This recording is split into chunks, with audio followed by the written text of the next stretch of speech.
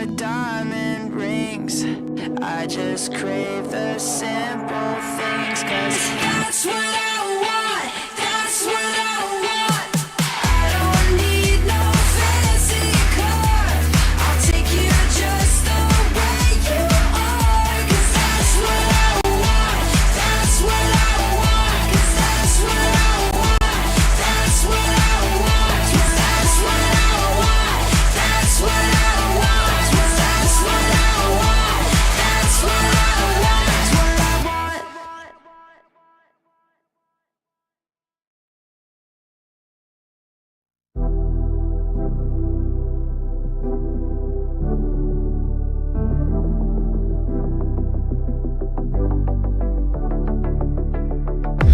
Don't you wanna tell me about the time that we felt fake?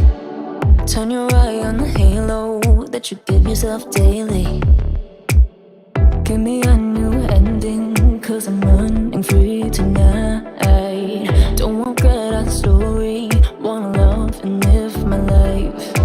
Always talking about where we'll be, gonna move out of the city, spending our time daydreaming, living our life like a movie. I'm the only one who can make me whole, pick me up, I'm the only one. Gonna ride this feeling and write a new beginning. I don't wanna pretend that everything I wanted was gone in the end, and I don't wanna pretend again. And I don't need to pretend I'm living in this moment, I'm living my best, 'cause I don't need to pretend.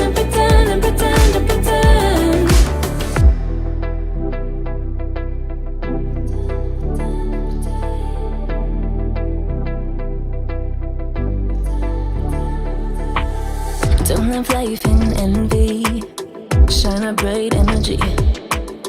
With the waves I'm making, gotta make sure I'm happy. I'm the only one who can make me whole, pick me up, I'm the only one. I'm gonna ride this feeling and write a new beginning. And I don't wanna pretend that everything I wanted was gone in the end, and I don't wanna pretend again. And I don't need to pretend I'm living in this moment, I'm living my best, 'cause I don't need to pretend.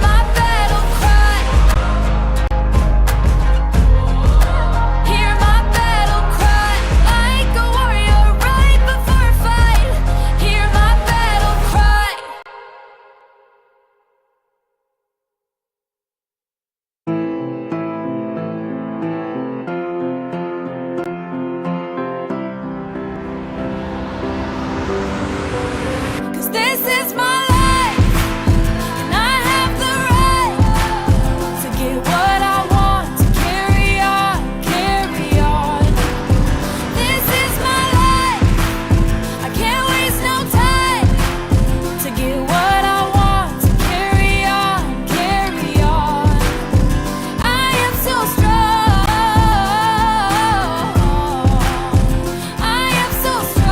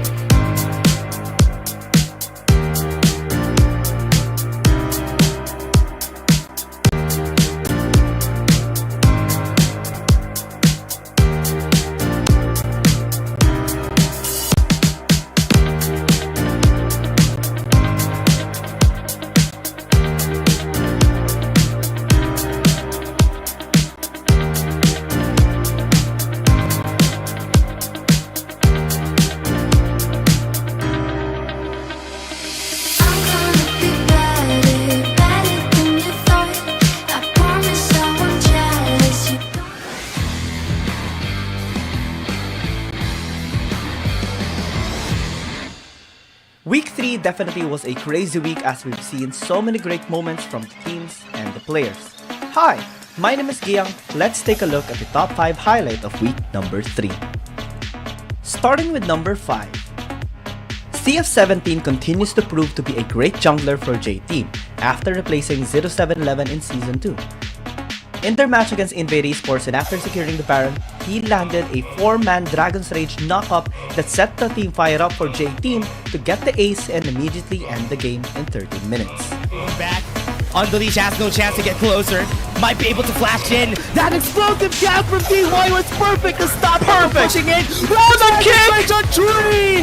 What was that, J-Team? It's just gonna end the lives of Invade here. This game is done. That is gonna be a Baron, a 10k gold lead with 12, and that's an ace too. J-Team is gonna finish this game. Number 4. We're back-to-back in Jungler's MVP highlight because this time we have to highlight Inyat from Oh My God during their battle against Nova Esports.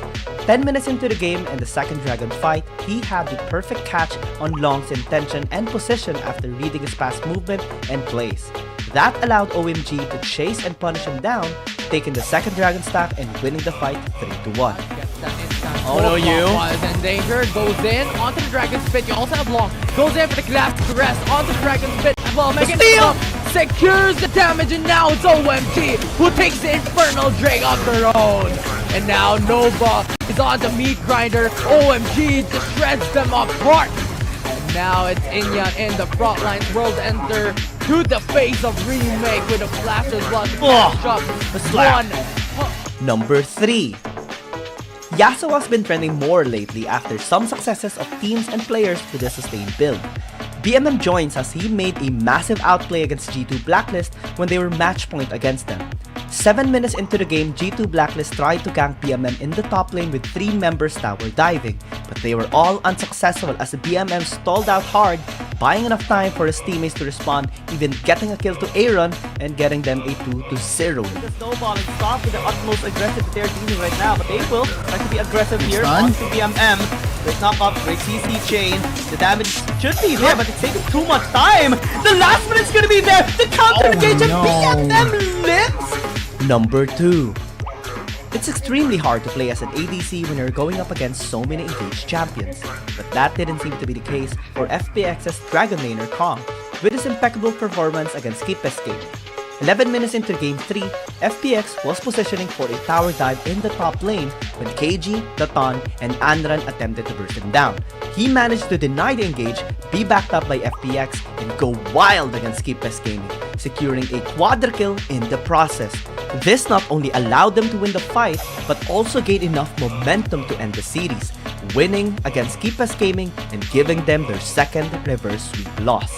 It's the V1, Sky in a very low state of HP. KG, Hextech Automato onto single 7 as the jungler is now the 1 HP! Was able to bring it down as Andrew 9 would secure the finishing blow, but in trade PX, Kong was able to bring down one more shot to the face, and Datan was not able to get that kill.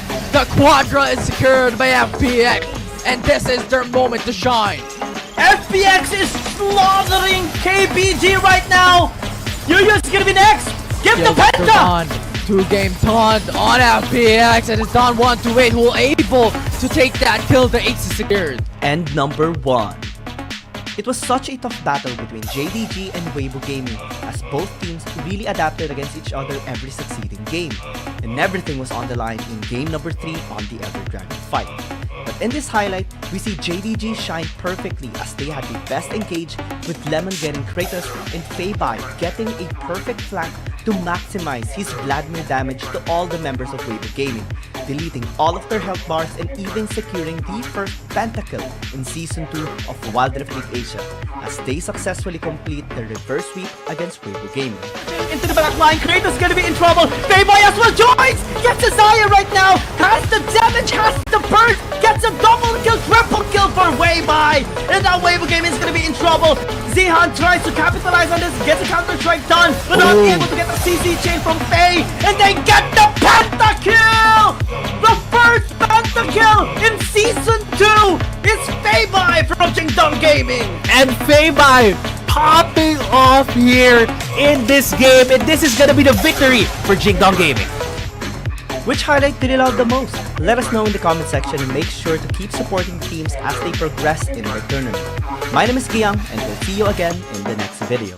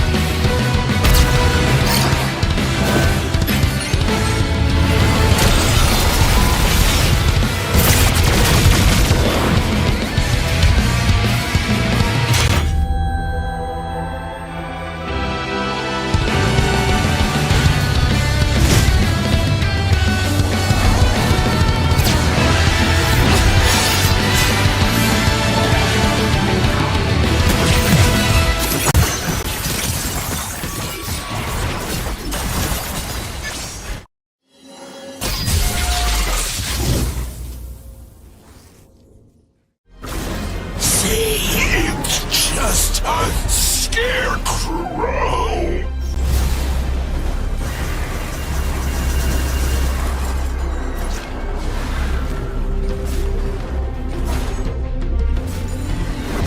Aren't you afraid?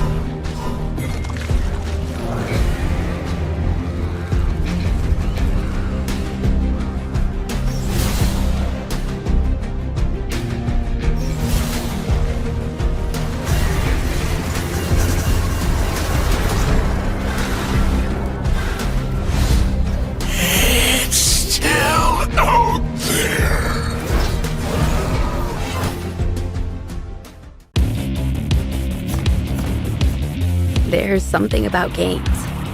What you doing there gives you real chills. There is one thing that can't be stopped. Feelings. And if you can feel it, It must be real, right? and that's real magic.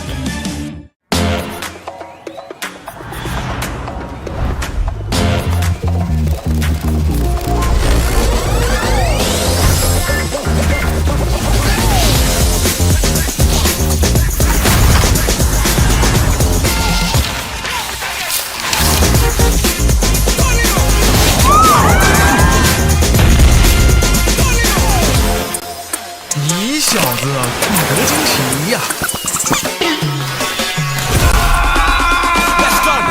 Sicker than the wizard with a top hat. So heavy when I drop it like a backpack. Chit chat, best stick it in a WhatsApp. Looking at the glitter in your Snapchat. What's that? You break like a plate in an earthquake on the first day, like a clown at birthday. Too late, gotta wait for the first.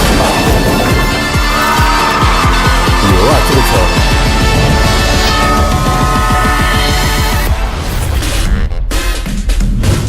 菜呢？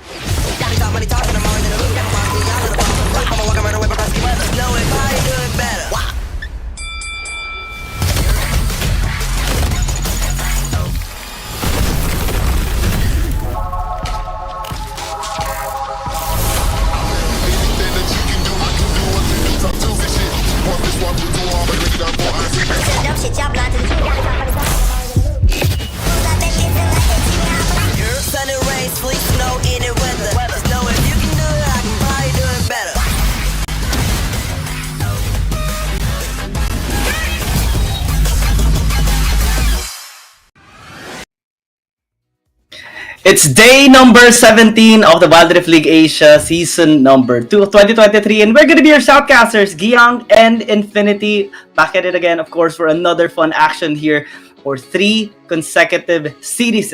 And Yeah. how are you, Infinity? I'm good. I'm doing great. I mean, we're back at it again in Wild Rift League Asia, and we have a lot of series that we have for the day. As you've mentioned, 3 series for the day, and I'm looking forward to it. Feels exciting. Oh yeah, I mean, we have seen so many great action yesterday as well. Trace Esports winning 2-0 against FPX. We saw Thunder Talk just giving a bit of a hard time against Team Flash, and hopefully Team Flash, including Invade Esports, does get their own wins in the near future in the next games that they're going to be having. And K2RY defeated, oh my god, in a fascinating 3-game series yesterday as well. And now we're moving towards a brand new day as we have 3 sets of series for our viewers to enjoy and cherish as well. We have a PH team battling today as well. NAOS Esports battling against Cerberus Esports after CES recently just defeated one PH team. Yeah, 100%. I think it will be a blast coming into the series, especially how NAOS Esports became one of the top teams to look at basically in the APAC conference, being one of the top ranking teams overall, just behind K2RY and ahead of G2 Blacklist along with the whole group. So this will be exciting. I think if CES will be able to bring down NAOS Esports, that will be a story for CES that, you know what, we are still in it. But if NAOS Esports will be able to take them down, they're going back to the top 1 spot in the conference. Oh yeah, I mean, speaking of top performers, right, we have from Cerberus Esports, Taco definitely leaving a great mark, Genza, BMM, Akeno, so many from Cerberus Esports. Though, of course, really shining, especially in their recent matches, because KT is just on fire right now, going on a 2-game win streak, winning against Fennel, winning against OMG, and looking to dominate not only in APAC but also in the CN conference stage. Taco as well having really great stats over here, especially his KDA. And I just want to see more of him so that we can also see him secure maybe an MVP in under his name. Yeah, 100%. I think Taku is like one of the flexible coming into the mid laners and someone that we've known for quite some time already, playing under the banner of Vietnam. So that's just something that we have to look out for the side of Cerberus. But on the other hand, coming into the CN conference, we have Zhang on top side, you have CF17 on the jungle, Feiba into the mid lane, Soil onto the bottom lane, and Yami as support. Oh yeah, I mean, Thunder Talk, of course, running down so many teams already, and just continue to go under win streak. One of the only undefeated teams, including Trace Esports. So they're really, really strong right now. But I like to see Yami right now, especially that Nova Esports hasn't really getting that much attention lately. The only win they have so far is against OMG, which is good. But we want to see more coming from them, especially the other players, the other teams here. J-Team, EDG, JDG. There's so many teams right now that are struggling. But for Thunder Talk, it's just a different story, especially for Soy, because this guy is just insane wherever he actually goes. And recently, he even picked up the Lucian and secured an MVP against Team Flash. Yeah, I think Thunder Talk right now is undisputed the best team currently in Wild Rift League Asia Season 2. And yes, there is another team that is undefeated series-wise, but the thing is, Trace Esports lost 2 games in their respective series. When it comes to the series wins, they're undefeated. But Thunder Talk, they remain undefeated series-wise, game-wise. It's just a really, really strong team overall. And as we all know, it is currently the ADC meta just bringing it out in the Rift. I mean, the ADC meta is just having such a great impact right now in the stage. We're no longer in the APC, especially with the rules that we have here in Season 2 of Wild Rift League Asia, right? All the teams in every single game has to pick up at least one ADC. And so far, we have seen some teams actually struggle with it. There is even a time that we had to go through the pick and bans just because a team kind of forgot that they have to pick up an ADC. So there is still a lot of room for adjustment for all the teams right now competing on the stage. We see the Sansit of DCN Conference. Of course, Thunder Talk is the one that is leading the top charts with 10 points because every game has been 2-0. Trace Esports not really trailing that much behind. They are also undefeated, though some of their games has reached a game number 3. Yeah, it's really unfortunate, but still one of the strongest teams so far in the CN conference, and I think that is something that we have to look forward into as always, especially if it is going to be inter-conference matchup. But speaking of which, we're looking at APAC conference. We have KT Rolster Y and NAOS Esports being top 1, top 2 teams right now in the same conference, and G2 Blacklist and CES following right through. Man, it's just an exciting day for today. I can't wait to see how much improvement these players are, or these teams are going to be giving towards our matchups today, especially for the ones we have today. NAOS Esports versus Cerberus Esports, Weibo Gaming against Woohoo Gaming, Edward Gaming against EDG. 3 really high impact games for sure on their standings right now, especially for our first matchup, because NAOS Esports definitely wants to redeem their co-PH teams, G2 Blacklist, after Cerberus Esports defeated them in a 2-0. Yeah, 100%. And I think that is the coin flip for the side of CES. They have a really strong possibility on, really bringing out big impacts all of a sudden coming into their respective series. And I think that is what NAOS Esports has to respect and has to look forward into. But coming into this, the lineup that we all know for the side of NAOS, come Fate, Mitsura, Mermo, and Margot into the bottom lane. It's just a really, really strong team, and we always have to look at the mid lane, the bottom lane. How would Mermo and Mitsura play this out, along with Fate and Margot engaging onto these team fights? We cannot deny that NAOS Esports is still an incredible team. They're the only team from APAC to ever defeat such an amazing team like Nova Esports. And right now to be facing Cerberus Esports, as they won against Nigma Galaxy, or a team that formerly Nigma Galaxy, which is now G2 Blacklist. And G2 Blacklist defeated NAOS Esports as well in a 3-game series. Now puts NAOS Esports in a big pressure, because Cerberus Esports, they continue to improve. Taku is really strong in the Baron lane. BMM had a great outplay against G2 Blacklist recently with his amazing Yasuo, and even has shown to be very promising with his Vladimir as well, securing an MVP with it. Yeah, and I think it always goes down into how these draft occurs and how you want your winning conditions to be played out, especially for the side of NAOS and the side of CES. There will be huge dependencies when it comes to the champions, when it comes to the playstyles coming in to game 1 to potentially game number 3 as always coming into the series. But head to head, it's the mid lane, Mitsura versus BMM. We all know Mitsura coming back into the olden days from the side of a Mihan to go into Team Underground. There's just so much history coming into this specific player, and coming into NAOS, he brings that knowledge, he brings that information and foundations into the team as well to carry out the mid lane. I mean, look at the difference when it comes to KDA. We all know how Mitsura plays it out, and when it comes to that right moment, he becomes that killer. If I were to give one word to describe Mitsura, it would be aggression, because he's just so aggressive into the mid lane, loves to pick up the Lucian, loves to go right in front of the face of his opponent, and BMM really needs to find a way to stand his ground, because we see the stats here. Even if Cerberus Esports are actually starting to redeem themselves, this is still going to be a big matchup for them, because NAOS Esports, they do not hold back. They do not give any chances for their opponent to come back, and when they're the ones who are actually on the down foot, they make sure that they find a way to bring it back to their opponent. But let's hand it over to the stage for the host introduction of both of these teams. 现场以及屏幕前的召唤师，大家下午好，欢迎来到英雄联盟手游亚洲联赛第2赛季的比赛现场，我是麦麦。今天是常规赛第4周的第2个比赛日，首场对决由马尼拉 NAOS 对阵西贡 CES。稳健的马尼拉 NAOS 遇上手感回升的西贡 CES， 究竟谁能够豪取比赛的胜利？让我们拭目以待。接下来，让我们欢迎 Manila NAOS Esports in Saigon Cerberus Esports. Today is the second match day of the 4th week of the regular season, and the first showdown will be brought to us by Manila NAOS Esports and Saigon Cerberus Esports, a stable team versus increasing team. Who can take the victory? Let's wait and see. Next, let's welcome Manila NAOS Esports and Saigon Cerberus Esports. Với cương vị top 1 trên bảng xếp hạng, chúng tôi hy vọng các bạn sẽ cho thấy sức mạnh của mình, không để chúng tôi thắng một cách quá dễ dàng. It's like a candle for you, seeing as you're such a blowhard. Alright, that's actually quite a respectable message coming in from Cerberus Esports, and then we see NAOS just going hard. Very typical of NAOS Esports, but we will see it on their place as well later.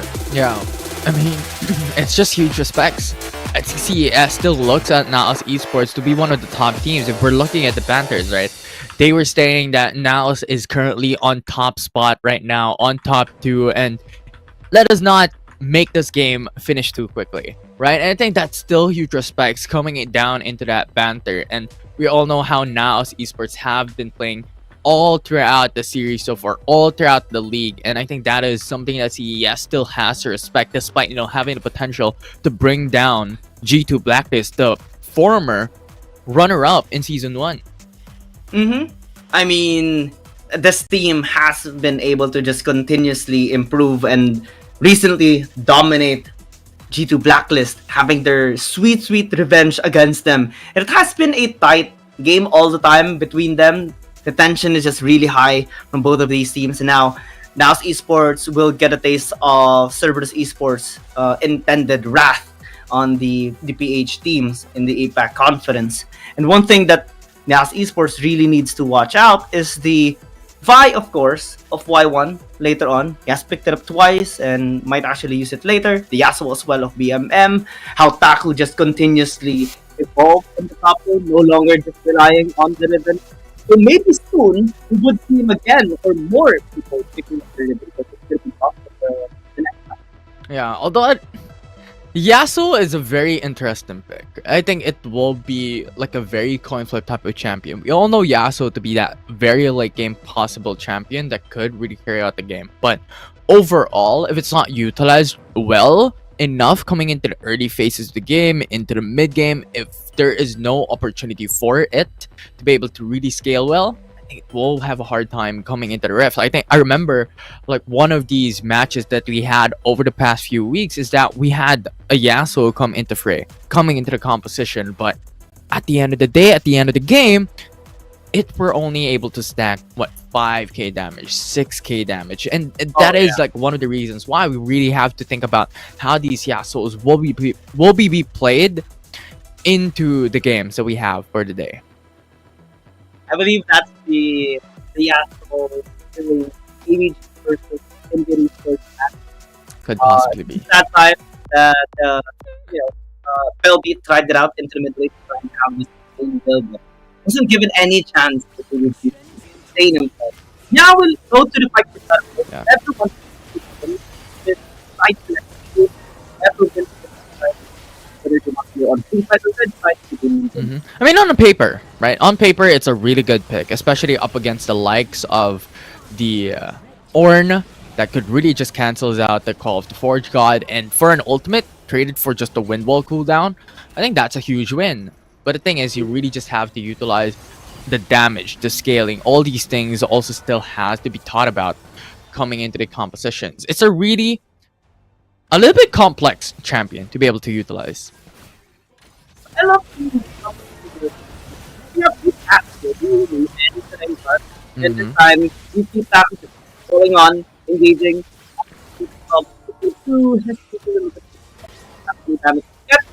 That start finally connecting on to Y1. The follow-up coming in from Tom. He'll be sitting in a 5 go along to the roped in. Here does have Kitty on his back to just help him out and heal and just slow down the enemies that will be trying to chase him down. And the thing is, CES, their composition is a little bit lacking when it comes to engage. It's a little bit lacking when it comes to team fight. So now as Esports coming into mid-game, late game of this fight for side here in the Howling Abyss would have a massive advantage up against CES. The only thing that they could utilize is their pokes, right? They have Taku. They have Taku for the Shock Blast. You have Genza with Ezreal having a lot of pokes as well with Yumi on their side. But overall in team fights, it's such a drastic difference from both these teams. Call of the Forge God gonna be called out. 4-man knock-up. Genza as well is gonna get caught, unable to go back and tether himself towards anyone. Will be Arcane shifting away. Keno is fine as well as a kitty. BMM jumping to Mirmo will not get the kill. Unfortunate for Cerberus Esports. NAOS Esports still able to fight back hard. 6-2 on the score. Yeah, that flash coming from BMM, it was in hopes to get down Mirmo. Unfortunately, it did not connect, and Y1 to follow through as a casualty possibility. Margo going for the flash to secure it.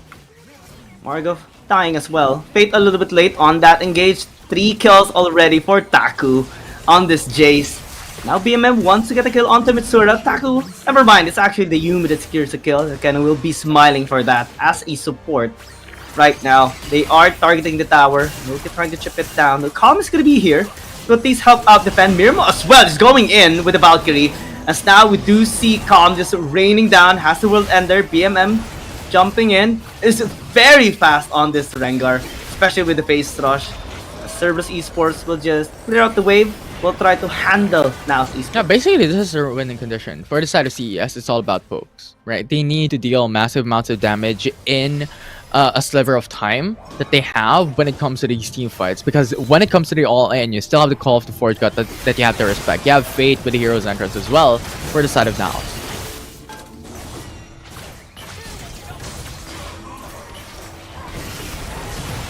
Teams are able to withstand each other's damage.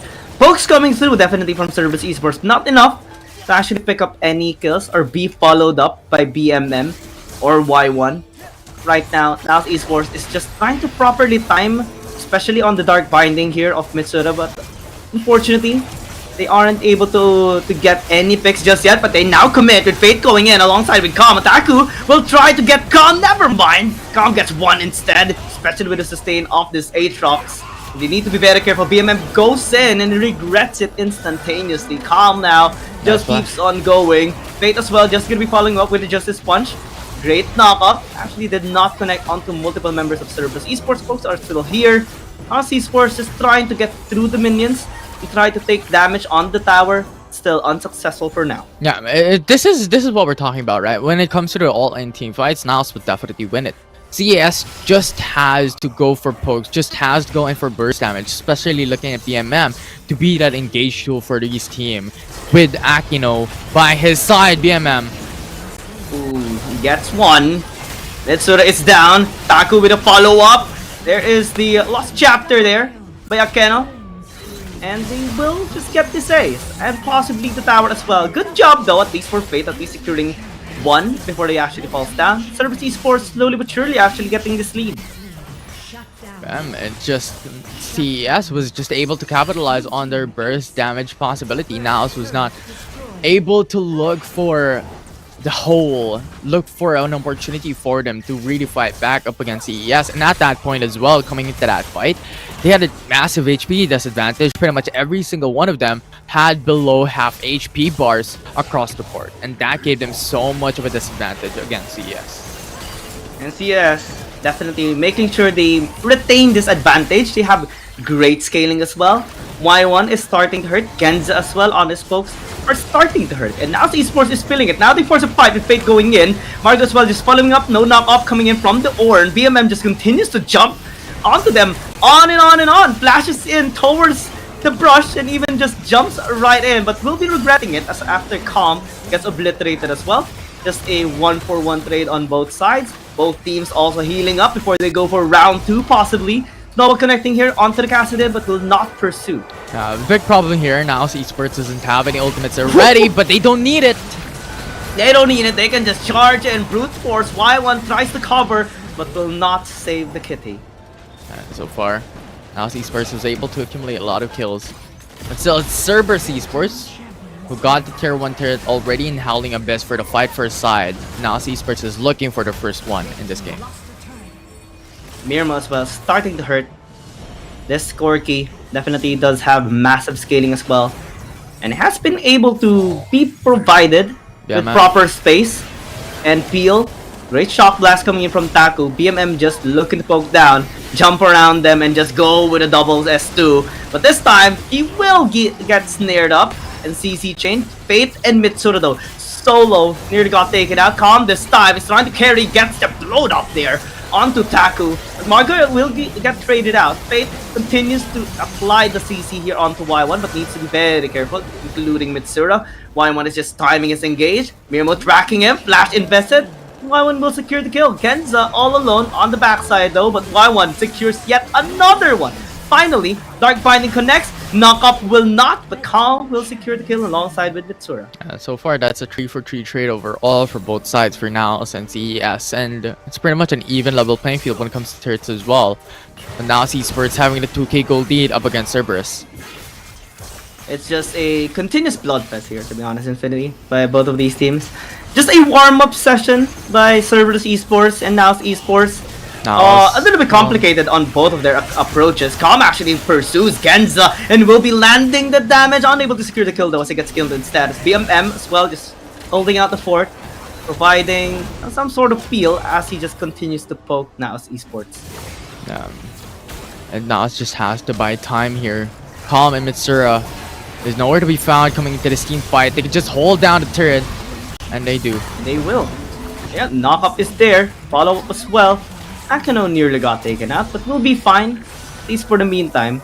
Mirmo though needs to be very careful. Y1 is starting to really hurt so bad. Knock-up will be there.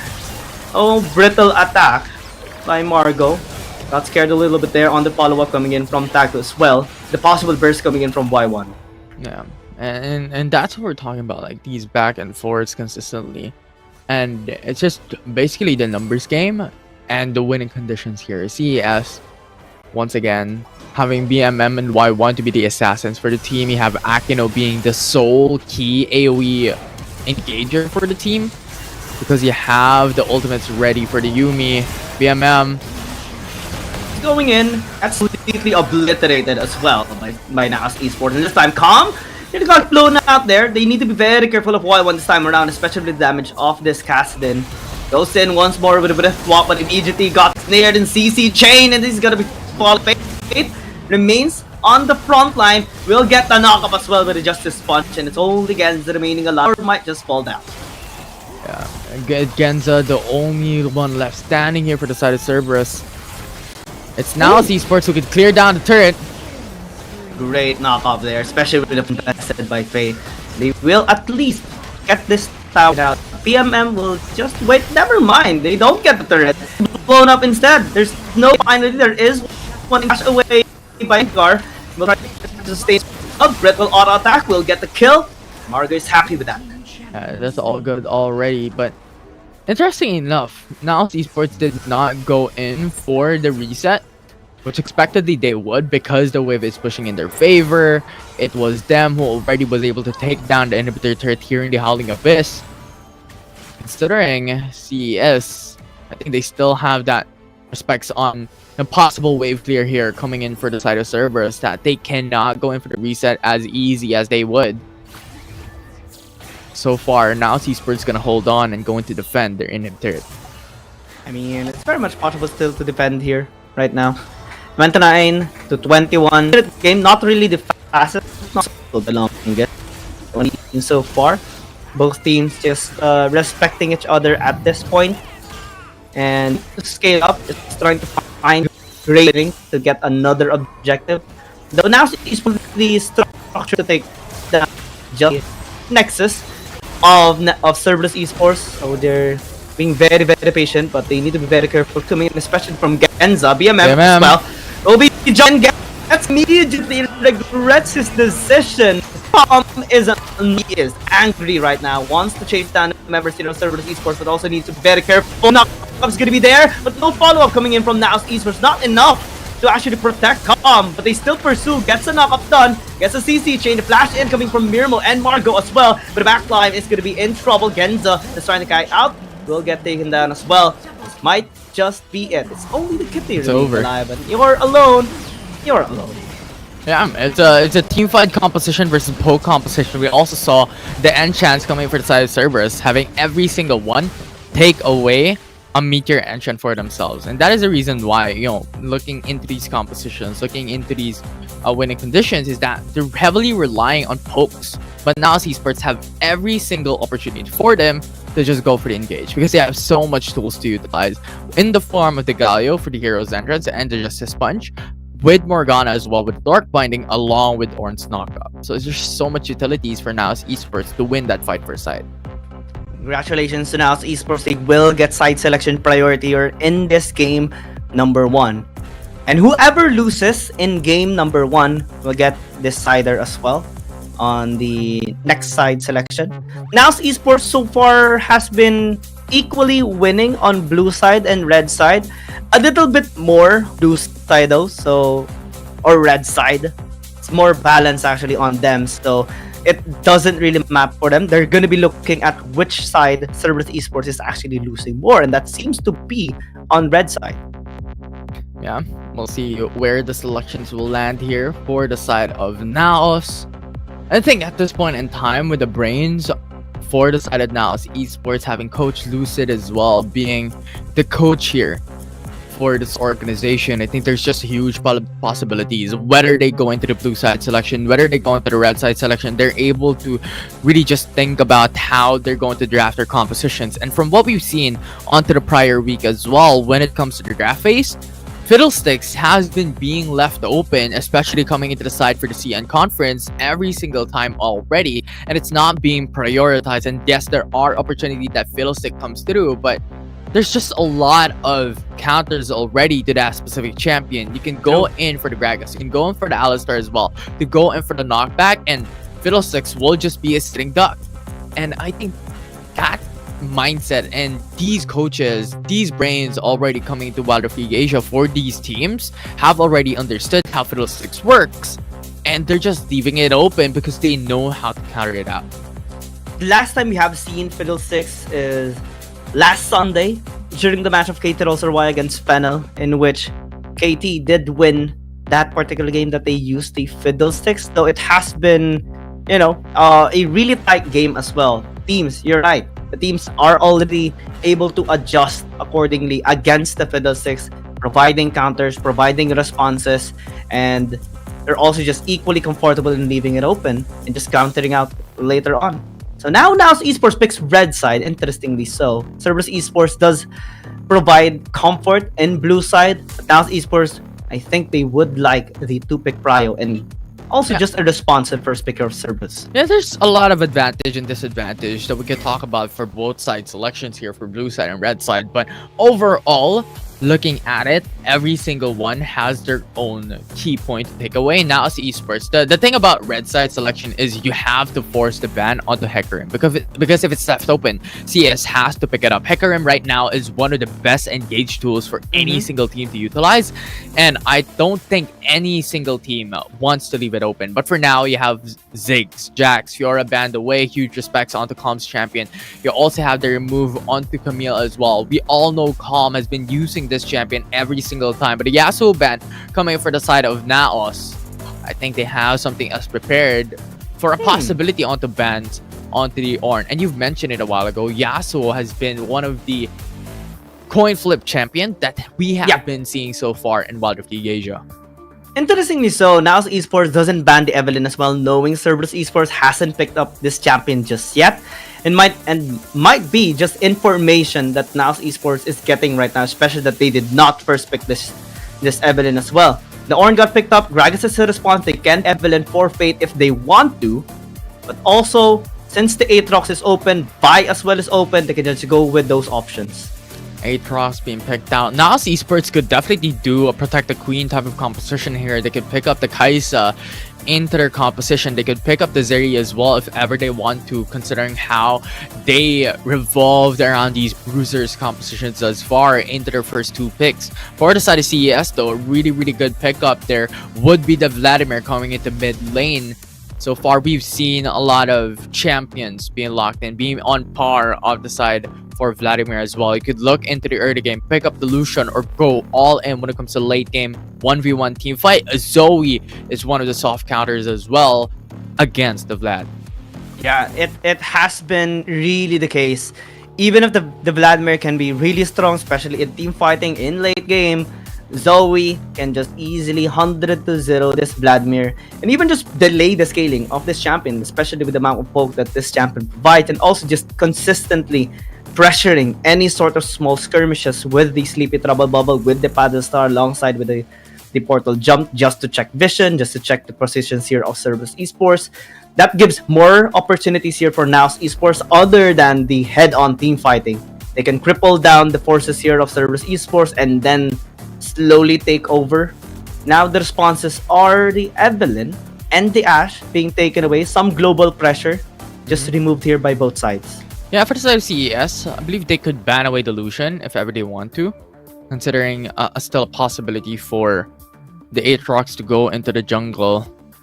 Well, it's a top lane if Vi gets picked up. Because the thing is, now as Esports is still lacking on that early game possibility when it comes to these team fights. Aatrox and Zoe does not scale in the early 5 minutes onto the matchup. You need that first item coming into Zoe possibility for the Luna and Zekko if you want that burst damage potential. So Naos could still pick up the Lucian here if ever they want to go for that early game matchup up against CES and have that pressure up against the likes of the Xayah to not be able to scale here. But for the side of CES, with the Xayah being locked in, Kha'Zix still open for them to pick up. It's a possibility to assassinate these backline champions for the side of NAOS. Yep, Kha'Zix, really great pick. They can just use it to, assassinate some of the isolated members here of NAOS Esports. If Mitsura is going to be left out in the backside, it does have great position later on to just clean him up. Yeah, you're on point with your pickings right now. Lucian gets selected here by NAOS Esports, and we see even in the approval ratings, NAOS Esports receiving 86%. Yeah, it's just because how NAOS has been playing thus far. Over the past few weeks, they're just a titan to deal with and a force to be reckoned with in Wild Rift League Asia in the APAC conference, and this is already in expectations when it comes to approval ratings. But for the side of the compositions here for both teams, we've mentioned it already, considering the fact that you had a lot of bruisers coming into the first two picks for the side of NAOS Esports. They want that backline access for them, more or less to protect these Zoes, these Lucians that are really, really strong. And we mentioned this already, right?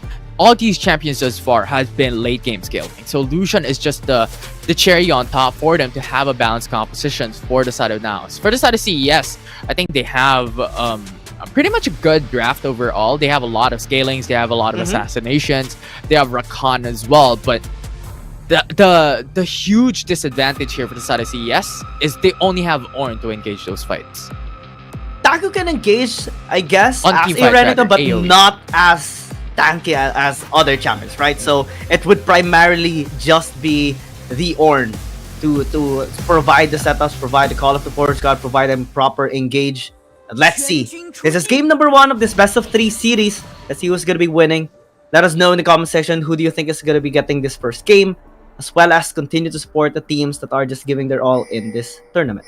Yeah, 100%. And what I meant a while ago by those team fights is how Ornn will be their only AoE teamfight engage. Because, yes, you have their top laner as Renekton that could go into the team fights, that could access possibility of Murmo and NAOS Esports' mid laner, which is Mitsura. But the thing is, it's always single targeted, right? So there's a big dependency onto Akino having successful Call of the Forge God and successful knockups. But if this is cancelled, NAOS Esports is definitely having a bigger advantage when it comes to this engage. They have Vi as a point-and-click CC with a cease and desist. You have Aatrox, you have Gragas, you have so much utilities built into the NAOS draft. Yeah, 4 champions having crowd control on NAOS and only 2 champions having crowd control on Cerberus Esports. Right now though, bottom lane, this might be a little bit difficult here for the Lucian of Mirmo. Tries to flash out and dash away, but it's not going to be enough. First blood by Cerberus Esports. Margo as well, just running for the high heels. Will be able to escape using the flash. But man, a dominating start by Cerberus in the bottom lane. And now, it's pretty much CES having the prio from here on forward into the bottom lane.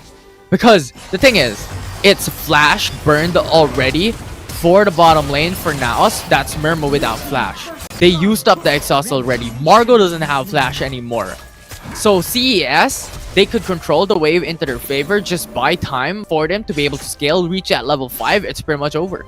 CES will have the advantage into the bottom lane, so you need that dependency and you need that shadow coming in from NAOS's jungle into the mid lane to be able to really just help NAOS Esports be able to overcome the adversity into the Dragon lane.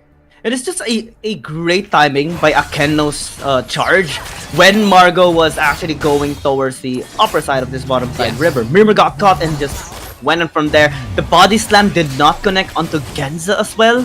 So that was just very unfortunate for NAOS. And now like what you mentioned, this is already a prio for Cerberus Esports in the bottom lane, and NAOS Esports might actually need Fate to help them. Yeah, but this is good enough. We're looking at Fate roam into the bottom side of the Rift. I think that will be really important to be able to just babysit Murmo from here on forward. Because the thing is, we always know and we all know how Lucian has been playing it out. The Blood Pool will not save you, but Mitsuru as well able to flash away, and Y1 unsuccessful with a return kill. Oh, that was really nice coming from Mitsuru. That is the reason why Zoe is a soft counter onto Vladimir. Because one CP Trouble Bubble, you can go Sanguine Pull all you want, but the thing is, when you come up, you're asleep. And I think that's the big advantage. Now they will try to put Mirmo into sleep, unable for Akeno. Great one for Margo, and that's a big counter this time around. Gento trying to pick up the slack though, doesn't have the Blade Caller, will need to be very careful! The Thunderstorm got the Lucian, Fate is gonna be here, one more auto attack will get Margo, but unable to. So now Esports win it 2-1.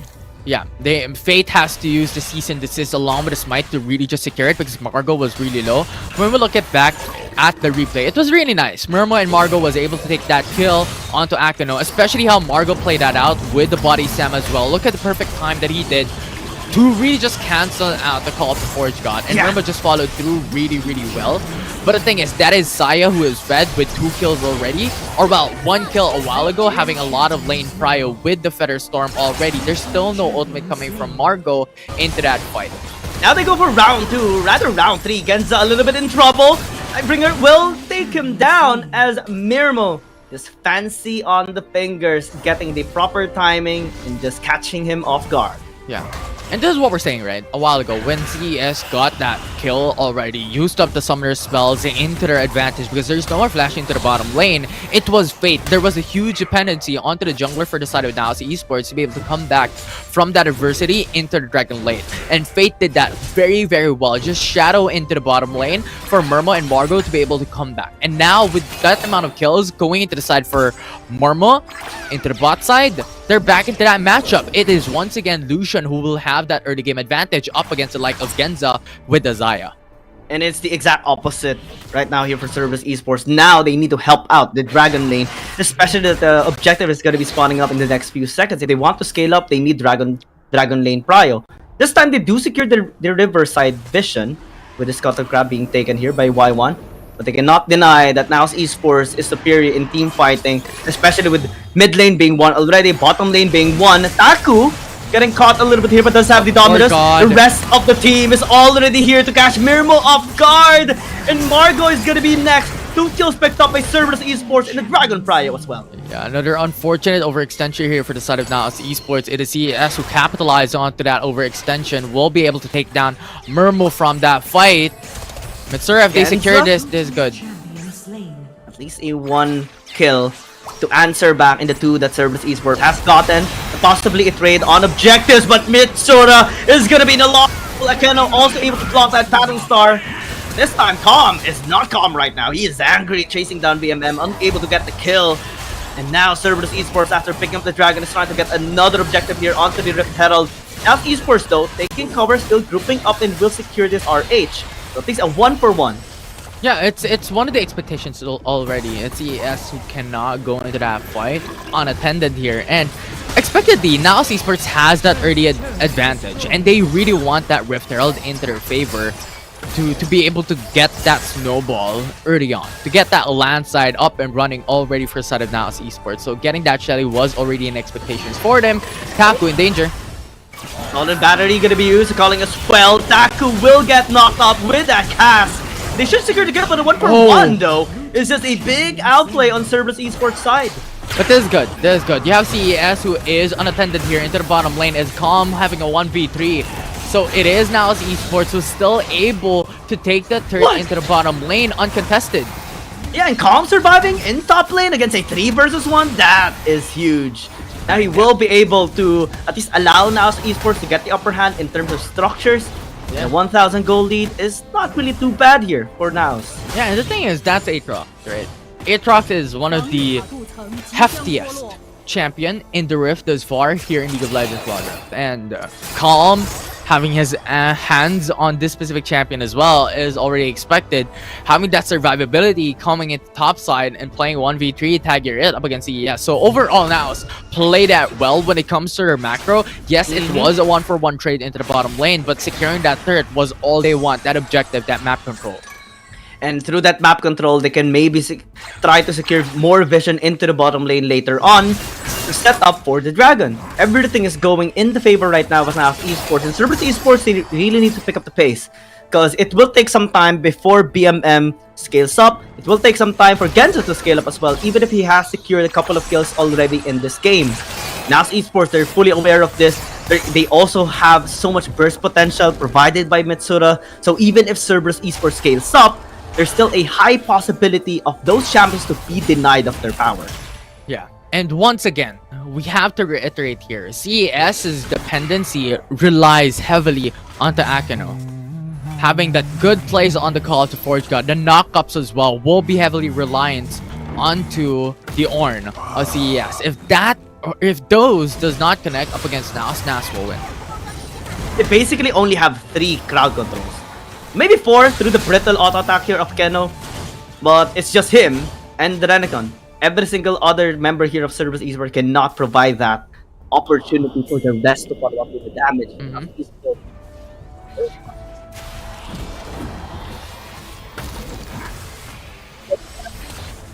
Now,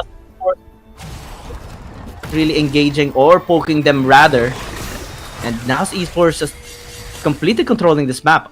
Yeah, and the thing is, they're also going in for a bit of a coin flip dependency onto the bottom laner for CES, right? Because we all know the Fetters still has that possibility on going for the root Fate. Oh no, Fate might actually be in trouble here. Meteor Enchant did not connect onto him, but does use the Assault and Battery. Cass is well going to be so isolate some of the members here of Cerberus Esports. BMM charging in. That's going to be the damage. Battlestar did not connect onto anybody though. And now BMM flashes in to try and secure a kill. Akeno, Y1, very low in HP. Mitsura looking to get a Paddle Star in, but unable to. And Cerberus Esports got away. Oh, CP Trouble Bubble connects. Has to force a retreat here. Y1 is in danger, the flash! Man, you can never be so sure that you are safe because Mitsura is hunting. Yeah, just look at the wards as well. The placement was perfect. They have vision onto the wolves. And Mitsura played out amazingly. I mean, the utilization of flash, they had the smite as well for that extra slow. And it was overall really good for the side of NAOS. They have the 2k gold lead now with the objective available for them to take mid lane. Oh, Akeno might actually be in trouble this time around. He's taking too much damage. Mirmo wants to finish him off, and he will. Calm as well, just so gets so much damage with his Aatrox. Storm has to be used by Genza just to be able to be safe.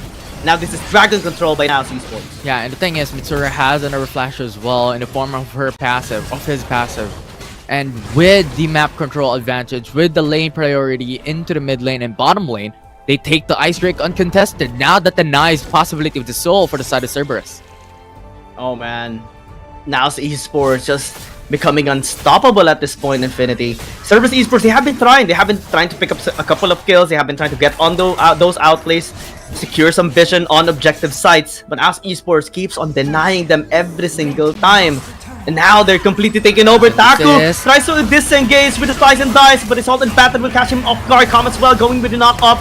Call to Forge God to catch him off guard, but unable to follow up here by Taku. Margo though will try to flash away. NAOS Esports unsuccessful, but also not punished. Yeah.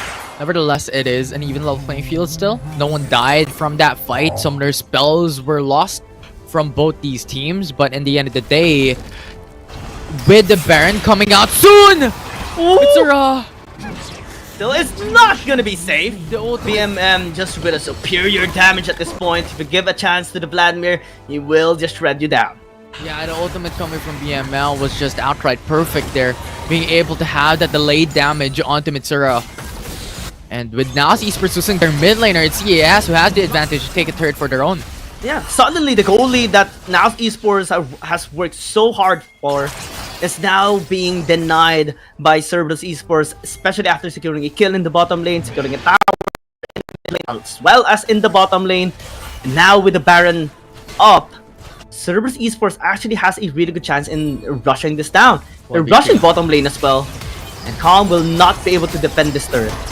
He has to retreat. We're talking about Genza. We're talking about BMM. We have the availability of Akino as well to tank turret damage. So it's not a debate that Calm can fight that 3v1 because there's just too much damage built into that rotations for Cerberus Esports into the bottom lane. But nevertheless, NAOS Esports is playing the macro game here up against CES. We'll take a turret of their own, so it's a 1-for-1 turret trade. Yeah, all outer turrets now destroyed by NAOS Esports and will provide them some opportunity to set up deep vision onto the jungle side of Cerberus Esports. And now it's just preparation for both of the objectives, the Ocean Dragon and the Baron here. Both teams can actually kill these objectives pretty fast. Cerberus Esports has found ways to cripple down NAOS Esports. But Genza, not really the best path, buddy. Still is gonna be safe, at least for now. Yeah, at least for now, we'll be able to retreat as well back to safety here. Now as Esports, Mitsura already was able to secure the crown along with the Ludens. And right now, CES has no clue they're starting the Baron. Now Esports, after chipping down the HP there of Genza, is now trying to turn onto the Baron. Now, God of Sports got knocked up onto two. Great follow-up as well by Akendo. Is now to switch onto the Baron. BMM also having a really great backline access, going in with Tides of Blood as well to try and disengage. And will get the outplay onto Fate. Unable to get the transfusion. Genza with a Feather Storm as well, just to be able to survive and outplay Delusion. And right now, Cerberus Esports is running wild against NAOS Esports, able to outplay them. Calm as well is unable to land in the damage and the knockups and sustain as well. The NAOS Esports might just lose Baron. And Akeno, that was just undeniably impressive from that setup. The Call of the Forge God knocks up into every single one, possibly 4 members for the side of NAOS Esports, and that just opened up the gates of hell for the side of NAOS Esports. It was their doom already. CES followed that perfectly, and looking back at the replay here, Call of the Forge God, look at that. It was a 4-man knockup, and well, it was a 2-man knockup looking back, but nevertheless, he had just so much potential coming in for the side of CES to deny the Baron fight. And once again, we have to emphasize that having to start up the objective first will give you the innate disadvantage of having your skills being poured out into this objective, and that is what NAOS Esports lost. Man, at least they were able to prevent Cerberus Esports from taking the Dragon, especially after Mitsura and Fate stopped them as well. And now, they turned onto the next objective, the Ocean Dragon being started here by NAOS Esports. Calm as well has an interesting position. Y1 forced to go back. Margo actually going in with a cast as well. Feather Storm going to be used here by Gens, trying back away, but they do take the kill onto the Dragon. Fate as well is going to be in trouble. Kha'Zix, Y1 will get slashed there by Calm as he goes wild with the World Ender. Triple kill will not be denied of this Aatrox, and NAOS Esports will run wild. And that's the thing, right? CES only has one dependency, that's Akino. Yes, the Call of the Forge God was there, but NAOS Esports was separated from each other. They were able to look for pickups one by one, and it was Murmo who was safe. It was Mitsura who was safe along from every single second of that fight, and NAOS Esports was able to prevail.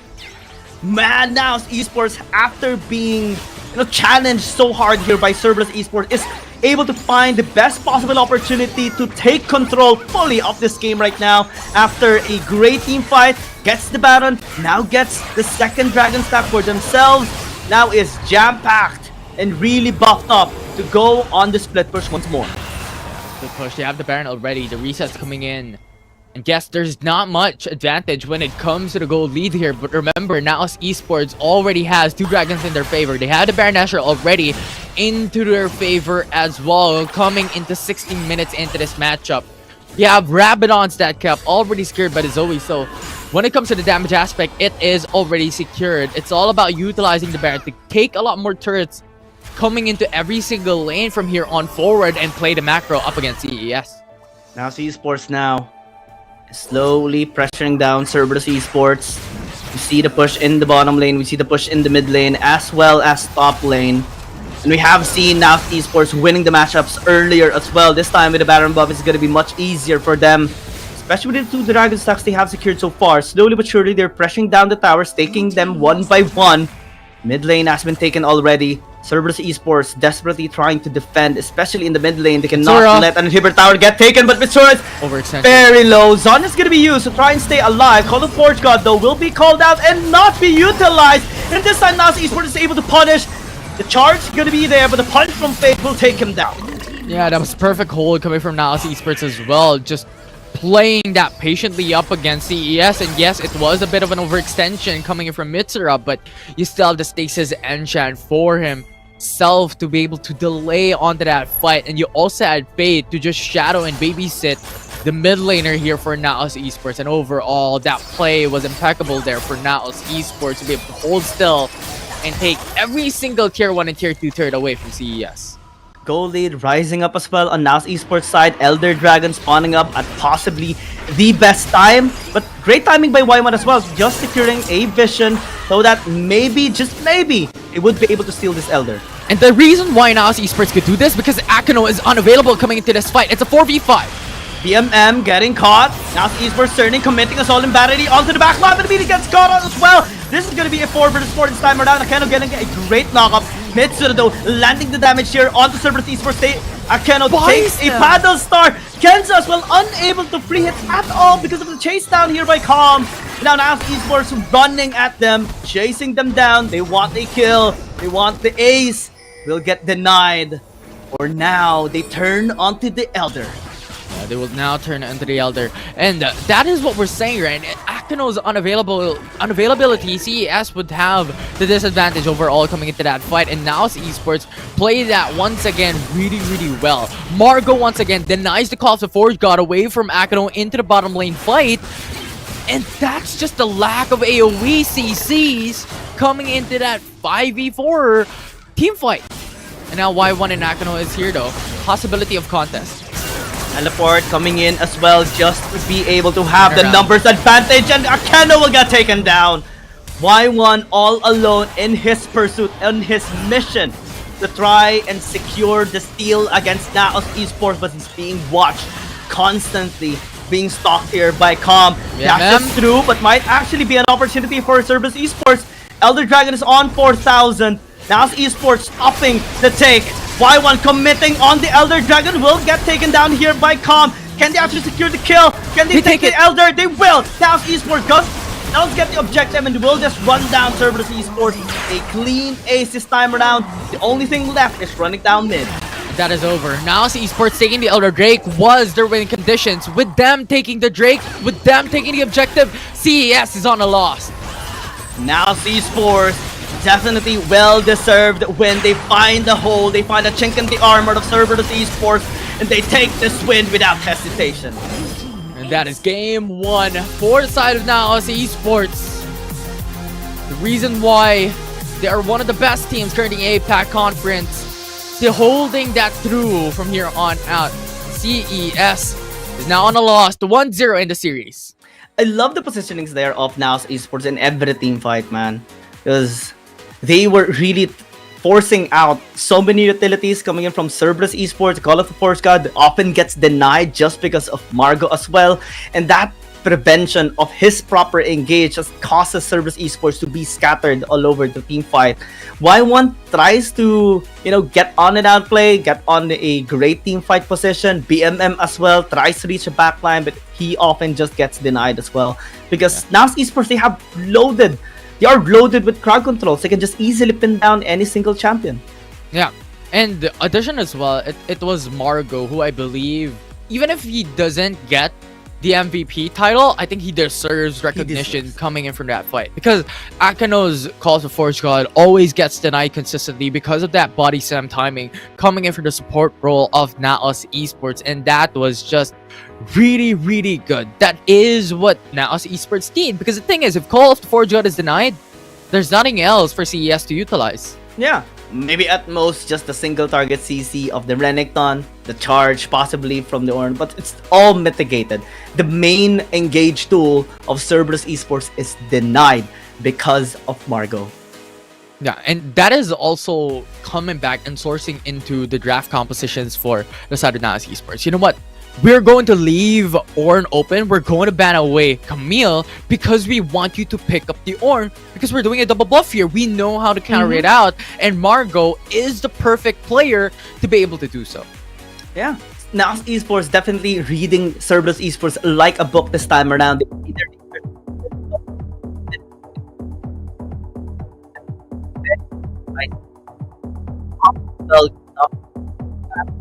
Y1 unsuccessful with those ganks. We see Fate actually being impactful in the ganks, including Mitsura as well, just outplaying BMM in the majority of the fights. Yes, there are times that BMM wins against Mitsura, the solo kills are made, but in terms of impact, we see more from NAOS. Yeah, and coming into Mitsura as well, I have to tip my hats. I believe there's a possibility that Mitsura will take the MVP title just because of the damage he was able to take. But I think it goes deeper onto the statistics here for the mid laner of NAOS Esports. He was able to take the first kill as well for the side of NAOS into the mid lane, denying BMM of the possibility to scale.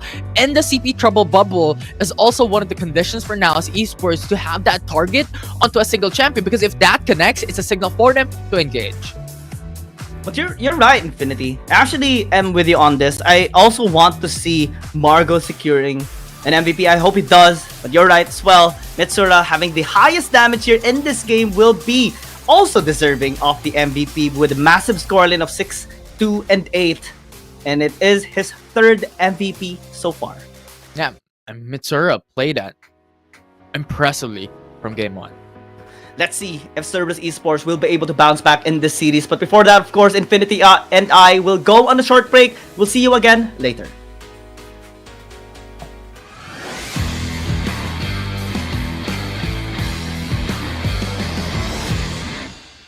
Week 3 definitely was a crazy week as we've seen so many great moments from the teams and the players. Hi, my name is Giang. Let's take a look at the top 5 highlight of week number 3.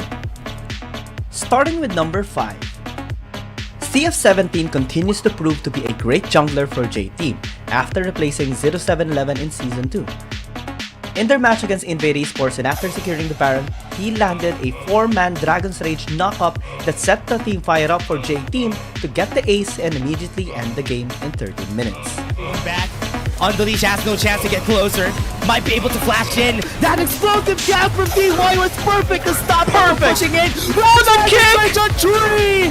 What was that, J-Team? It's just gonna end the lives of Invade here. This game is done. That is gonna be a Baron, a 10k gold lead with 12, and that's an ace too. J-Team is gonna finish this game. Number 4. We're back-to-back in Jungler's MVP highlight because this time we have to highlight Inya from Oh My God during their battle against Nova Esports. 10 minutes into the game and the second dragon fight, he had the perfect catch on Long's intention and position after reading his past movement and plays. That allowed OMG to chase and punish him down, taking the second dragon stack and winning the fight 3-1. Oh no, you was in danger, goes in onto the Dragon's Pit. You also have Long, goes in for the last rest onto the Dragon's Pit as well. Making steal, secures the damage, and now it's OMG who takes the Infernal Drake on their own. And now Nova is on the meat grinder. OMG just shreds them apart. And now it's Inya in the front lines. World Enter to the face of Remake with a flash as well. The slap. Number 3. Yasuo has been trending more lately after some successes of teams and players with a sustained build. BMM joins as he made a massive outplay against G2 Blacklist when they were match point against them. 7 minutes into the game, G2 Blacklist tried to gank BMM in the top lane with 3 members tower diving, but they were all unsuccessful as BMM stalled out hard, buying enough time for his teammates to respond, even getting a kill to Aaron and getting them a 2-0 win. The snowball and stop with the utmost aggressive that they're dealing right now, but they will try to be aggressive here onto BMM. Great knock up, great CC chain. The damage should be there, but it's taking too much time. The last minute's gonna be there. The counter engage and BMM lives. Number 2. It's extremely hard to play as an ADC when you're going up against so many engaged champions, but that didn't seem to be the case for FPX's Dragon laner Kong with his impeccable performance against Keep Escape. 11 minutes into Game 3, FPX was positioning for a tower dive in the top lane when KG, Datan, and Anran attempted to burst him down. He managed to deny the engage, be backed up by FPX, and go wild against Keepest Gaming, securing a quadra kill in the process. This not only allowed them to win the fight, but also gained enough momentum to end the series, winning against Keepest Gaming and giving them their second reverse sweep loss. The V1, Sky in a very low state of HP. KG, Hextech Automato onto single 7 as the jungler is now the 1 HP! Was able to bring it down as Andrew 9 would secure the finishing blow, but in trade FPX, Kong was able to bring down one more shot to the face, and the Sun was not able to get that kill. The Quadra is secured by FPX, and this is their moment to shine. FPX is slaughtering KBG right now. Yuya's gonna be next. Give the penta. 2-game taunt on FPX, and it's Don 128 who will able to take that kill. The ace is secured. And number 1. It was such a tough battle between JDG and WBG Gaming, as both teams really adapted against each other every succeeding game, and everything was on the line in game number 3 on the other. Welcome back to WBG Asia. Game number 2 this time around between NAOS Esports and Cerberus Esports. Once again, I'm Infinity and beside me is Giang. But right now, Giang, it's already match point for the side of the APAC Conference Philippine team. Absolutely, NAOS Esports, after having such a great performance in game number 1, will retain their side as well on red side. So let's see if Cerberus Esports will be able to redeem themselves as they retain on blue side. Still the same bans on both of these teams, but hopefully we do see a different approach for Cerberus Esports because that game number 1 was very challenging. Yeah, but Greg has been banned away for the side of Cerberus Esports. Now Esports is now thinking, do they remove the Ornn? Because that is their coin flip. That is their winning condition when it comes to the Ornn pick for the side of CES. But instead, they're still double downing onto the Yasuo ban. And CES could now pick up the Ornn if they do so want it to be. But instead, Fiora going to be locked in as a prio. Interestingly so, the Fiora gets locked in finally here for Taku instead of the Renekton that he used earlier. Looks like it's not as effective as it was anticipated by Cerberus Esports to shut down Calm. And this time, Calm not gonna be hesitating as well to pick up this Atrox, possibly for him. But still, this is a flex pick. Fate as well can use this champion. They have the Call of the Forge card ready as well to set the team fight up. But so this is gonna be the adjustment here for Cerberus Esports. They go on the Alistar to maybe add in a bit of protection for this Fiora. If they proc the Grand Challenge, that's gonna be a massive healing as well. Yeah, looking at this, Galio could still work, Alistar could work as well, but it now relies onto the winning condition, or well, rather the playstyle here for the side of Cerberus Esports. Having to pick up the Akali for themselves as well is a good option for them, considering how NAOS Esports has played the Zoe, has played Lucian as well into game number 1. They're opting to go in for these assassins pickup. And now NAOS Esports could still go in for the likes of the Zoe if they want to, but Vladimir is left open for them. Yeah, if Vladimir is open and you have an Atrox, you have an Ornn, you have so much sustained team fight potential, why not just add in the Vladimir? This is going to be wild again for NAOS Esports, not hesitating, just like in game number 1, to go into Cerberus Esports phases. Yeah, 100%. And now we're going into the banning phase here. NAOS Esports could still ban away these carries for the side of Cerberus Esports. Right? They could ban away the Kaisa, the Zaya, the Zeri still open for CES to pick up, but considering that the Kali is already left open for them, it is not going to be the option. Evelyn is a good ban for the side of NAOS Esports already, considering that you have the Akali pickup already. The assassination aspect for Cerberus composition is to be expected. Great ban on the Evelyn. Fiddlesticks is still open if ever Cerberus Esports would want to pick this champion up, but it's really scary. Yeah, you have a Galio to follow up after the Crow Storm, but who knows if he will actually have the damage enough to wipe out the members here of NAOS Esports.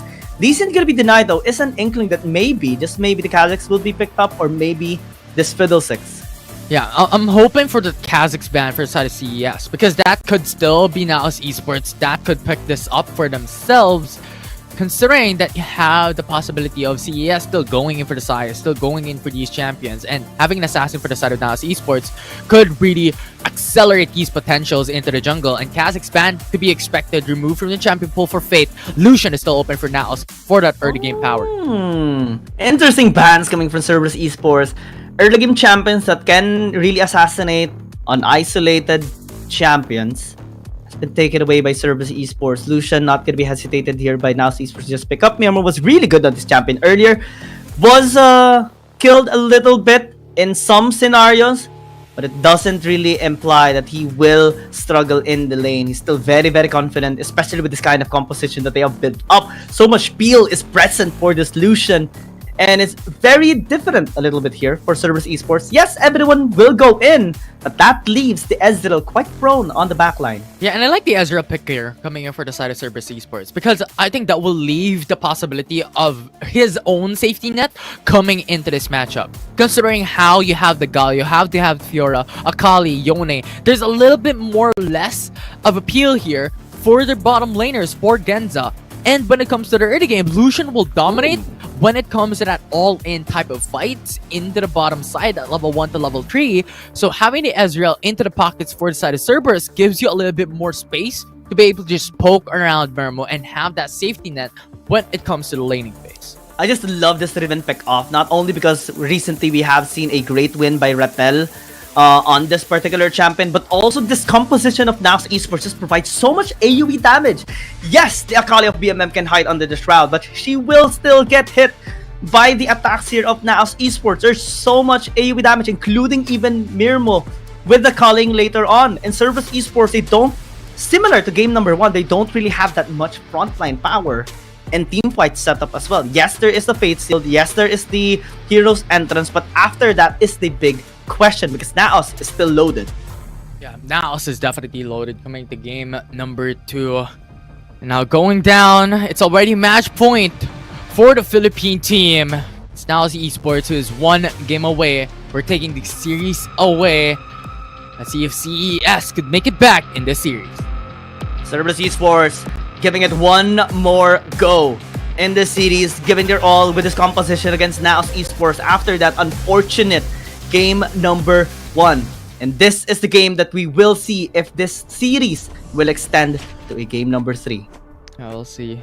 Especially the possibility of CES that they have shown us in the past games that they had. As you have mentioned, defeating the likes of G2, Blacklist, and the Titans past few days. But here we go. NAOS Esports, traditional playstyle. You have a little bit more safety here coming into the early game, considering they have the Vladimir into the mid lane. The jungle is also Aatrox, so those early engages not gonna happen. Let's see if NAOS Esports Dragon Laner is gonna be much safer as well. Mirmo a while ago got caught in game number 1, right? Akano this time has 2 crowd controls available at level 2, or level 3 rather, since he did pick up different skill a while ago. Now Esports just setting vision as well a little bit, checking the red side jungle here of Y1 in case that there's gonna be an early gank. So there is a possible setup here in the bottom lane. Top lane though is a different story. Calm already establishing control against Taku. Yeah, level 2 here, Calm has more utilities, mobilities, shields as well built into Riven skill kit, and I think that just gives him a lot of advantage here. And coming into the cannon wave with a wave pushing onto the side of CES, it's just an availability for the top laner for NAOS Esports to go in for the reset. Now Margot roams into mid lane, just visits, but meets onto Akano. Will not go for the all-in. He's not scared for Akano.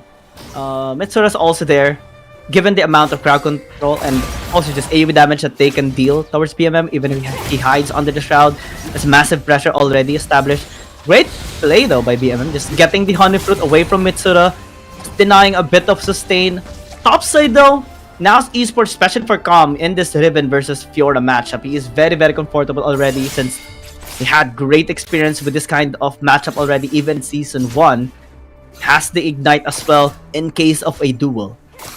Yeah, and it's just really clever here coming from NAOS. The little bit of very minute things that could make a huge difference there, right? Because the resets coming in from Vladimir before that wave occurred, he was able to buy the boost. Now you're looking at the rotations here into the bottom lane that could go for the 4v2 gang.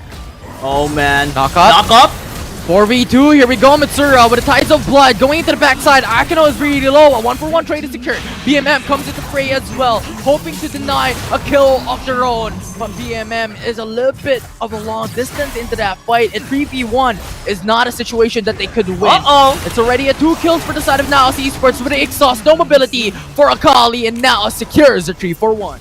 Great setup there by NAOS Esports as they get 2 kills uncontested and undenied here by Cerberus Esports. But they do answer back in the top lane, securing a couple of plates here.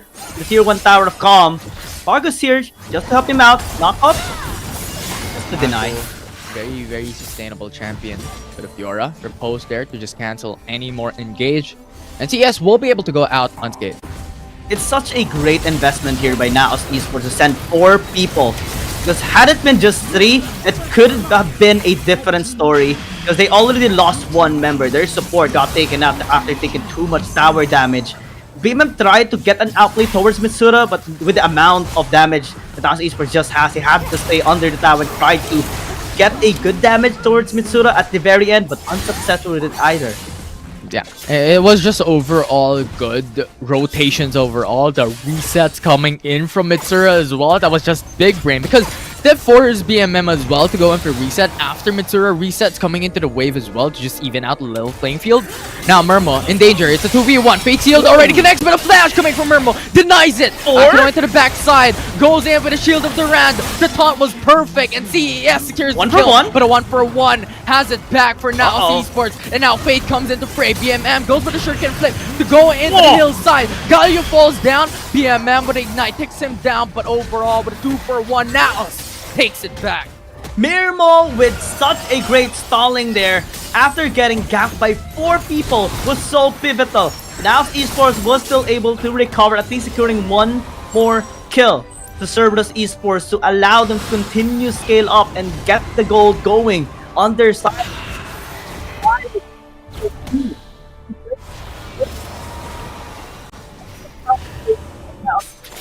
Before the objectives spawn up. Once again, those macro plays consistently is just so insane, and Murma denying the blue buff away from the Yone. This is what makes NAOS built different away from every single team in the APAC conference. It's just so good. Yeah.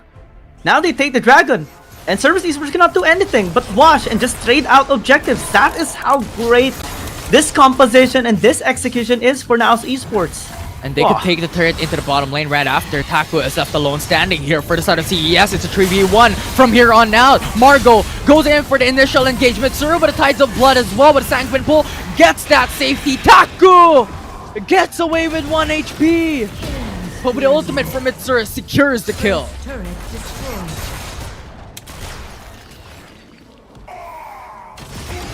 And now Esports once again. The trades are secured. CES will take the first turret into the mid lane. And that will give them a bit of gold injection for the side of BMM. Murmo uses the calling as well up against BMM along with the Ignite. Kicks him down. The passive might be able to secure it, but BMM, just a perfect moment to use up the flash to go back and retreat. Had it been BMM going for the Honey Fruit, he would have been taken down. But fortunately, he did walk away and committed on backing. Now Esports maintaining their foot on the gas pedal here in this game and continues the pressure against Cerberus Esports. Despite losing the tower into the mid lane, they're able to really get so much pressure towards Cerberus Esports. Now, Cerberus Esports is trying to get this tower, at least in the bottom lane, but needs to be very careful, of course, towards the engage here. Fate is there as well. 3-man rotations for NAOS to even out the level playing field up against CES. And now Murmo comes in, calls the Forge God. Hitting one. Gets the knock up onto Y1, but it's too far away and NAOS has to retreat. This tower in the bottom lane might be for free now for NAOS Esports. Taco will still try to defend, but it's very risky. Fortunately, Akeno is going to be here. Y1 as well, just helping out, stalling this tower takedown. Cerberus Esports tower gets to live another day. Top side being pressured this time around by NAOS Esports as the solo laners are now on the side lanes. NAOS Esports continues to look for picks. And this is where Cerberus Esports really needs to watch out. Because yes, they do have the Heroes entrance ready in play. They do have the Fate sealed. But if the isolated members gets picked off, it's going to be so detrimental for them. 1v1 up against Taku. Already used the Blade of Exile here, but Taku is on the change with the Grand Challenge. With the timing of the stun for Calm, it denies the push for Taku. Topside BMM. Knock off. Margo, knock off will not connect as Akano BMM will be able to dodge it away. And now the Shield of Durant taunts down Margo. Y1? Follow up by 1-1 with a Fate Seal not connecting. But Margo will still be finished, eliminated on top side with a trade in the opposite side of the map. Now secures Taku. 1-for-1. Both teams really going at each other right now. This top lane tower might actually just get taken down here by Cerberus Esports unless NAOS Esports gets to go on the rotation quickly as possible. Also, Akeno and Y1 just getting some of the monsters here, jungle camps of Fate, just to get more gold denied here for this Aatrox. Cerberus Esports not really trailing that much behind, only 1,000 gold deficit by them, and still very winnable. They can still bounce back here. They have a great scaling composition on this Edril, on the Yone as well as the Akali. Even the Fiora can win against the Riven later on, and that's something that NAOS Esports really needs to watch out for. Ooh, almost cancels the recall coming from Mitsura, but right now Calm once again secures another turret for the side of NAOS Esports, breaking down 2 tier 1 turrets already from both side lanes. For the side of CES, they could still take away a turret of their own here in the bottom lane, have the even level playing field when it comes to lane prio onto Dragon, as it will come out soon. NAOS Esports does have superior team fighting here in this case. But Cerberus Esports has some great answers towards their engage as well if they can get the backline access. And like what you mentioned during the drafting phase, right?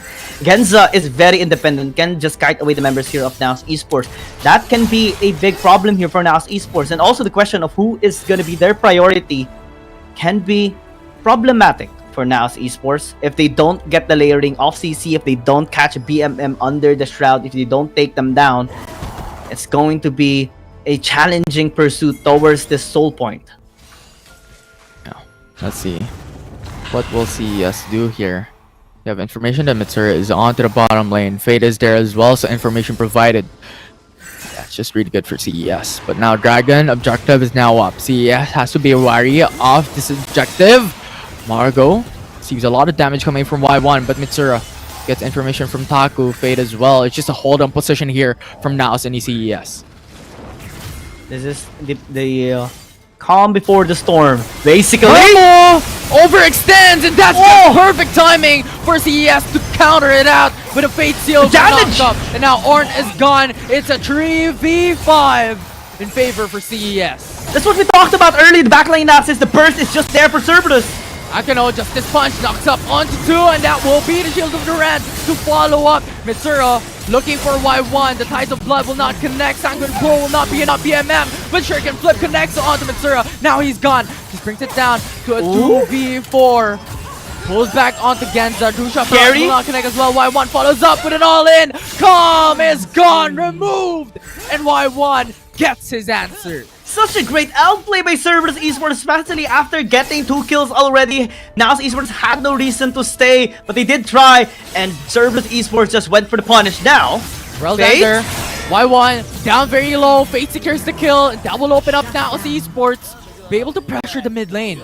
They will not give up without a fight. NAOS Esports will try to look at the other options of avenues of opportunities right now. Taku will get denied an entry there.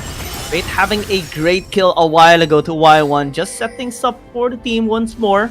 At least regain momentum and deny some gold lead here by Cerberus Esports. They're only up by 500, but that is still a massive turnaround from the 1,000 deficit that they had a while ago. Yeah, the thing is, it's CES who still needs to buy a little bit more time. Ezreal has to have great item power spikes here. So they just have to wait for the opportunity for Genza to be able to scale to produce a lot more damage into those team fights and those pokes as well, because that will be a little bit more of the dependency here for CES to be able to have that advantage before a full-on engage. Concur. Slow scaling. That is the goal here of Cerberus Esports. They have full trust trust in BMM, especially with this outplay ability. And that was demonstrated a while ago, getting so much damage thrown out to NAOS Esports. Y1 as well on the Fate Shield, landing on the crucial members here of NAOS Esports, catching Mirmo off guard. That has been the gameplay and like the goal here of Cerberus Esports. And so far, it has been giving them such great opportunities to work around the map. Now they're very confident to just go on solo. Taco as well, slowly winning against Calm. This is the thing that we talked about earlier. It will come to a point in time in which the Ribbon will start to have a big problem on the Fiora. Yeah, 100%. I mean, as always, Fiora is the queen of duos, right? She's just amazing at having that 1v1 fight. So as always, coming into a situation wherein it forced out a 1v1 type of situations into the side lanes, it is Fiora who will have the consistent advantage. And I think that is what the problem is currently that we are facing into the bottom lane. But look at Mermo now coming to visit Taco as well. Brings it down to a 2v1. That will disregard the advantage that Fiora has. And now Mitsuru is down low. Sanguine Full to be able to retreat. But Ignite will still take him down. A 1-for-1 trade overall. And if NAOS Esports gonna take one, Cerberus Esports will also take one from NAOS Esports. They're fully aware of the gank in the bottom lane. They caught Mitsura off guard. Marco spinning them down, slowing them out. The Green Gauge! Just this punch along with a flash actually goes in, but Akano is down low as well. The CC shake-up from NAOS is perfect, and now Galio is gone. Y1 answered back into the back line. Murma is deleted. BMM! And now a BMM comes into fray, looking for the assassinations. Y1 is removed from the table by Fate. And now brings it down to a 2v2. BMM looks pretty engaged here, but Kenta is down low. Murgle looks for the opportunity, and Fate secures the finishing blow. But CES will win in the end. BMM is unstoppable at this point. NAOS Esports can't catch him at all. And they do struggle in team fights now. We look into the replay and how it actually happened. It started quite good. For Cerberus Esports, there was a great follow-up coming in from Fate, and they got the punish on Akeno. But Y1 targeting Mirmo, taking him down, especially with this Yone damage, is key to at least secure it 1-for-1. And then BMM just shining light on the members of NAOS Esports, completely untouched in the entire team fight. Fate and Mark just went for Genza. That's the only possible kill that they can actually secure. But for BMM, it's just impossible. Yeah, and the thing is, they couldn't retreat because BMM was basically just hovering around. They were gatekeeping these two players for the side of NAOS Esports. So getting those kills was the very least that they could do. That was the silver lining from that fight. And NAOS Esports, with the Ocean Drake alive here, both CES and NAOS will be looking to this objective. Cerberus Esports, they have the upper hand this time around. They can be the one to set up vision, and NAOS Esports will be going in blindly in this area. Scuttle Crab has already been secured. Just preventing any sort of follow-up there from Cerberus Esports. But this Dragon might just get to Cerberus Esports at this point. NAOS Esports is too much down already at this point.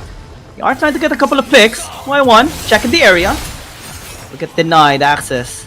Lucid Barrage hitting Fate as well. This is massive control by Cerberus Esports. Now all about the position game for now. The one who will overextend will have a difficult time, but BMM looking into the backside. Mitsuru is seen.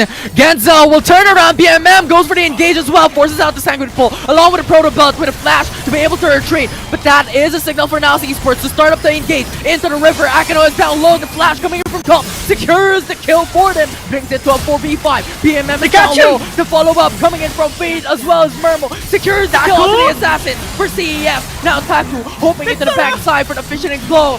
And that will be NAOS who will take the ace, who will take the team fight for themselves. Great outplay by Mitsura.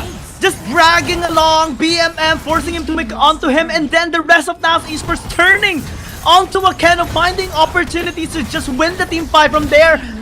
Taku tried to get the kill onto Mitsura at the very end, but just got sucked out of his life, and Mitsura got his HP back onto his side. And now it's gonna be the game. NAOS Esports, what a tremendous outplay that they did, and will get the revenge for G2 Blacklist. Day 2-0 Cerberus Esports. One team fight that changed it all. Manila NAOS once again taking the win in the APAC conference up against Cerberus Esports in the 2-0 series. Cerberus Esports actually had it during that game. BMM was applying so much pressure, but he had one mistake, not being able to kill Mitsura and got too far from the rest of Cerberus Esports. Mitsura survived with 1 HP, he was 1 hit away from the Akali, and he wasn't hit by the last 5-point strike. That was, I think, the moment will be looked out for Cerberus Esports and NAOS Esports as well, as that gave the opportunity for them to actually win the fight, have the proper position and timing as well, especially with the Shroud no longer available there for BMM. Man, what a great display of team fighting prowess here for NAOS Esports. Man, they continue to improve. Yeah, 100%. I mean, the ladder that you've mentioned, I think it was the game breaker, right? The reason why CES had a massive disadvantage is Genza and BMM focused on Mitsura. And that just removed the damage leaders for CES. That was the signal for NAOS to engage in those fights. And one by one, bit by bit, those isolation targets for NAOS Esports secured them a lot of kills and won them the game. Oh, that was very sad for Cerberus Esports. They were actually coming back into the game. They were slowly gaining a slight gold lead, 2,000 going towards 3,000, setting up priority for that last dragon. NAOS Esports having one opportunity, one angle to turn the game around once more, this time in their favor. We look at the goal difference over time. This is a work of art at this point. Cerberus Esports really had it at like 10 minutes into the game, starting to really bounce back. But by the end of the time, at 16 minutes, NAOS Esports had the perfect outplay and just ran it down mid. Yeah, it was just amazing coming from NAOS. Fate as well, being one of the leading key players there from game number 2, consistently looking in for those kills, only having 1 death, 7 kills and assists there over into game number 2. It was just amazing to watch for NAOS Esports. Absolutely. I mean, we can just now look forward even more to the succeeding games here of NAOS Esports at this point. They're on a great amount of win streak already after winning against Buriram United Esports 2-0. They won now against Cerberus Esports 2-0. And they're just on a roll. They continue to improve. They continue to scale up in this tournament. Fate as well being very pivotal. 7-1-7 as his scoreline in this match. Definitely a well-deserved MVP. Yeah, 100%. He was one of the game changers there for the side of NAOS Esports for game number 2. It was just amazing plays every time when Fate was just visiting each and every single lane.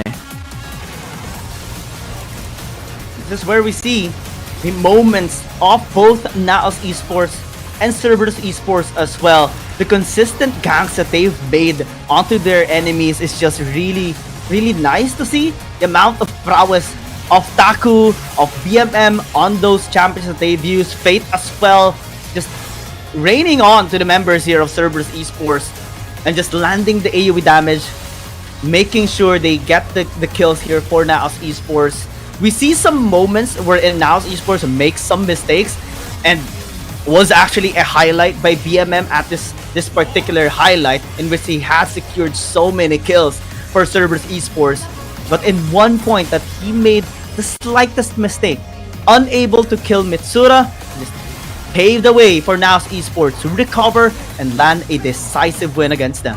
Yeah, it was decisive, and this was a game changer overall. It was the finishing moment for the side of NAOS Esports. So looking at that, Akino was deleted, the initial engage just separated it all. CES, BMM was nowhere to be found from that find, and enabled the carries for NAOS Esports to just free hit all throughout that 5v5. Man, Mitsura going in with 1 HP is just balls of steel, man. This guy is not scared. He knows that he can just still make an outplay. Fate as well having a great popularity rate at this point, 67%. Just continues to improve. Yeah, it was just amazing. Now it's Esports once again securing another win of their own, and I believe this win brings them back into the top 1 position in APAC Conference. Yeah. It's just amazing to see the constant improvement here of NAOS Esports, and we look forward to seeing more of them in the near future because they're basically done for the week and they're just going to be looking forward to their match next week as well. We have Cerberus Esports though that is also continuously improving, and after this loss, definitely this will be a big meeting to them on discussing what went wrong and what needs to be improved on because they're also strong. They were able to actually withstand NAOS Esports at some point. In game number 2, they were almost coming back in the game and potentially even getting this to a third game. But in one mistake, man, that is definitely going towards their meeting and how they would be discussing the next adjustment that they're going to be making. I think BMM is still going to be comfortable picking up the Akali. His pressure is well felt by NAOS Esports in the entire game. And just props as well to Cerberus Esports. Yeah, there were a couple of times with just one wrong overextension, may it be for the side of NAOS Esports for the bottom lane, which was Mermo, or the mid lane, which was Mitsura. It was BMM who was finding those opportunities, who was finding those loopholes to be able to go in and assassinate these carries for the side of NAOS Esports. So it was really a good game for both these teams overall. CES over the past few weeks has been evolving, but we'll see and look at the interview for Series 1. 欢迎来到赛后采访。首先，让我们恭喜马尼拉 NAOS 战队拿下了今天首场比赛的胜利。我们也是邀请到了 Mermo 选手。那先请 Mermo 跟大家打个招呼。Hi Mermo, can you say hello to all the audiences here? Hello guys, I'm Mirmo. 你好。Hello， 你好。第一个问题想要问到的就是，我觉得你们这个赛季的发挥和状态都特别的稳定，特别的好，所以我特别好奇你们的教练私底下给你们做了哪些调整呢 ？So actually, I noticed your guys' status or performance is really well and really amazing in this season. So I was really curious about what adjustment did your coaches made. I think since we have new members, we just practice our synergy, and I guess the Ionia Cup tournament was really a stepping stone for us because with that tournament we learned really well what our mistakes was, and now we are slowly getting the puzzle. So OK。他也是说到，就是他觉得他们在新队员加入了之后，他们练习了非常多的配合，并且在艾欧尼亚杯之后，他们学习到了更多，也学习到了他们不要着急，要慢慢的打，去发挥整体的实力。那么第二个问题想问到的就是第一局8分钟左右的时候，我注意到你们当时4个人去下路强行把鳄鱼给抓了一波，然后留下了剑魔一个人非常的弱小可怜，在上路跟对面3个人对线。当时是怎么做的这个决策呢 ？So in game 1, around maybe 8 minutes, you guys choose to carry Rakuten like crocodile, you know, and leave Atrix alone to handle 3 opponents. So why you made this decision? I think it's just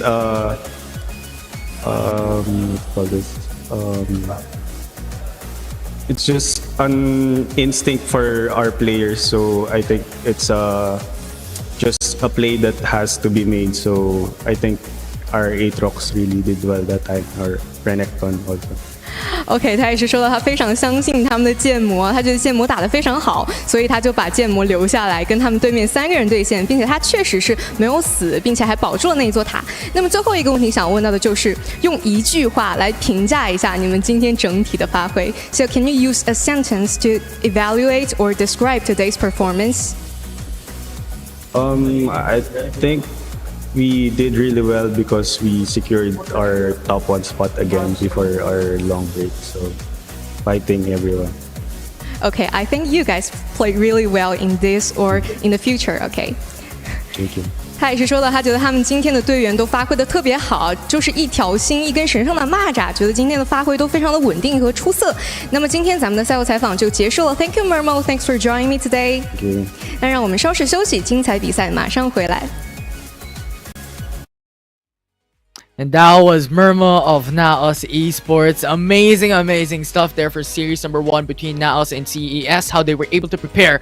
But before then, it's not over today. We still have 2 more series to go. We're just gonna take a short break, so don't go away.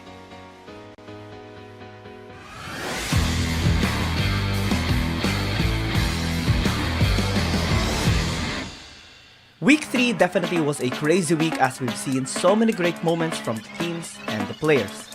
Hi, my name is Giang. Let's take a look at the top 5 highlight of week number 3. Starting with number 5. CF17 continues to prove to be a great jungler for J-Team after replacing 0711 in Season 2. In their match against Invade Esports and after securing the Baron, he landed a 4-man Dragon's Rage knock-up that set the team fire up for J-Team to get the ace and immediately end the game in 13 minutes. Back. Unleash has no chance to get closer. Might be able to flash in. That explosive jab from D1 was perfect to stop her pushing in. Oh, the kick! On tree! What was that, J-Team? It's just gonna end the lives of Invade here. This game is done. That is gonna be a Baron, a 10k gold lead with 12, and that's an ace too. J-Team is gonna finish this game. Number 4. We're back-to-back in Jungler's MVP highlight because this time we have to highlight Inya from Oh My God during their battle against Nova Esports. 10 minutes into the game and the second dragon fight, he had the perfect catch on Long's intention and position after reading his past movement and plays. That allowed OMG to chase and punish him down, taking the second dragon stack and winning the fight 3-1. Oh no, you is in danger, goes in onto the dragon's pit. You also have Long, goes in for the glass caress onto the dragon's pit as well, making it up, secures the damage, and now it's OMG who takes the Infernal Drake of their own. And now Nova is on the meat grinder. OMG just shreds them apart. And now it's Inya in the front lines. World Enter to the face of Remake with a Blaster's Blood. The slap. Number 3. Yasuo has been trending more lately after some successes of teams and players with a sustained build. BMM joins as he made a massive outplay against G2 Blacklist when they were match point against them. 7 minutes into the game, G2 Blacklist tried to gank BMM in the top lane with 3 members tower diving, but they were all unsuccessful as the BMM stalled out hard, buying enough time for his teammates to respond, even getting a kill to Aaron and getting them a 2-0 win. The snowball and stop with the utmost aggressive that they're dealing right now, but they will try to be aggressive here on BMM. Great knock up, great CC chain. The damage should be there, but it's taking too much time. The last minute's gonna be there. The counter engage and BMM lives. Number 2. It's extremely hard to play as an ADC when you're going up against so many engaged champions, but that didn't seem to be the case for FPX's Dragon Laner Kong with his impeccable performance against Keep's Gaming.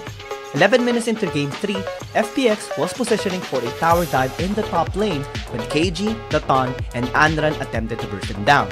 He managed to deny the engage, be backed up by FPX, and go wild against Keep's Gaming, securing a quadra kill in the process. This not only allowed them to win the fight, but also gained enough momentum to end the series, winning against Keep's Gaming and giving them their second reverse sweep loss. To V1, Sky in a very low state of HP. KG, Hextech Automato on the single 7 as the jungler is now the 1 HP! Was able to bring it down as Andrew 9 would secure the finishing blow, but in trade PX Kong was able to bring down one more shot to the face, and the Sun was not able to get that kill. The Quadra is secured by FPX, and this is their moment to shine. FPX is slaughtering KBG right now. Yuya's gonna be next. Give the Penta.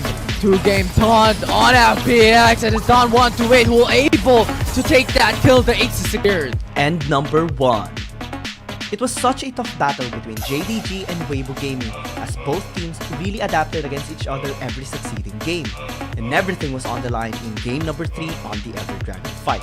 But in this highlight, we see JDG shine perfectly as they had the best engage with Lemon getting Kratos and Feibai getting a perfect flank to maximize his Vladimir damage to all the members of Weibo Gaming, deleting all of their health bars and even securing the first pentakill in Season 2 of Wild Rift League Asia as they successfully complete their reverse sweep against Weibo Gaming. Into the back line, Kratos gonna be in trouble. Feibai as well joins! Gets a Zaya right now! Has the damage, has the burst! Gets a double kill, triple kill for Weibai! And now Weibo Gaming is gonna be in trouble! Zihan tries to capitalize on this, gets a counter strike done, but not able to get the CC chain from Fei, and they get the pentakill! The first pentakill in Season 2 is Feibai from Jingdong Gaming! And Feibai popping off here in this game, and this is gonna be the victory for Jingdong Gaming. Which highlight did you love the most? Let us know in the comment section and make sure to keep supporting teams as they progress in the tournament. My name is Kiang and we'll see you again in the next video.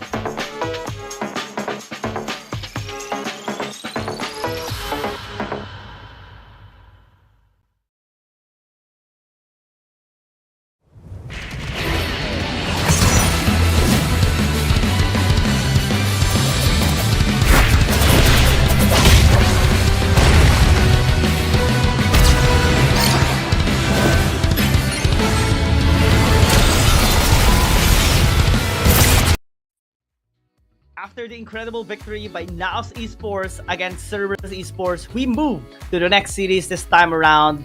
Weibo Gaming versus Woohoo Gaming is going to be a banger for sure because Weibo Gaming has recently been having a bit of a slump. Woohoo Gaming recently has been denied of their win streak. And let's see how both of these teams are going to be recovering this time. Yeah, we'll see how this would turn out because at the moment, Woohoo Gaming has been playing exceptionally well in the CN conference, and now it's a big question on how the opposing side in this series will be able to battle it out coming into the series, especially how WBG has been on the down low all throughout CN conference for the first couple of weeks here in WBG Asia. Change here on the side of Weibo Gaming. Kratos is usually their dragon laner, but now is going towards the support. And Duan Yu, the player that we have seen have a great outplay during their first game that even pushed a game number 3 against J Team and allowed them to secure that reverse sweep against them, will be the ADC. And now for the side of WHG, it is still going to be a little bit more similar over the past few weeks. Rocky on top lane, you have August into the jungle, San1 into the mid lane, Pan and Wake Up to play at the dragon lane. And as always, from what we have mentioned, WHG at the moment is behind Thunder Talk Gaming, but overall has been performing out of their minds over the past few weeks. One of the best teams currently in the CN conference. And there's just a big mystery here how WBG will be able to match up against this Titan in CN conference. Weibo Gaming is currently on a slump. They have been trying some adjustments in their composition. Kratos being the ADC so far hasn't really gotten them any sort of series win just yet, and this adjustment might actually just be big as well, either on the positive note or on the negative note, because Jikan was actually really good as a support as well. Let's see what this adjustment is gonna be. Pan as well, has been really trying out just making sure that he gets the jungle pressure on against their enemy team. And August has really been solidifying his role as a carry here for Woohoo Gaming and will be doing the same here in the series. Yeah, August has been pretty much the player for Woohoo Gaming ever since the very beginning of his career here in Wild Rift Esports back in 2021, and I think there's just a lot of opportunity there when it comes to chemistry. But now looking into the mid lane, we have Faye for Weibo Gaming and San1 for WHG. Definitely more scoreline, especially in the KDA marking here of San1 because of the wins that they have been going at and getting. But Faye not really trailing that much behind. He is still just experimenting a couple of champions in the mid lane, has been spamming out the Vladimir quite a lot, honestly. But can also use champions like the Orianna and the Zeri as well. During their series against J Team, he actually pulled out a really strong Zoe and Zeri as well during against J Team, and maybe it can be a tool that he will use again here in the series against San1. Yeah, and the thing is, San1 is a little bit more of a new addition here going into October 26th into this team. To the stage for the 现场以及屏幕前的召唤师，大家晚上好，欢迎来到英雄联盟手游亚洲联赛第2赛季的比赛现场，我是麦麦。接下来由微博 Gaming 对阵呜呼 Gaming， 当老牌强队遇上当今手感异常火热的呜呼 Gaming， 谁能够突破自我拿下比赛的胜利，让我们拭目以待。接下来让我们欢迎微博 Gaming 以及呜呼 Gaming。Next up will be Weibo Gaming versus Woohoo Gaming, a battle between the veteran and the progressing team. Who can break their limited and take it down? Let's wait and see. Next, let's welcome Weibo Gaming and Woohoo Gaming.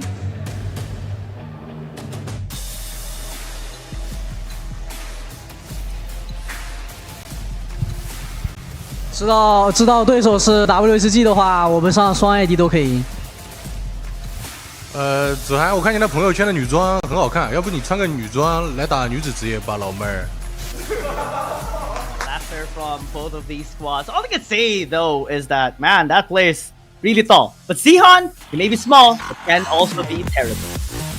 The batters, the laughters, these players, these teams are friends and rivals at most here coming into Wild Rift League Asia, and I am excited to see how Weibo Gaming will be able to really have that fighting chance up against the likes of WHG so far here in Season 2. Especially that they're coming off of a 3-series lose streak, and 2 of those series has been a 0-2 loss. 首先有请双方单入选手登场。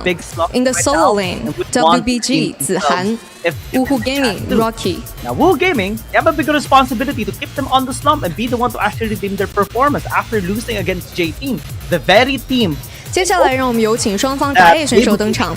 In the jungle, Weibo Gaming Fan Woohoo Gaming August. Yeah, and right now, introducing the teams here, we've talked about how Weibo Gaming's players have been going into 有请双方中路选手登场。In change the of mid shuffle lane, here. Weibo WHG Gaming had new Woohoo additions Gaming, as well, new Sunny. changes coming into their draft here in Season 2. Stand 1 came in a little bit more recently, just coming in back at the very start of Season 2, but thus far 有请 WHG 双 has 方 been 射手 looking 登 into 场。In dominance the duel force lane, Weibo here Gaming in Wild 段 Rift 誉 League Woohoo Gaming Asia. 潘。 And now it's Weibo Gaming who has to adjust, who has to conquer the adversity here up against this Titan here in this league so far.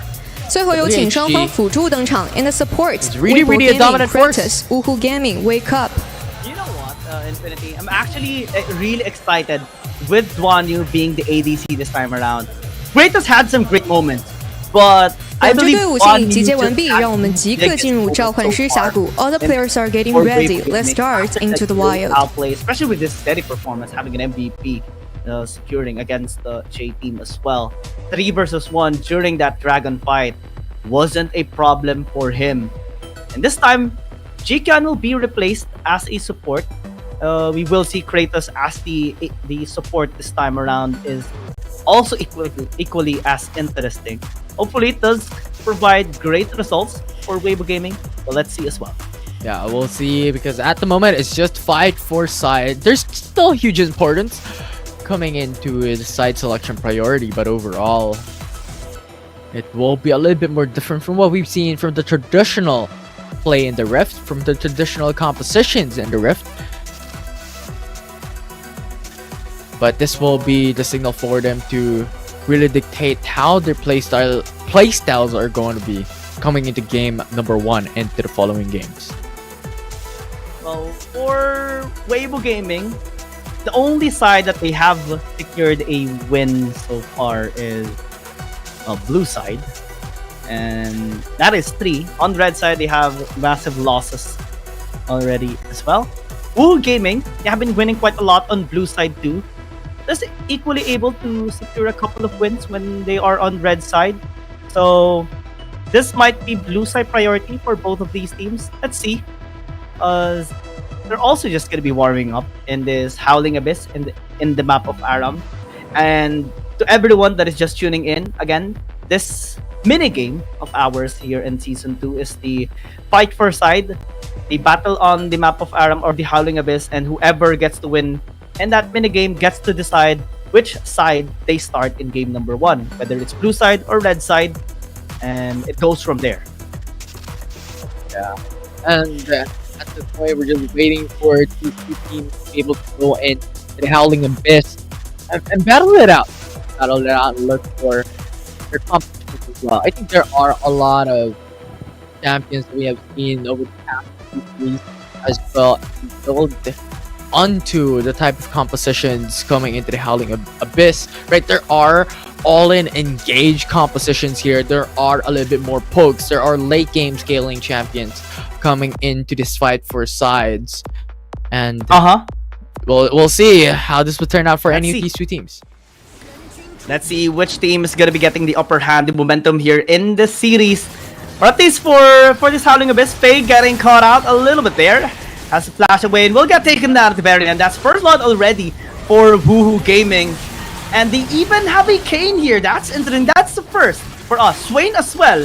First time we are going to be seeing on a fight per side, or the entirety of this season 2 so far. Hopefully, Infinity, we do see these champions as well on the actual games, because some of these champions are going to get buffed in the next patch, particularly the Swain. So maybe they would set their eyes on it in the near future. Yeah, definitely will be. I think Swain overall in the Howling Abyss is much more proficient to be played out by any of these teams as well for the fight for side selection, given the fact that you have a very, very short distance and a very short space to play around, and the ulti of Swain is just too big into the space, right? And that will just give your team so much sustainability overall. Yeah. I wonder what form August is gonna be getting here, because, you know, in this cramped up space, normally the red Kane is much more viable, but if he does want to have some fancy movements here in the Howling Abyss, maybe the blue Kane would suit really well as well. Just burst out the members here of Weibo Gaming. Speaking of burst though, Fan and Faye nearly got blown up there by the Kassadin. Woohoo Gaming just trying to close in the distance here towards the tower so they can push out the wave. Crash under the tower, maybe secure a couple of kills. Mega Inferno Bomb though will just do the trick in denying the wave as well. Rocket flashing in is big. Yeah. Will not get any kills just yet. It's a little bit more of, you know, flash banner coming into this. Ooh! WBG. Great damage. Wake up will not get taken out, at least for the meanwhile.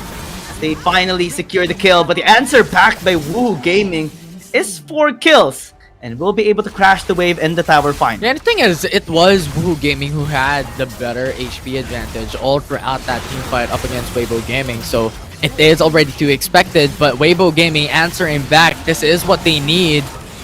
But WHG still is playing on an even level playing field. They still get the 2-for-1 trade. Yeah. Tower though taken out here by Woohoo Gaming is massive as well. Weibo Gaming definitely struggling, at least in the initial parts of this game, since the only wave clear they have is very little, to be honest. Twanyu unable to get the claw there, the never move towards one of the members here of Woohoo Gaming. August as well, just timing his engagement so that he can get the maximum stacks possible while he is alive. They get a good catcher onto Rocky and will be pinning him down as well. This Hecarim is really, really fancy on its feet. Yeah, very fancy on his feet here. WBG hoping to get kills, but San1 blows him apart. August as well, just helping out. Trying to get the stacks as fast as possible. Wake up going too far forward. Zihan though will not get an isolation damage. Mega Inferno Bomb will not do anything at this point, and August secures a kill Snowball. on Zihan. Snowball! Alright, that is interesting. Kratos! At least he was able to get San1. Man, that was really close. So far, it's all about just patience game here for WBG. They need to buy time. Wake up!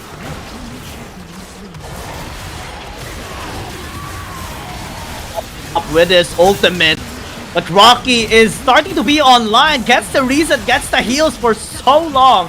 Finally, he falls down with Zihan taking him out. Yeah. That's gonna be at least the cleanup San1. here. San1 wants to clean up on his own. Unable, and Zihan finds 3. That was so close to be able to get those 2 kills. That was insane coming in from San1, the mid laner for WHG. And I think this is destined to happen already. Woohoo Gaming needs those times to be able to go in for the reset, to buy those items up. And that was just enough, right? They were able to now secure their first item, and once again, they could fight hand-to-hand combat against Weibo Gaming. This time, August is gonna be very, very happy with the exchanges. He has better damage right now in the blue game, but let's see. Mega Inferno Bomb still not doing any damage here. Kratos finds himself back into the base. Will be able to at least get an item. Woohoo Gaming just wants to push away, but it's being denied, of course, by Duanyu and Pei. As long as they are alive, It's going to be very difficult for Woohoo Gaming to crash in the waves. Yeah, and right now, Woohoo Gaming, this is their dominance. This is their aggression. This is what we could expect for them to be able to play out on game 1 to 3. If ever it comes Now down, they turn. Zihan as well, following up. Pan as well, just chasing down with the onslaught of shadows. Will find the caster here. Pan pops in the ult, will not get anyone. Aside from him getting taken out, as Rocky's just too fed at this point. This Aatrox is raining on them. Zihan, gonna be the last remaining member here of Weibo Gaming, will just give the quadra kill to Rocky. Quadra with an ace, WHG. Even if there is one member left coming in from this team, they still dominate, and that is to be expected later on. Now Fan versus Rocky. Let's see. I mean, it's still a very, very tanky Aatrox. Even with just Black Cleaver, right? We see so much sustain already from his damage. Especially when he gets to hit so many members here from Weibo Gaming. August as well is being just playful with his blue cane.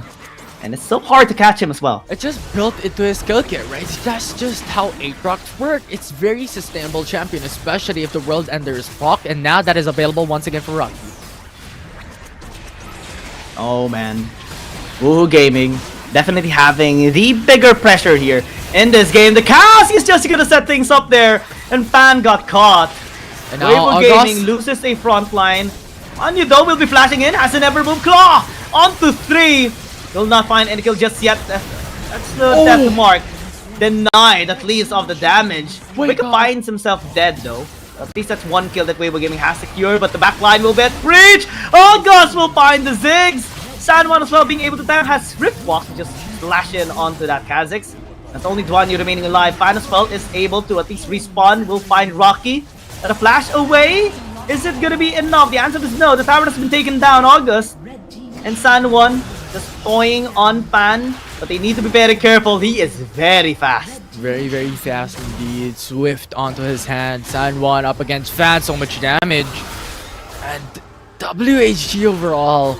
Wake Up as well, canceling that engage from a while ago. It was just impressive. That's one word to describe how WHG has been playing, even here in a fight for side. And expectedly, with their dominance thus far, this could mirror it out to be an expectations for them to show into the series itself.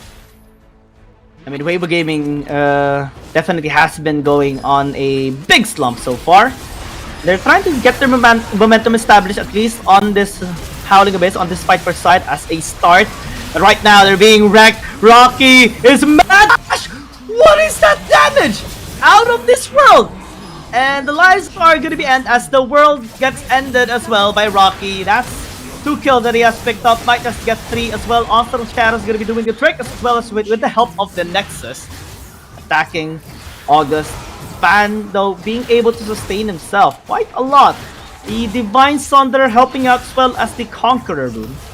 And Rocky will not be able to take him down that easily. Finds a slow, but will not get the pull back. One more auto attack should do the trick. But the healing font, he stalled things out.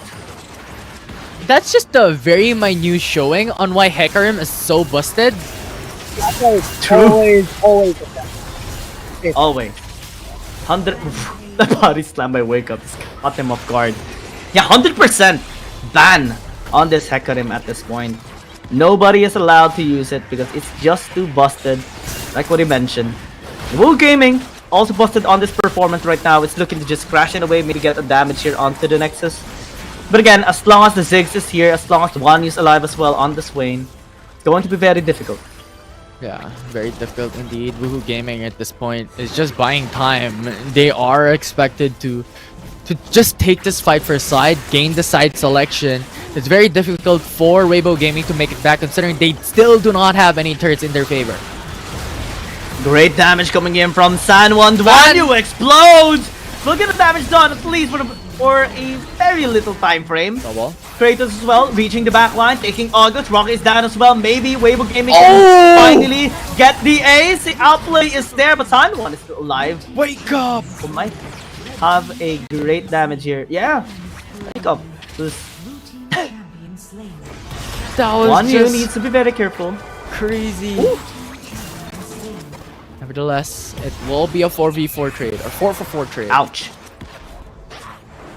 At least Weibo Gaming is still able to stand their ground. San unfortunately does have the crown there and wasn't hit by the bouncing grenade. But Weibo Gaming still has their Nexus. Does have a wave incoming as well. And at least the other members of WBG is going to be able to pick up their items.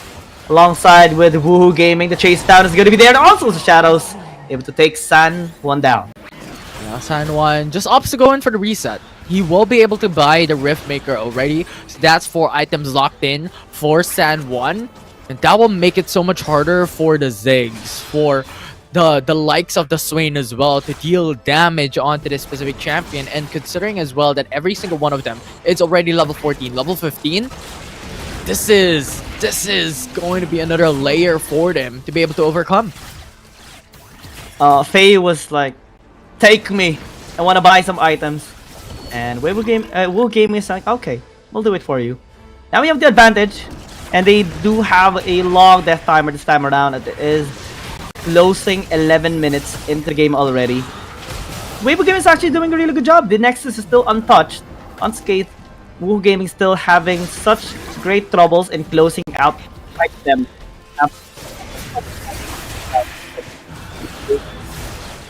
Our is safe, then Weibo Gaming is still gonna be able to continue to stall out this game, maybe find an opportunity to come back. Wake up's really low though, half HP already. Weibo Gaming is playing it really safe. This is what they need. Megan for the bomb receives so much damage for WHG. Kratos as well, following up. Death Mark gonna be used by Kratos. Unable to get the burst down here onto Rocky, but gets a slow down. Fan as well, getting denied. August. Really scary position here from Woohoo Gaming, but still, they are safe. Yeah, this is what Weibo Gaming wants. It's all about that poke, a huge reliance onto Faye as well to deal massive amounts of damage into the back lines, especially considering you already have the Rabadon stat cap secured by Faye. And for WHG, it's all about rushing it down. It's running it down mid, if you may, right? You need to really go in for the all-in engage. Delete Faye. If you delete Faye, there's no more damage left aside from Zihan and Kratos. Though they have been doing this for about 5 minutes already. Yeah. Still unsuccessful in doing at it. Weibo Gaming is just really great at stalling out this game. Potentially even turning this fight around. As the damage from Kratos continues to scale up. Faye as well, alongside with Duan Yu. It's really hurting them. Zihan might actually get caught, but Wake Up instead is gonna get caught. Onto the shadows, onto the back line, but Zihan might be in trouble. Finds the kill still, but the Cassidy is starting to be online here for Woohoo Gaming. Find 2 kills, but a 2 for 2 at the very least here. And Weibo Gaming, as long as they have Faye, this will still allow them to prevent the game from ending unless Woohoo Gaming can have access towards the Nexus. No, they continue to be denied. Yeah, probably one of the longest fight for size that we have, considering how much delayed in play for patience this is currently happening for both WHG and WBG. Oh, Rocky! Oh, Faye still able to flash away. And yeah, this is still gonna go the distance. Faye as well, wanting to just go back into the base since the other members are gonna be spawning up. Good reset. Yeah, there's no one to watch. Yeah, WBG just has to go in for the reset. Faye has to go in for the reset as well to secure the last items already. And that's really important if they want the chance to make it back. I mean, that's the goal, right? Especially for Weibo Gaming. They want to get back here in this game. They want to finally secure a win aside from the reverse sweep against J-Team. Woohoo Gaming really keeping them on their toes right now. Especially with this Howling Abyss. The longest game, Infinity, that we had in the Howling Abyss so far is 18 minutes. It is about to be broken in 4 minutes. Don't jinx it. Don't jinx it. We're still 4 minutes behind. But Wake Up got deleted. Yeah. He woke up from his dream. And definitely is not tanky at all. Whew. That damage insane. Woohoo Gaming this time is starting to feel a little bit of a pressure here coming from Weibo Gaming. That's marked there by Kratos. Is having in the back line. Access Span gets obliterated in an instant. Auto Circle Shadows getting finding the front line as well, but they have to respect Rocky, especially with his sustain. He is still landing the sword, landing the darkened blade here, is sustaining himself, buying enough time for the follow-up by August. And that's gonna be it. They find the opportunity. Tuan is just trying desperately to remain alive, but will not remain alive. And Woohoo Gaming, I'm sorry, Infinity, I might have just jinxed it, but Woohoo Gaming is done. They want to proceed to the series, and they will have the side selection, of course. Yeah, San1 and August just deleted the back lines of WBG. That was nasty. And right now, it will be Woohoo Gaming who will have the side selection for this game number 1. Man, that game actually is intense. I would say Weibo Gaming almost had Woohoo Gaming. They had the backline access. They bursted out Wake Up. They deleted Pan as well. But August is a different breed, man. He is just I mean the Aatrox was just raining on Weibo Gaming. It is so hard to kill him. August as well on the Kane was astounding and was able to get the backline access as well. 3 versus 5, not the problem for Woohoo Gaming. Yeah, Woohoo Gaming gets a side selection priority from that matchup as they pretty much landslided that fight for side. It was Weibo Gaming who was able to delay it into 15 minutes, but overall, WBG did not secure any turret whatsoever from that fight for side. Yeah, that was so clean from Woohoo Gaming. They had it from the beginning, and yeah, it's just really difficult here for Weibo Gaming. Let's see if the fight for side is enough to, you know, ignite a fire from Weibo Gaming as well. They are the ones who are on the deficit right now. Again, the score is 1-3 on their side. The only game they have secured a victory is on J-Team, a reverse sweep. But for Woohoo Gaming, they have secured 4 series wins so far and only has lost the J-Team recently. Yeah, and that's the thing, right? This will be a battle of, once again, the storyline of the David and Goliath. We keep on reiterating this type of storyline, but that will be the fact here of the series. Woohoo Gaming is one of the titans coming into the CN conference, and Team Weibo is a little bit on a down low coming into the first few weeks of WBG. Let's see. Woohoo Gaming actually flipped side, and that's something that we talked about as well, Infinity, right? Woohoo Gaming having to secure 6 games on blue side, 2 games on red side. Just make sure now in this series that it is very important for them. They want to use the side that they are so far very successful with. Yasuo and Zaya gotta be respected, and just makes so much sense as well. Yeah.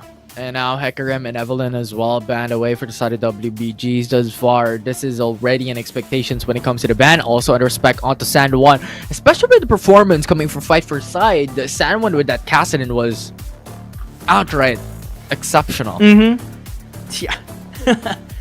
Weibo Gaming, after seeing the Fiora pick off, will get an access towards the Ornn. Might just get the Zeri as well here for Duan Yu, since it's one of his favorite marksman that he had really great highlight from so far here in this tournament. Zoe is still being hovered, interestingly so. Faye is really good on this champion, and we would like to test it out here in this game. Yeah, Greg has been locked in by Woohoo Gaming, already expectations since this is a traditional matchup. But Lucia being locked in by Woohoo Gaming, they want that early game power up against the likes of Faye, but with the Camille open as well, this will be pretty much a classic matchup between these compositions between each and every single lane. Fiora Camille, a Gragas Ornn, and a Zoe Lucian to match in lanes are something that we've seen back in Season 1. Yeah, they have such great teamfight setups here for Weibo Gaming. So many correct controls, to be honest, on just the 3 champions that they have picked up so far. And Woohoo Gaming really needs to be safe later on. At least start to position safely on the team fights, or before team fights actually happen, since Zoe is here. We have seen so many great upsets just because of one Sleepy Trouble bubble or one great Paddle Star. Yeah, and the thing is, that is very possible for them. Yeah, WBG could now ban away Kha'Zix or Vi depending on what their compositions are going to be. Kha'Zix removed from the table from the side of Woohoo Gaming is a really good idea when it comes to the jungle. They have to remove these assassins considering there is still potential for WBG to go for the likes of Kaisa and Zaya into the bottom lane. For the side of Woohoo Gaming, they can now still target the likes of that early game advantage. We've seen the traditional lineup of the Jays versus Lucian matchup, and this is what we've called they're going in for the double carries composition here for the side of Weibo Gaming. So removing the Kha'Zix is a good call. So many pokes available here for Weibo Gaming. There's the Nemesis shot coming in from Duan Yu. There's also the Battle Stars from Faye later on. Karma is an interesting pick here for Woohoo Gaming. Something we don't really see that often here in Season 2. But this champion is about to get buffed as well. From 60% to 80% ability power for her Transcendent Embrace in the succeeding patch. But in here, it's still the same. Wait. So, Karma and then Aatrox coming in. So wow. Aatrox expectedly is going into the jungle. Is going into August. But the question is, where is Karma going to go? Is this the mid lane or the bot lane? Then Anila comes in. Wow, Weibo Gaming just opening up for Anila. This might just be huge. This is definitely a huge champion.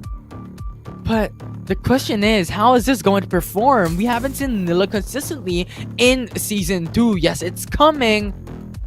But I didn't expect it to come at this time up against this Titan of Woohoo Gaming. Ooh, I mean, they're bringing the big guns. The Weibo Gaming has experience going up against Anila when they battle against Thunder Talk. It has been used twice against them, so maybe they've been researching and testing this out and now wants to use it against Woohoo Gaming. Man, this is still an extraordinary composition here by Woohoo Gaming. They have so much frontline power, they have so much ways to back each other up, so many crowd controls as well present to isolate, for disengage, for engage, counter-engage even, especially with the Transcendent Embrace of this Karma. So Weibo Gaming, even if they have great damage, they need to watch out for those plays. Yeah, and the thing is, I think Nilla will have a much harder time this time around coming into this game, considering you have the Karma and you have the roots as well, and that will just make it so much harder for WBG to be able to move around. And you also have to consider the extra mobility that the Karma provides for the whole team. Yeah, especially for August, right? World Ender plus the movement speed buff. Oof, that is straight on Usain Bolt. Absolutely. And now we're looking at very traditional type of picks here. Camille Fiora will probably win every single time when it comes to that 1v1 matchup. So that is to be expected. But coming into the jungle, this is a little bit more of that change that we were hoping for this series. There is no early on engage coming into these jungles pickups, considering that these are not scaling early on with the likes of the Lee Sin or the Jace. Level 1 versus level 2. Fan did not get one my! of those camp. It almost got taken out there. That was close. But August completely takes over. That was just criminal from August. Getting that push onto Nilla these early on denies the red buff as well. This brings Nilla to a huge disadvantage in this early game phase. And coming into the mid game, it will be their jungler who will be suffocated out of air, who will be suffocated out of gold and experience in this early game matchup. Weibo Gaming, particularly Fan, definitely regretted being in that position.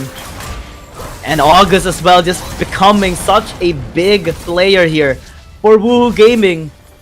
Big jungle diff, basically, at least in this early game, delaying the scaling of this Nilla. Okay. Man, Weibo Gaming really needs to watch out. We're jinxing it once again. We jinxed the timers on the Pfeiffer side. It's not jinx the jungle diff this early on, but I get what you mean, right? Because of these early game advantages that August was able to take. And yes, unexpectedly, looking at the bigger perspective, it's only 3 camps. You know what? You remove the possible for the Krugs, the Raptors, and the red buff, but looking at it, August is already at level 4. Nilla is where? What, level 2, level 3? At this point in time, that's just a huge difference. And Fan will need to just be farming for an extended period of time because 14 fights is going to be negligible at this point. Xian is having a bit of trouble here for Rocket. That is another problem surfacing out here on Weibo Gaming's side. Yeah, already level 4 was able to reach at that 4, but still, it will be a difficult time for Weibo Gaming. Just look at the possibility here. It's just Rocky denying that push coming in from Zihan. This is expected, you know? Duels! Whoa! So close! So close with the flash and the launch fan as well. Not allowed to have fun! And will be first blood here by August. And that is what we're talking about. The level advantage is different. The XP, the gold that WHG was able to take is just massive. Now the top lane, Rocky versus Zihan. And Zihan will win the 1v1 this time around because the flash was used and it doesn't have any sort of escape tool anymore. Kratos a bit down low. It was Camille who has to have the delay when it comes to the recall and resets, because if it comes to an all-in there, Kratos will have a massive difficulty up against the like of August. Weibo Gaming still able to fight back despite the early mishap, but this 1v1, oof. Yeah, it's just Camille. It was just Zihan was able to connect that hook shot, and that was just the turning point. Because if that hook shot connected, if the repost was not used by Fiora into the top side to deny it, there's just extra damage coming in. There's also the stun that won the end of the fight. And since he doesn't have flash as well, right? That's just really unfortunate for Rocky. It has no escape tool anymore. Wake will find one you, but not much pressure actually in the bottom lane. This Dragon laner is very safe, at least in the early game. Picks up the Ezreal as well, so it's very difficult to catch him off guard. Might need August in case they want to really commit. Yeah, and the thing is, this is what needs to happen. This is Woohoo Gaming's winning condition. It is August who will be the key here, because Lucian, yes, it's really strong when it comes to the early game. He will definitely have the early game prio, especially up against the likes of the Ezreal, right? But the thing is, they also have Karma. They have Gragas. So it's all about the utility for Woohoo Gaming. So huge dependency relies on August. And that is also the reason why we see these aggressions coming in for the side of Woohoo Gaming. They really need Aatrox to have that turning point for the team and get that carry potential, with Karma actually also helping him out with that extra mobility, those roots, those CCs. Weibo Gaming has to find answers as well to burst out this Aatrox later on. Yeah, they do. Alright. Body slam denies bubble. the engage for Kratos. That's great. Woohoo Gaming able to just win on the micros bit by bit. Kratos? Knock up though onto Wake Up might be huge. Great cast to set things up. The Tether as well is gonna be there. Great ulti coming in from Danila and will be picking up the Gragas. Kratos as well being able to survive. Guanyu visiting in the mid lane, but will need to Arcane Shift out. Weibo getting one, but still, that's a big one. It doesn't matter. August could use Shelly into the mid lane, have that lane priority up against WBG. WBG has to deny Shelly off the mid lane push, and they could take him out and Drake as it happens. Micro won by Weibo Gaming, but macro for Woohoo Gaming at this point. Double objective on the way, and Weibo Gaming can't stop it. Yeah, that was just Woohoo Gaming playing the macro game. You know what? You can take the kills. It doesn't matter. It's just a support that you can get, but we're gonna take 2 objectives. We get the Tower First Blood, and just look at the gold injection that Woohoo Gaming was able to attain this early on because of the aggression of Aatrox, because of the Tower First Blood, and 2 objectives that they secured. It's 2k gold lead in 6 minutes. On a scaling composition as well. On August's game. And man is running wild right now in the bottom lane. Kratos had to just exit out because there's nothing they can do on this Aatrox. Yeah, there's just no escape. There's no possibility for them to be able to win onto that team fights. And at this point in time, it's WBG who has to delay their pressure, who has to delay their composition, their fights, because Nila is suffocating when it comes to level, when it comes to gold. Zoe and Ezreal doesn't scale early on pretty well, especially if Ezreal goes in for the Manamune first item, which is already to be expected. There's no damage in WBG early into this matchup. But there's so much damage on August. Even Boots of Dynamism already picked up, as well as the Yeoman's Ghost Blade. Ooh, he's not gonna be resisted at all by Weibo Gaming later on. There's so many squishy members on their side. Zoe, the Nilla, the Ezreal, so many targets for August. Who's there to stop him? Only the Sleepy Trouble Bubble? Maybe the Hexic Ultimatum? Maybe this Ornn? But it's gonna be everything thrown just to stop him. And like the first item build here coming in from the Zoe, he needs that Ludens Echo because his team needs that early game damage. Because Duan Yu will only have damage in second item, but 4-man roam coming from Woohoo Gaming. Great slow coming in as well. Calling gonna be used. Cast to isolate Kratos. It is gonna be catch off guard. Unable to escape this time around since it doesn't have the flash. Yeah. And just look at the true shot barrage. There's no damage onto Woohoo Gaming. That is what we're saying, right? Duan Yu will not have damage here into this early game matchup, considering, you know, the Marinune or the Manamune, who has to be the priority for the likes of Ezra to scale well into the late game. And then you need the Trinity Force. You can go into the Iceborne Gauntlet for the second item, but when it comes to that point, it is already San Juan. It is already Karma who's able to build lands of gold, build so much wealth, along with August as well, being a dominant force in the jungle. 8 minutes into the game, we see a 4,000 gold lead here by Woohoo Gaming. A gank possibly in the top side. Grand Challenge is going to be used by Rocky already. Wake Up is here. They can actually turn. They just need to be very careful because Wei is also here, just joining out. Weibo Gaming will not be successful in countering them. Yeah. And Zihan having a hard time. Body Sound is there, connects onto the barrier. There's just so much micro plays that WBG is doing along with Macro. But Zihan comes in. They will commit. Call of the Forge God gonna be used as well. They on to Wake Up to try and pin him down. They will be successful, but bottom lane is still being pushed here by Woohoo Gaming. But the thing is, still online. The thing is, that is 3 ultimates already used by Weibo Gaming, and that will be the opportunity for Woohoo to be able to answer back. Yeah, no push possible since they have the Karma. Just one ult is enough to clear out the wave and deny every push. And August is gonna be here. The chase down is gonna happen. World Ender also used to just enable the movement speed, and Zian had to flash out. Aside from that hook shot, he's just too scary, man. And that is the reason why. You know what? Getting those 3 ultimates only for a kill, yes, that will secure you gold, but that will lose you a lot of utilities for upcoming team fights, and that is what August utilized. Push them back. They cannot get that tier 1 turret into the top lane. Another try, but still unsuccessful. Another try to maybe catch Wake Up off guard. This is gonna be huge. He is asleep. The knocked up is there, and he's gonna get taken down at the very end. Able to still flash away and buy enough time for August to follow up. And that's gonna be the trade. Kratos as well, running for the high hills. Fan is not dealing any damage. Transcendent Embrace for the knockup, as August is just raining on them. Yeah, and it's currently Wake Up who is being the bait for the team. You know what? I could be the sacrificial lamb just to give more kills onto August. That is important. Rocky still able to sustain himself and also launch away. Oh my! Ooh, that damage! Oof. What was that? On just one item of a Karma, just the crown. Man, that is already massive. Fan actually committing. Faye as well, just getting that flash that he used earlier.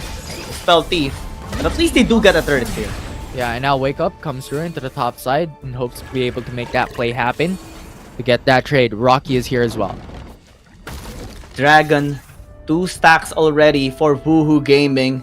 Weibo Gaming is just becoming desperate at this point, just forcing out some fights that they can maybe win. But in the long run, scaling wise, Woohoo Gaming is actually the one getting the objectives taken out and being able to just secure the scaling objectives as well. Yeah, and honestly, what Weibo Gaming is doing is really good.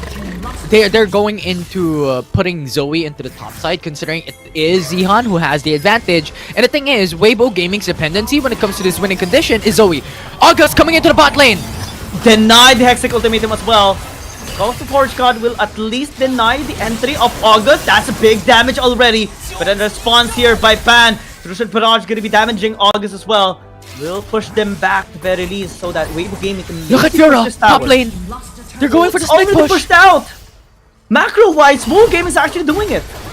And that is what we're talking about. These rotations, these plays. A tier 2 turret traded for a tier 1 turret. It is Woohoo Gaming still who has the better lead. And they have their mid-tier 1 still well intact. Weibo Gaming cannot just do anything that they want at this point. They're just scavenging something around the map, but unable to get the big value ones. Yeah, 4K gold lead in 12 minutes into the matchup.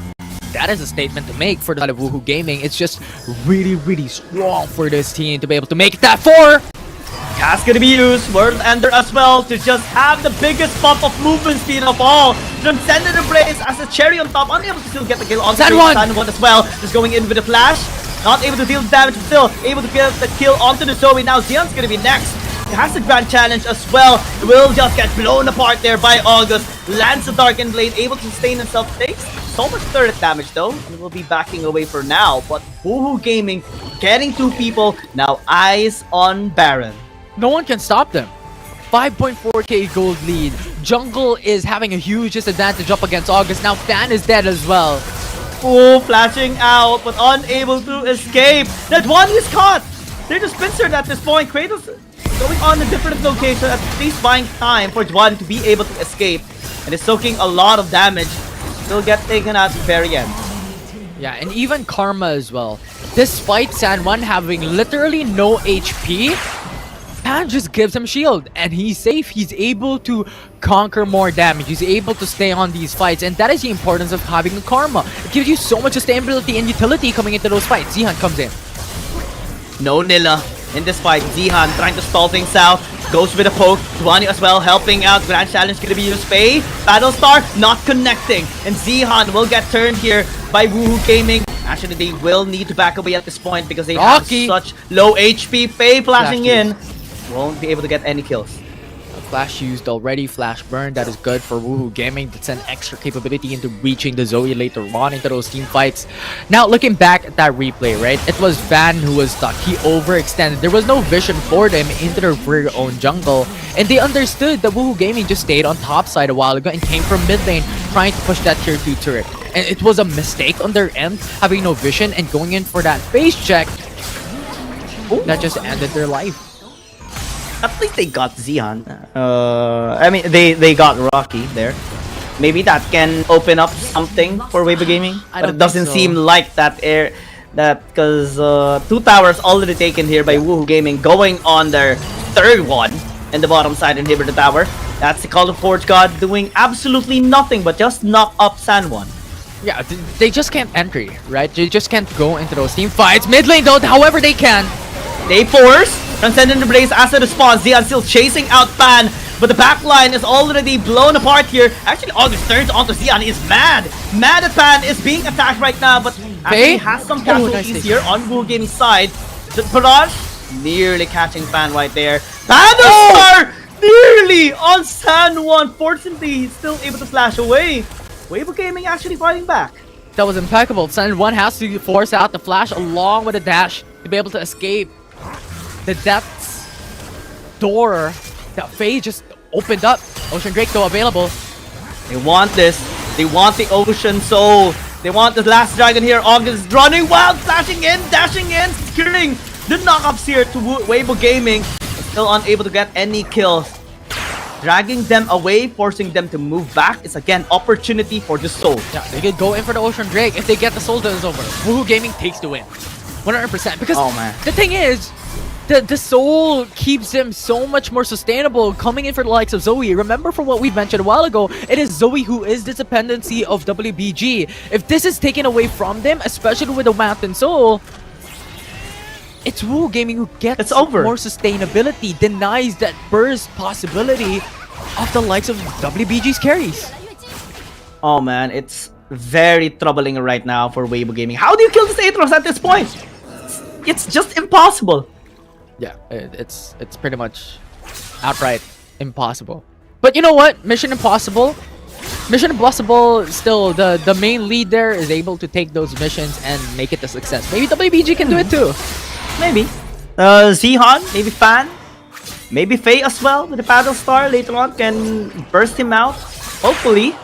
But again, we can only hope here. Or WBG Gaming can only hope at this point. Because this game has been completely controlled by Woohoo Gaming since minute 1, man. Since minute 1. Yeah.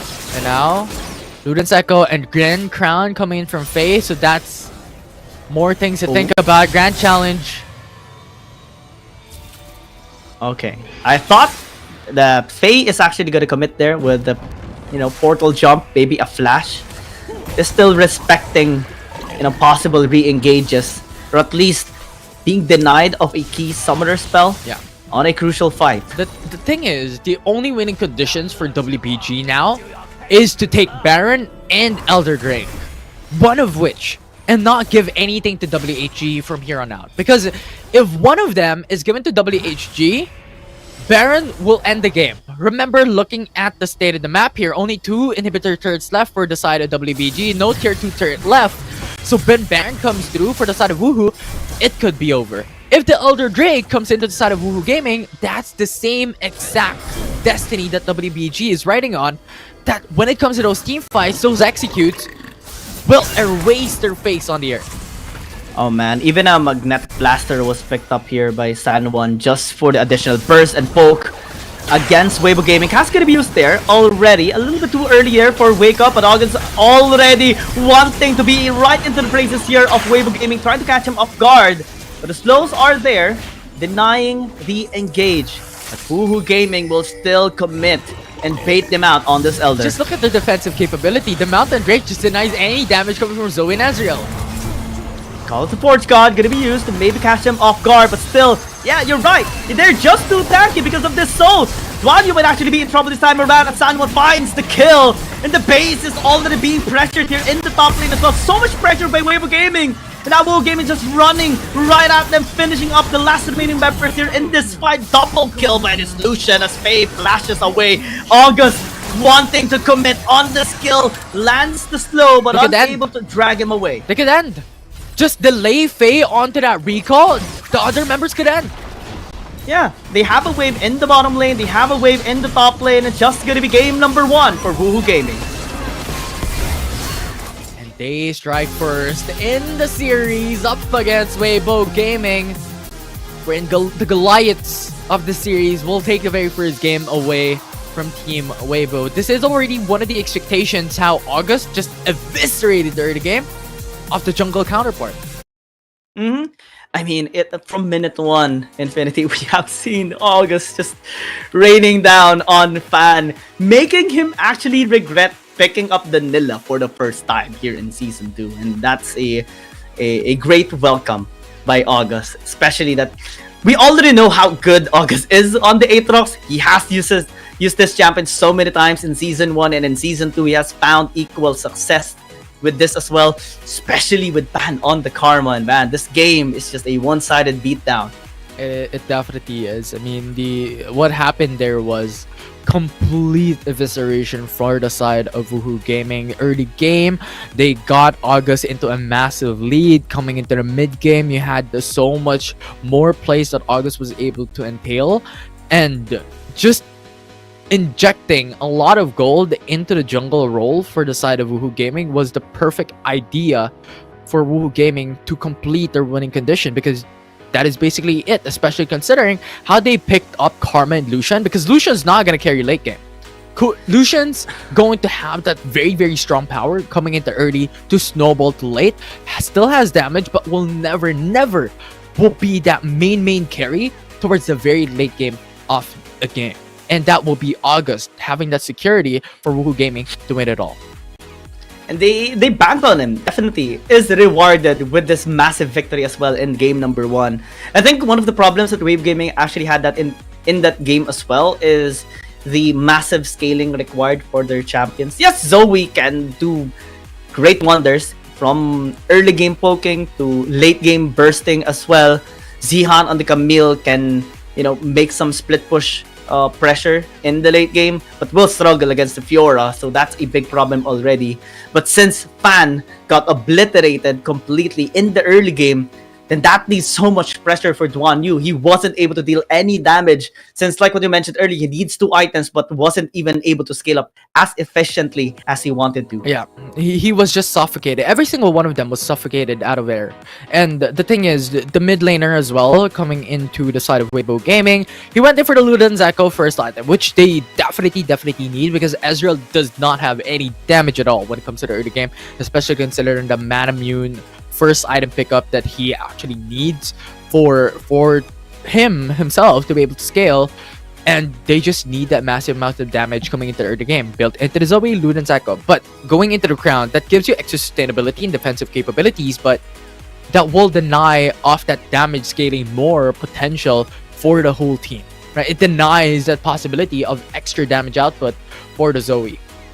And I think it was just difficult for them.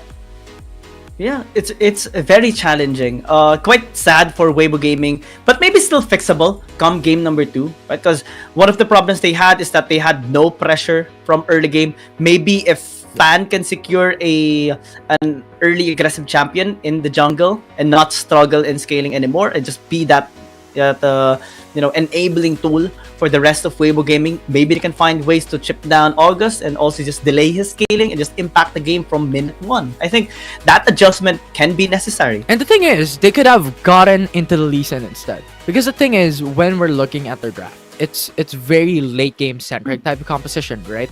The Jace was removed already when it comes to the draft composition. I like this mindset coming from Woohoo Gaming. They banned away the Jace because the thing is, traditionally, it is a Lucian Jace matchup that could be evening it out the surface of the lane.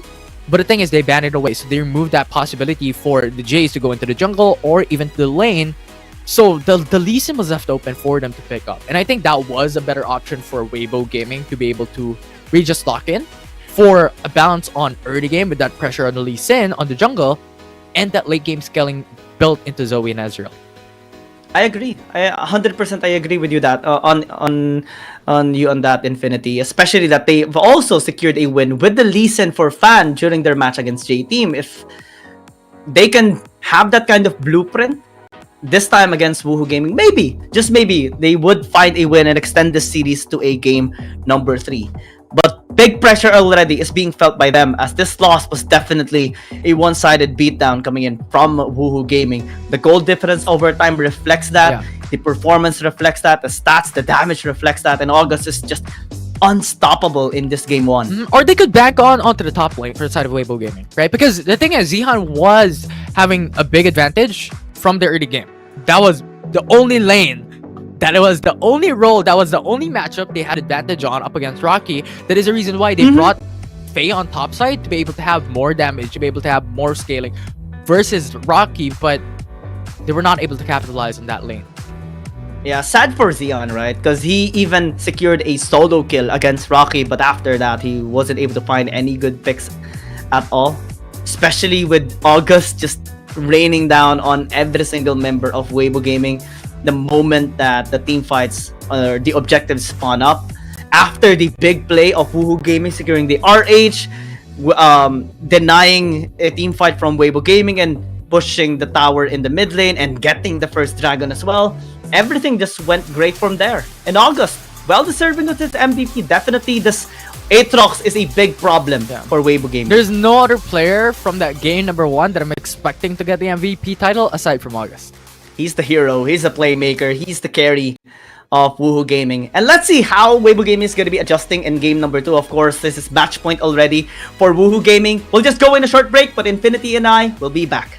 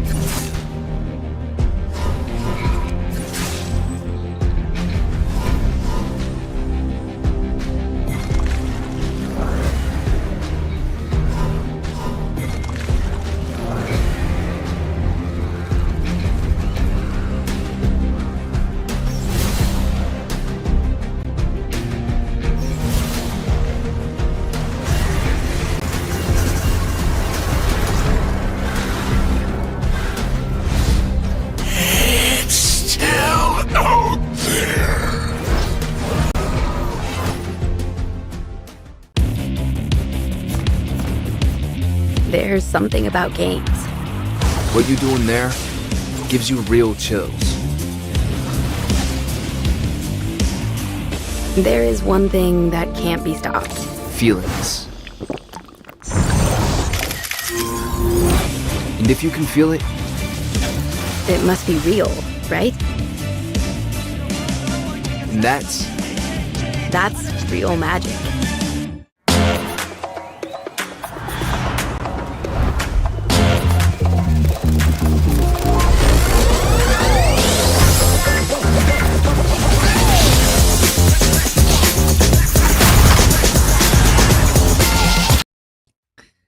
We cannot just wait for the game to start. We are very excited for game number 2 between Woohoo Gaming and Weibo Gaming. Let's see if this time Weibo Gaming has a better plan to cancel out August. Yeah, we'll see as we jump into the draft composition for game number 2. I like that we're speeding it up because Akali, Vladimir already removed, and similar bans here coming in for the side of WHG, Hecarim, and Evelyn. But this time around, a switch on side selection for this game. Let's see if on blue side, Weibo Gaming is gonna be able to pick up a kill, because the only times that they won their games is actually on blue side. I like seeing the Ornn being picked up as well, but if Fiora by Rocky is gonna be locked in once again. I mean, his performance a while ago was decent, I would say. Not too great, not bad either. Just stable, and also just allowing split push to be unlocked here by Woohoo Gaming in that game 1. Yeah, it is something that Weibo Gaming wants to utilize, but Woohoo Gaming, this is already one of the traditions here for WBG Season 2. Ornn and Gragas, these are the two supports that is always being locked in by one side or the other. Now Fiora as well, one of the top laners that Woohoo Gaming really wants to do, but Weibo Gaming once again goes for more of a similar type of draft here, Zoe and Camille to follow suit.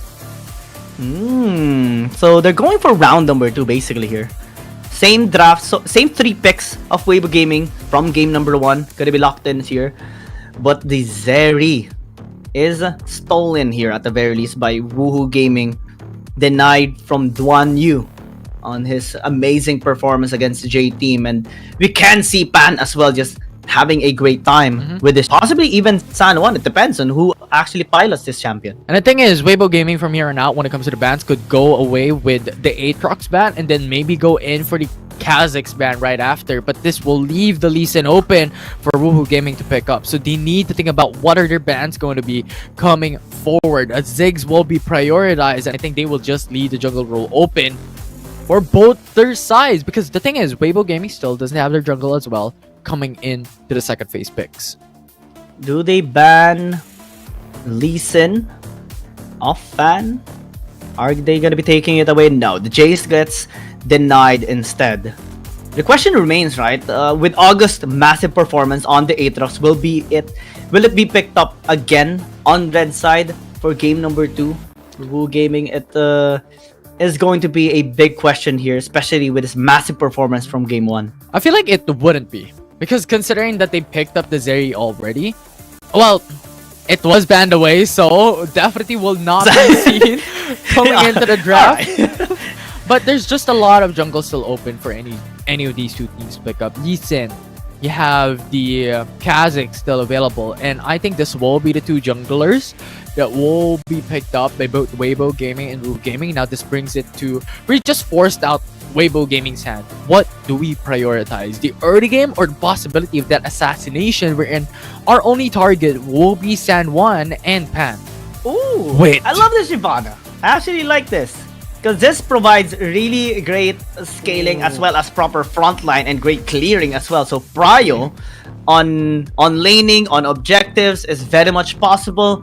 And this champion has recently been showing quite a lot, especially after the recent buff. Interesting pickup. Weibo Gaming going for the Shyvana. And yes, there's a lot of scaling potentials. There's a lot of late game potentials here for Weibo Gaming. But once again, there's a huge problem when it comes to this draft composition.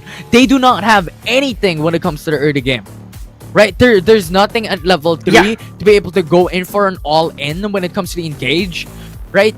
Shyvana can visit and go for a secured capable kills when it comes to the early game, There's just so much lacking when it comes to the composition, and I think the winning condition here for Weibo Gaming is to double down on late game. They could have played early to mid because there's nothing that can provide them with any. And also, right, since they're gonna bank on late game, they need to really establish great grounds of protection in the early game and not get ganked a lot by August, because he picks up Yone. That is a big sign that he wants blood, he wants kills early into the fight. Fan as well securing Karma will just be providing so much protection on him once more. Weibo Gaming needs to watch out. And the other thing that we have to look at is when it comes to and the Dragons will be prioritized by Weibo Gaming right out of the get-go. There's no question asked. If they do not prioritize the Dragon, there is something in question. And I think that relies on the possible first early game team fight that we could expect. Right? Because we have mentioned already that Weibo Gaming has to play it late. And when it comes to the early game, Woohoo Gaming has the better lead when it comes to level 5. And if they get the Dragon stacks for Weibo Gaming, then they have a bigger chance to push this to game number 3. Let's see who gets game number 2 first. Again, Woohoo Gaming is already match point in this series. Has a great composition to work around, establishing control in the early game as well. And well, it will take some time for this composition of Weibo Gaming to start, so we might not see that much fights unless Woohoo Gaming actually forces it out.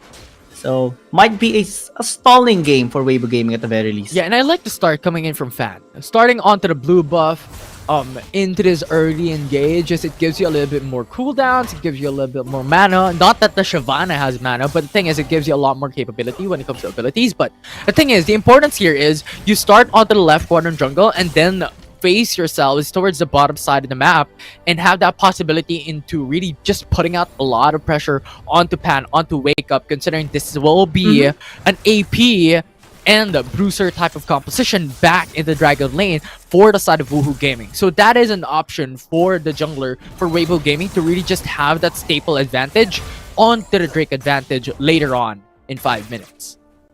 Great economy by August a while ago. 916 gold per minute.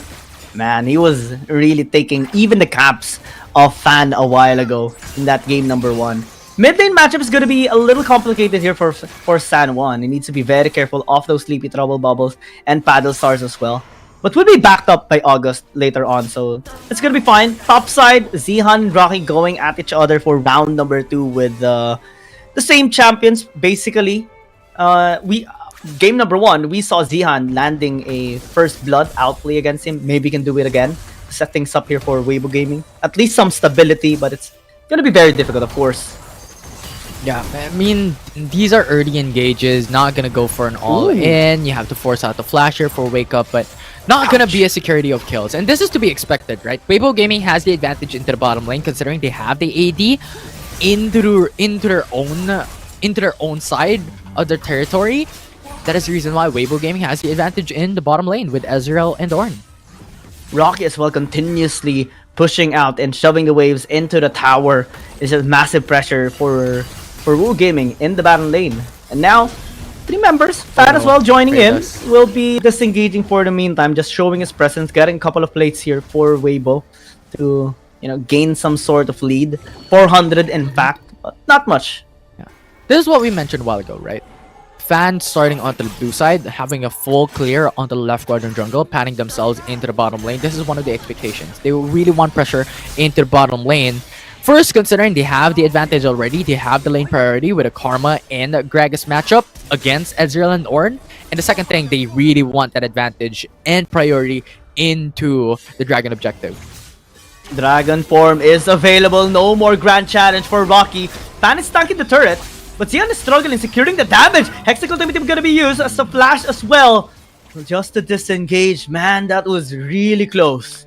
It was really close, but once again, this is a Fiora that we're talking about. There's a lunge for mobility, and there's also repose to cancel out the possibility of that stun coming for the hook shot or Fan going in for the engage, right? This is one of the strong points of having a Fiora into the Baron lane. A lot of time being bought consistently by this specific champion.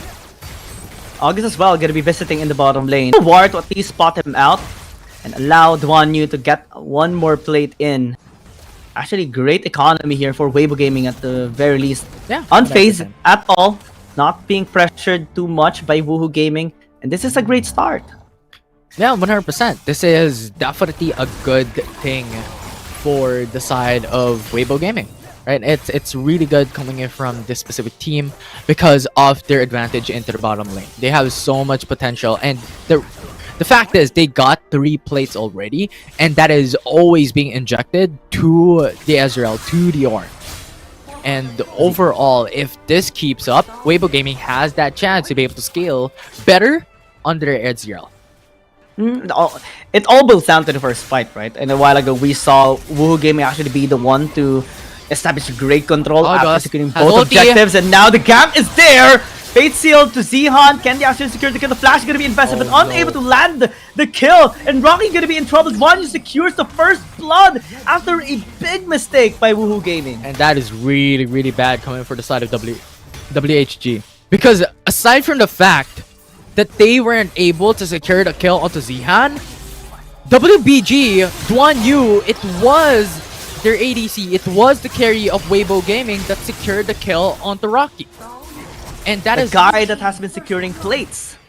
That is another gold injection. And once again, another plates coming into the top side of the map.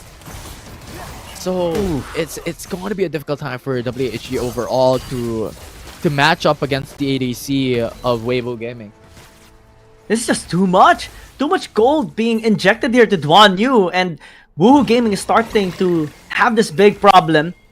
Fan interrupting on the RH taking. This is very interesting because Woohoo Gaming is actually the one starting a Dragon up. Might be catching Zihan as well in the process, but still able to hook shot away. Great stalling actually by him because they've already taken the RH. Now they can spawn it into the mid lane and then transition towards the Dragon. Possibly 2 objective fight here for Weibo Gaming. Basically the thing that Woohoo Gaming has done to them is going to be delivered to Woohoo Gaming. Pan had to flash away just to be able to be safe. And now established control by Weibo Gaming on this Dragon. Wake Up is still here. Might be able to stop them. But Zihan is forcing them to just disengage. Fate Seal onto the back line. Will be denied of the steal. Weibo Gaming with double objective now will be disengaging, at least sacrificing the Ornn for a bigger result. Yeah, and having the Rift Herald, having the Dragon into their favor, Rift Herald is the added bonus. The important thing is the Dragon that they were able to secure, considering they have the Shyvana into their composition. That is what's important. And WBG is on the road to success here if this continues. Yeah, based on blueprint so far, everything is going in their favor. Right. When we're looking at the replay, it's WBG that doesn't want the Dragon to go in for the reset. Fan was already there. The Fate Seal did not connect onto Fan. That just bought time for Fan to be able to go in for the smite onto the Drake.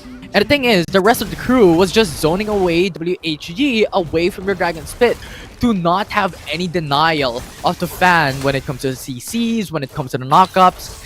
And overall, Weibo Gaming from game number 2, 7 minutes thus far, impeccable plays. Yeah, 1.3 thousand gold lead by Duan Yu to Pan.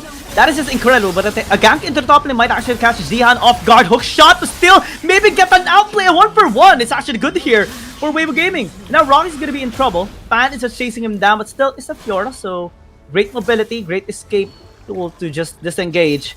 And a 1-for-1 at the very least. Yeah, this is not a great time for Woohoo Game because it's not about the Dragon that we're seeing as well. It's because of Duan Yu, who has 1.2k gold lead onto the counterpart into the bottom lane. So Manamune already secured and now on the roads for the Triforce. If Triforce is secured, the damage is going to be exponentially increasing from here on forward. 3,300 now in the 7.25 minute mark. Through shot barrage, the burst is real! Oh my good lord! San Juan and Wake Up nearly got blown apart there. Had that Battle Star connect onto him, they might have been just back into the base at this point. They're still desperately defending this tower. Rock gonna be joining them as well. But Pan is here as well. Might be very difficult. The tower's gonna be falling down. Rocky's still committing on the push, trying to chase him down. But Faye is just kiting him away. And Pan is gonna be here. Has the Dragon's Orm and will just be blowing this Fiora up, flashing into Wake Up as well to secure a double kill, unable to get it. But Zihan's gonna be joining and will be securing the kill. Weibo Gaming just so clean with the movements now. Very, very clean indeed. I think Duanyu was able to get another turret. It was Fan who was able to really scale well when it comes to this early game phase. And that was what we're talking about, right? And yes, it was a little bit more of an unexpectation because a while ago we were talking about how WBG doesn't have anything when it comes to the early game and they have to play it late. But the fact is, they got so much advantage into the bottom lane up against Pan and the Gragas. And that was just speed boosting and accelerating Duanyu's capability to scale. And the other factor is how Shyvana was able to get the Breath Herald and was able to get the Drake as well in the process. So there's so much gold injected into the carries for Team Weibo. They're just too buffed up at this point. Duanyu specifically is too buffed up. And we're not even talking about the Shyvana just yet. This impactful jungler of Weibo Gaming, Fan, is just making the dream alive for Weibo Gaming at this point. 5,000 gold lead on the road to a soul. Because they're just going to be zoning out to Woohoo Gaming at this point in every single team fight. Yeah, and it's just really unfortunate. But WHG has information that Zihan is on the Tribe Rush. Wake Up is there as well. There's a 4-man roam for Woohoo Gaming. Do not pursue for an all-in. Yeah, Fan is very fast, so he's not bothered at all. It's actually just Woohoo Gaming becoming a little bit desperate, I believe, since they lost so many towers already, all outer turrets taken already. And Weibo Gaming establishing great vision control in every single part of this map, just preparing for the next dragon. Yeah, it's really unfortunate right now for Woohoo Gaming, and now going in for 2-man roam on top side as well gives a huge advantage for Weibo into Dragon. Might be a chance. Hexic Ultimatum and the flash as well to disengage. Great dodge in the Fate Sealed as well. Might get rocky along the way. The tower gonna be helping, unable to get the kill. But Call of the Forge God looking for it. Rocky still surviving. The knockup will not connect as well. But the That Dragon! is a great outplay by Zihan, and Fan already on the way to secure this Dragon since he spot the Yone in top lane. That is the big problem. Woohoo Gaming went in for 2-man roam on top side, and that just left the Dragon open for them. There's no contest whatsoever because it was also Yone along with Fiora who was on top lane, and it was over. The objective once again is towards Weibo Gaming. One objective away for the Dragon Soul, and that is the Ice Drake that we're talking about. So a lot more ability haste going to the likes of caster champions, Ezreal, Zoe, and then you also have Shyvana. That's going to be havoc raining down on Woohoo Gaming. So much bouncers on Weibo Gaming side. Duanyu is gonna be untouched at all. He is actually already been untouched so far here in this game, but what more in the late game? Oh, it's a disaster at this point. Mountain Dragon is gonna be last as well. Oh, these already tanky champions of Weibo Gaming is gonna get more beefed up. Yeah, but the thing is, I feel like Woohoo Gaming is much more favorable when it comes to the Mountain Drake being last, because that will buy enough time for them to be able to have that opportunity to go for the steal. Because Mountain Drake is one of the heftiest dragon, if not the heftiest dragon out of all the elemental drakes. And I think that will give enough opportunity for Woohoo Gaming to be able to get it this far, because they have to deny the soul. That is one of the important things coming into the next objective. Wake Up though, almost got caught. We'll still be able to body slam away. Again, Weibo Gaming establishing massive control. And I agree on that. Yeah, Mountain Dragon can be problematic if taken by Weibo Gaming, but since it is quite tanky, maybe, just maybe, Woohoo Gaming can actually find an opportunity to steal it out or at least catch them on a great Fate Sealed. And they cast by Wake Up. Wake Up getting caught quite a lot on those pokes is actually really, really scary. Mount Baron Asher. Still not being started. It's just a little bit more of like a buy time, but there's no information for Woohoo Gaming up until now. Yeah, Weibo Gaming is just, basically bored since they can't do anything much right now. They can't push the wave too far because they might get caught by Woohoo Gaming, so they're just trying to bait them into a Baron, force them to use some of their vision so that they can clear it out later on. Call of the Forge God gonna be called out here. Forge Wake Up, a great cast actually to dissuade them and cancel out the re-engage. Yeah, that was really good coming from Wake Up as well to deny the Call of the Forge God. That was important for them, because if that connected, if Weibo finishes up a team fight, they get the Baron Nashor, they could get a lot of tier 2 turrets, get map control, and potentially even the soul after. Yeah, it would be checkmate if ever that happened. And Woohoo Gaming, they have avoided that at the very least.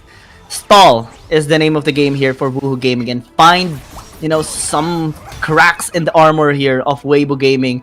If they can have a great position to take down Faye, maybe to take down Tuanyu, there is a slight chance for them to still come back here in this game. Yeah, it was a little unfortunate, right? Because the reason why they always pick up the karma for the side of Woohoo Gaming is that they want the jungle to carry.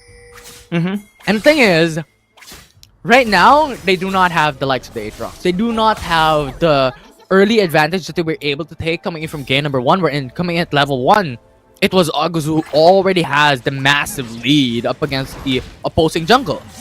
Right, and right now, August doesn't have that. And that's really unfortunate. And we're also considering the fact that they have a Shyvana with 2 Drakes already. 3 items as well. Trinity 4, Death Dance, and a Sterax being picked up already. He's gonna be able to soak so much damage. And what more if he has the soul of the dragon? Oh, this is just really, really scary right now for Woohoo Gaming at this point. It's a good thing that they've won game number 1, because at least it is still not really game over for them, but just an opportunity for Weibo Gaming to push this to a game number 3. They're doing a really good job for it. Yeah, 9k gold lead even, coming for the side of Weibo. And that just brings them up to a huge success possibility here for game number 2. Mountain Drake is now coming up, so that is something that Woohoo Gaming has to look forward into. Call of the Forge God gonna be used already to zone out the members of Oh, Woohoo they're Gaming. trading! Baron for Mountain Drake! They're sunning up the Baron! This is interesting. Can they reach in time? Can they interfere? Hexagon ultimate gonna be used already as well as the charge! There's massive damage already! The steal not gonna be happening since it's the Karma that secured it, but the soul is also not taken here. Fan gonna be joining, accessing the back line, trying to chase down San Juan, but they have landed the massive damage already. Hook shot in, through shot barrage. At least the Sleepy Trouble Bubble will not connect. Yeah, Weibo Gaming unsuccessful with it. They're just giving away their dragon. They have to. Because the thing is that is already an expectation. Fan will be onto the Dragon Spit while they take in the Baron Nashor, though that is already a security. But this Dragon's Soul means that Weibo Gaming is pretty much going to be uncontested from here on forth. Yeah, even if Woohoo Gaming secures a Baron, it's still not enough to actually make them or allow them to take control of this game. Yeah, and that body slam as well, it hopes to deny the possible engage. But it was just really unfortunate. Fan was not in the vicinity. He was into the Dragon's Pit while everything's occurring from that fight. So Woohoo got the Baron Nashor into their favor. But at the very least, they were able to deny 2 members coming from Team Woohoo Gaming out from that fight. So a little bit more of less optimization. Oh! Right side of Woohoo. Great catch there. Ziha might just get taken out. And yeah. And at this point in time, Woohoo Gaming just has to utilize the Baron Nashor to a T. They have to stack up on a lot of goals because they have to catch up really, really fast. It was 9k gold advantage a while ago for Team Weibo Gaming, and now it's back to that 2k. Now there's a big chance for them to actually turn this fight around. Wake Up taking too much damage, burning to death, and Ornn will be the one to secure the kill. Fan might be in trouble. He is trying to back away. Sanwan chasing out, but got exhausted. It will get punished. Overextension, like what you mentioned, and one will secure the kill. And Pan as well might just be next. Trushut Barrage will not catch anyone at this point. At least very fortunate here for Woohoo Gaming, but still, this is already them catching up against Weibo Gaming. Yeah, I love this coming from Woohoo Gaming. Yes, they lost a couple of members coming in from those fights, coming in from those overextensions and engage. But the very important thing that Woohoo Gaming has to keep up on is the gold advantage. Because a while ago, before the Baron Nashor take by Woohoo Gaming, it was a 9k gold lead if you're looking at a gold difference. It was WBG who has a 9k gold advantage up against them. But now it's down to 1.4k. But the Elder Drake will be important for Woohoo Gaming if they want to take it back and win back from game 2. The Zeri as well will be delayed. Sanwan needs to really sprint, going towards this Elder Dragon right now. Rocky might actually get obliterated in an instant. Fate sealed onto 2, but still not enough damage. Elder Dragon still being started here by Weibo Gaming. They're still committing onto the Sun. One finally reaches the area, pops in the ult to try and deal damage here onto Fate as well. But the damage is still clear here from Weibo Gaming side. They commit onto the Elder, has taken it as well. Woohoo Gaming might actually be in trouble as Fan is just obliterating them at this point. Dwani as well with a double kill. Rocky will be next as they chase down the members of Woohoo Gaming. And that's gonna be it. They've stalled for so long, but Weibo Gaming has the end game. This is pretty much the most ideal situation for Fan, getting every single dragon along with the Elder Drake, and that is over. Congratulations to Weibo Gaming pushing this to a game number 3. The series is not done. Weibo Gaming wants one more game. Yeah, we're going to game number 3. It's Woohoo Gaming who still has to creep themselves back into this matchup. It was really good. It was a really good play coming in from Team Weibo Gaming from game number 2 overall. How they stalled out the matchup and they were able to take every single dragon into their favor. And that is pretty much their winning condition, right? For their jungler to be able to scale well. And it was just fitting perfectly for game number 2. It was so unfortunate as well for Woohoo Gaming because they started to bounce back again, getting the gold tied up. But after an unfortunate case in which Sanwan died, that actually allowed Weibo Gaming to have better position into the Elder Dragon, forced them out. And even if Sanwan was able to reach the area, he was actually a little bit isolated, trying to chase one member of Weibo Gaming. And then the Elder Dragon got taken. And then, of course, they had the team fight prowess this time around. And Woohoo Gaming, unfortunately, has died down from there. Yeah, it was very unfortunate for Team Woohoo Gaming overall. It came from the early game, actually, right? How Dwanyu was able to take 3 gold plates, was able to get lane prio into the early game, was able to get a kill coming into the early matchup. And that is aside from the fact that the jungler, Fan, from Team Weibo Gaming, got the Rift Herald, so a lot of gold injecting to himself. You had the first turret being charged by Shelly, and then you have the Drakes as well. So there's just so much aspects wherein Team Weibo Gaming was able to capitalize on. The reason why they secured the win, rather. Yeah, I mean, from minute 1, the plan of Weibo Gaming was really manifested and executed quite well by Weibo Gaming. The red side start for Fan so that he can help out in the bottom lane. The RH taking into a dragon interruption because the other members of Weibo Gaming was stalling out Woohoo Gaming, preventing them from trading objectives. And then the gold lead on and on keeps being taken. The dragons keeps being taken here by Weibo Gaming. Despite the attempt of Woohoo Gaming actually being able to get the Baron, they weren't able to transition it into a proper lead after getting caught one last time in that Elder fight. Yeah, it's very unfortunate once again. And a while ago, once again, it is Zihan who had the advantage into the Baron lane, despite being a Camille, which was exceptional as well for the side of Weibo Gaming. It was pretty much lane priority across the board for WBG that just won them the game. There's a lot of minute things that we have to look at for WBG this time around. And we're going to game 3. Yeah. I mean, this is very exciting for sure as Weibo Gaming, again, is a team that is coming from a slump. But right now, Fan is helping them out. Get out of this slump with his MVP on the Shyvana. Yeah. Fan, Shyvana, it was insane to watch how Weibo Gaming played that out. There's no contest on how Fan played that. Let's see what's going to be the adjustment later on game number 3. We have a series, everybody. Before that, of course, Infinity and I will just go in a break and then we'll go to game number 3.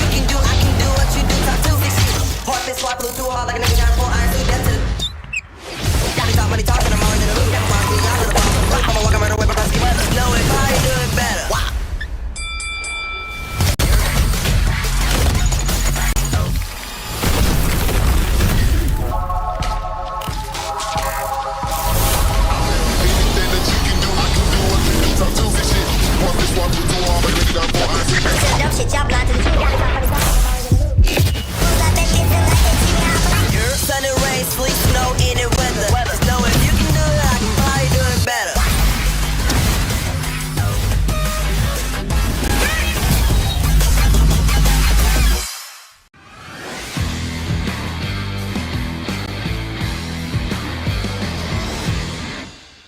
Week 3 definitely was a crazy week as we've seen so many great moments from the teams and the players.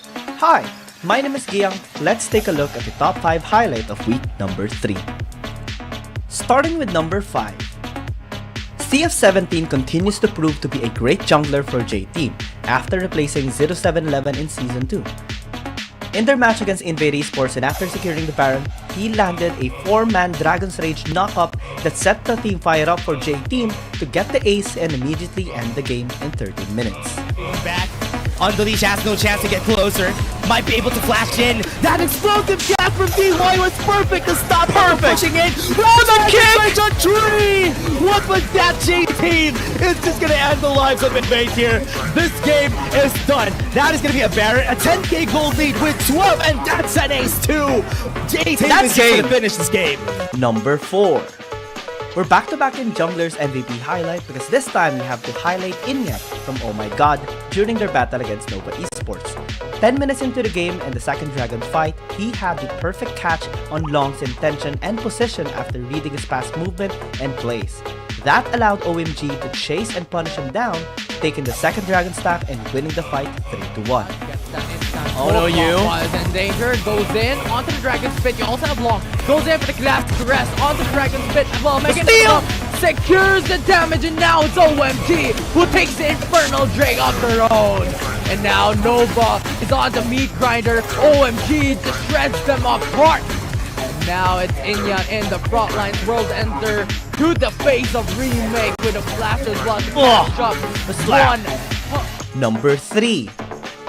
Yasuo has been trending more lately after some successes of teams and players with a sustained build. BMM joins as he made a massive outplay against G2 Blacklist when they were...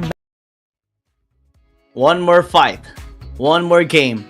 This time, we will see who is going to be getting out of the slump. Will it be Weibo Gaming or Woohoo Gaming after that game number 2 redemption by Weibo Gaming? Again, we are your casters, Giang and Infinity. We're very excited for the series. We're very excited for this last game between these two teams. Yeah, I'm going to be exciting as we are moments away from this draft.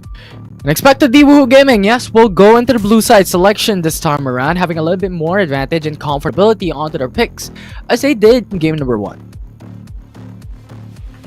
What's the adjustment here? Or Woohoo Gaming? I mean, they have now access towards the Aatrox for August, unless it's going to be banned away here by Weibo Gaming in the first rotation. But again, that's one of the disadvantages when you're on red side, right? Because you have to ban away a couple of champions like the Evelyn and Vladimir that they've banned away in game number 1. But Woohoo Gaming taking the Zoe away might just be an interest towards the Vladimir in case Weibo Gaming bans out the Aatrox. Could possibly be, and a Zoe ban is really good. I think it is one of the champions that Woohoo Gaming had a hard time on and coming in from game number 1, and banning it away for game number 3 would be a good aspect into having the advantage into the mid lane, because there's still potential for a Vladimir pickup for Woohoo Gaming if it's left open. And Zoe is one of the counters to that. For the side of WBG, they could ban away the Ornn if they want to, or they could leave it open so that they still have that opportunity to pick up either Gragas or Ornn. And they could now focus on to a possible Aatrox ban if they really have that fear onto the specific champion, or having the Karma removed. Vladimir also expected to be a really good option for them. It's gonna be removed. But Woohoo Gaming has taken out the Camille means that there's not gonna be any, same matchup in the bottom lane this time around. Weibo Gaming, particularly Zihan, needs to use a different champion in the top lane, possibly a Jax, just to keep up with Rocky's Fiora. But that leaves out the Akali also open here in case for Faye. Yeah, it's really a question mark from here on out, with the Fiora being picked up, Camille being banned away.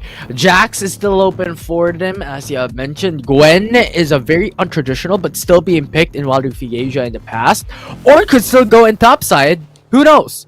This was the thing that we've seen before, but considering how Weibo Gaming has huge reliance on Zihan to win the topside matchup, it will not be the case. But Akali is an option for them to still pick up if they want that assassin Baron lane pickup for themselves. Ooh, massive chance this time for Weibo Gaming. This is something that has been extensively, consistently being banned away for Faye. And if they lock this in, this is already a great opportunity for Faye to give pressure against Woohoo Gaming. Yeah, and now Woohoo Gaming could lock in onto the Lee Sin if they want that early game power. They could double down as well. Lucian is open for them to pick up. Interestingly, so looks like Woohoo Gaming is actually prepared for this and might just be a trap by them the moment they banned away the Camille. Now, could you mention the Lucian has been really impeccable, coming in and really great by San Juan in game number 1, but they lock in the Lee Sin first and will take their time in thinking if they will lock in the Lucian. The reason why they're really thinking about this, because there's a lot of champions still having to be prioritized here by Woohoo, right? Lee Sin and Lucian is a really strong first couple of picks here if they want to double down when it comes to early game. But the thing is, Weibo Gaming could now ban away the Gragas. They could ban away the Galio. These two champions are really strong. Considering Gragas could cancel out Ornn when it comes to those engages, and Galio is a strong champion to deny Akali off the Shroud. So those are the two champions that Weibo Gaming would prioritize into the second phase bans. Yeah, and it's gonna force out Woohoo Gaming to pick a different support here for Wake Up. Possibly the Alistar, possibly the Nautilus, but not enough impact to, cancel out the Akali and cancel out Kratos later on the Call of the Forge God. And that's just a massive win here, at least on the draft for Weibo Gaming. Yeah, and now Woohoo Gaming could now focus into the carries, right? You can now ban away the likes of the Xayah, the Kai'Sa, the Zeri, still open for Weibo Gaming to pick up. And in the past, you also have seen a lot of Ezreals being picked up onto Duan Yu. That could still be an option for Woohoo Gaming, but here on forward, there's a lot of lock-ins. There's a lot of champions that can be given to Duan Yu into the bottom lane. Especially the Zeri, right? This is his time to actually pick it up. He has so much peel provided to him by his members, by the Akali, by the Aatrox, by the Ornn later on, to protect him and prevent anyone from Woohoo Gaming to accessing the back line. And he is also notable for his incredible performance on his Zeri against JT. Yasuo being taken away is interesting. Well, it's something that Woohoo Gaming has been banning from the past, but Ashe lock-in is something of an expectation. Being a utility bottom lane, they need to have a carry mid lane for Weibo Gaming. Nautilus as well, gonna be the decided support here for Wake Up.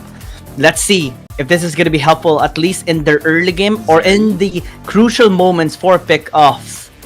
Again, alright. Jax! They go with a Jax. Just like what we mentioned earlier. Since there has been a ban on the Camille, and Jax can be pivotal for late game. Massive scaling actually here on at least 3 champions of Weibo Gaming. Okay, so I like this shift when it comes to the composition here by Weibo Gaming. Considering you already have the Akali first 3 picks, they're banking onto Jax as well. You also have the Aatrox in the jungle, so there's just a lot of gold required by this composition to actually be successful. So having an Ashe and Ornn into the double lane, or into the dual lane rather, will give them an ample amount of time for these carries to be able to scale. They're going in for the utility bot lane here for the side of Weibo Gaming, which I definitely do not dislike coming to game 3.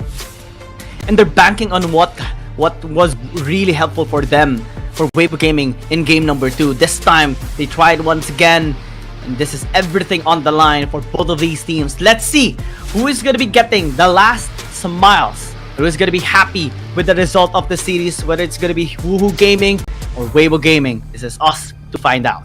Let's find out, because this will be the match point for both teams. Weibo Gaming and Woohoo Gaming, one game away to take down the series. I really like the Jax pick as well, because there's so much that he can actually counter out in the team fight. And with his ult, he can actually withstand some of the damage of Pan later on with the Mega Inferno Bomb. There's so much AD coming from Woohoo Gaming. This Jax might just be pivotal for the latter team fights that is to occur with Weibo Gaming investing on late game scaling. There's so much pressure for August right now to actually enable the rest of the squad here for Woohoo Gaming on this early game. Weibo Gaming going for the Summer Dome. So fast, so close. I think it was a little bit too early. You still have the movement speed coming in from the initial phase of the game, basically, that denies the possibility for Weibo Gaming to go in for that team fight. And the thing is, considering the fact how Game 1 and Game 2 turned out for the top side of the matchup, it will be expected the Jax will have that advantage up against the Weibo Gaming counterpart, up against Fan. And Fan is just bullied all throughout here. He's still level 1. Oh wait. And August is invading already. Xian gonna be joining. Let's see if they are gonna be successful. No, they're not! And Fan is gonna get killed here in this area! First blood for August! Xian gonna be trying to at least secure a 1-for-1 trade, but again, Rocky is gonna be here. Wake up as well. That is just so unfortunate for Fan. He's bullied to the core.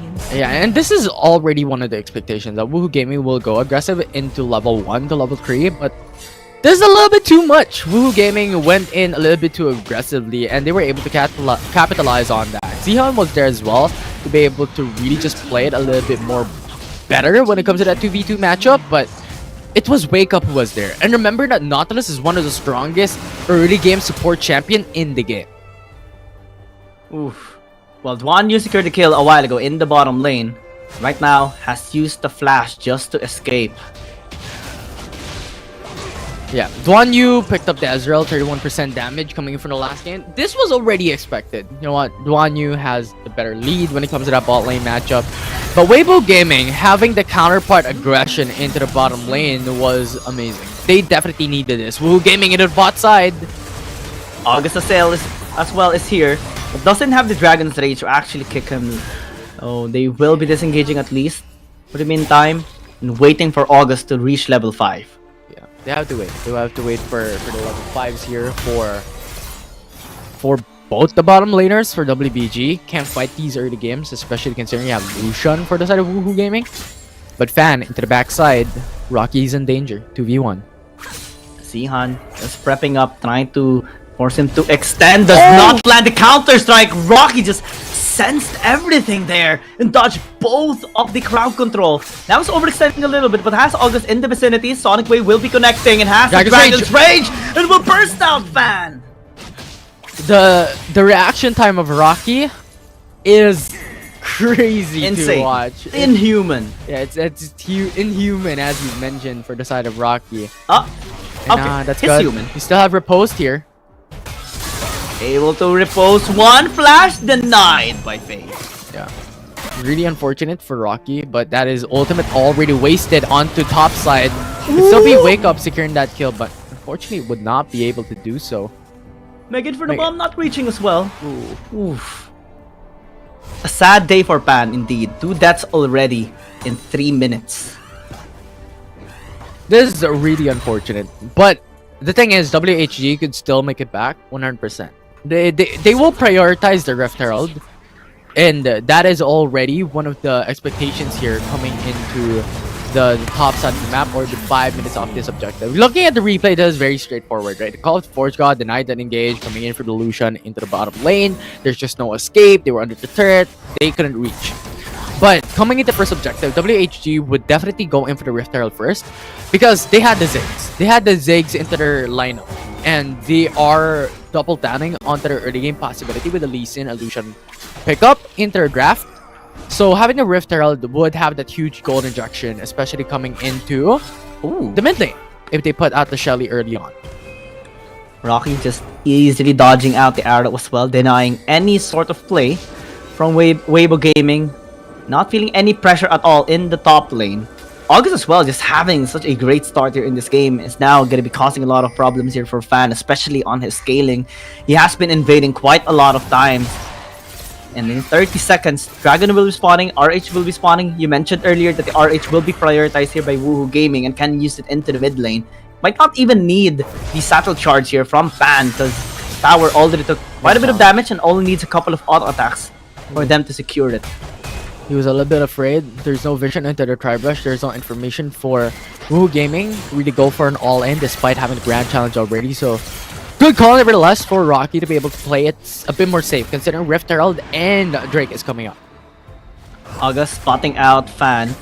But after recently just securing the Scuttle Crab, he will have vision here.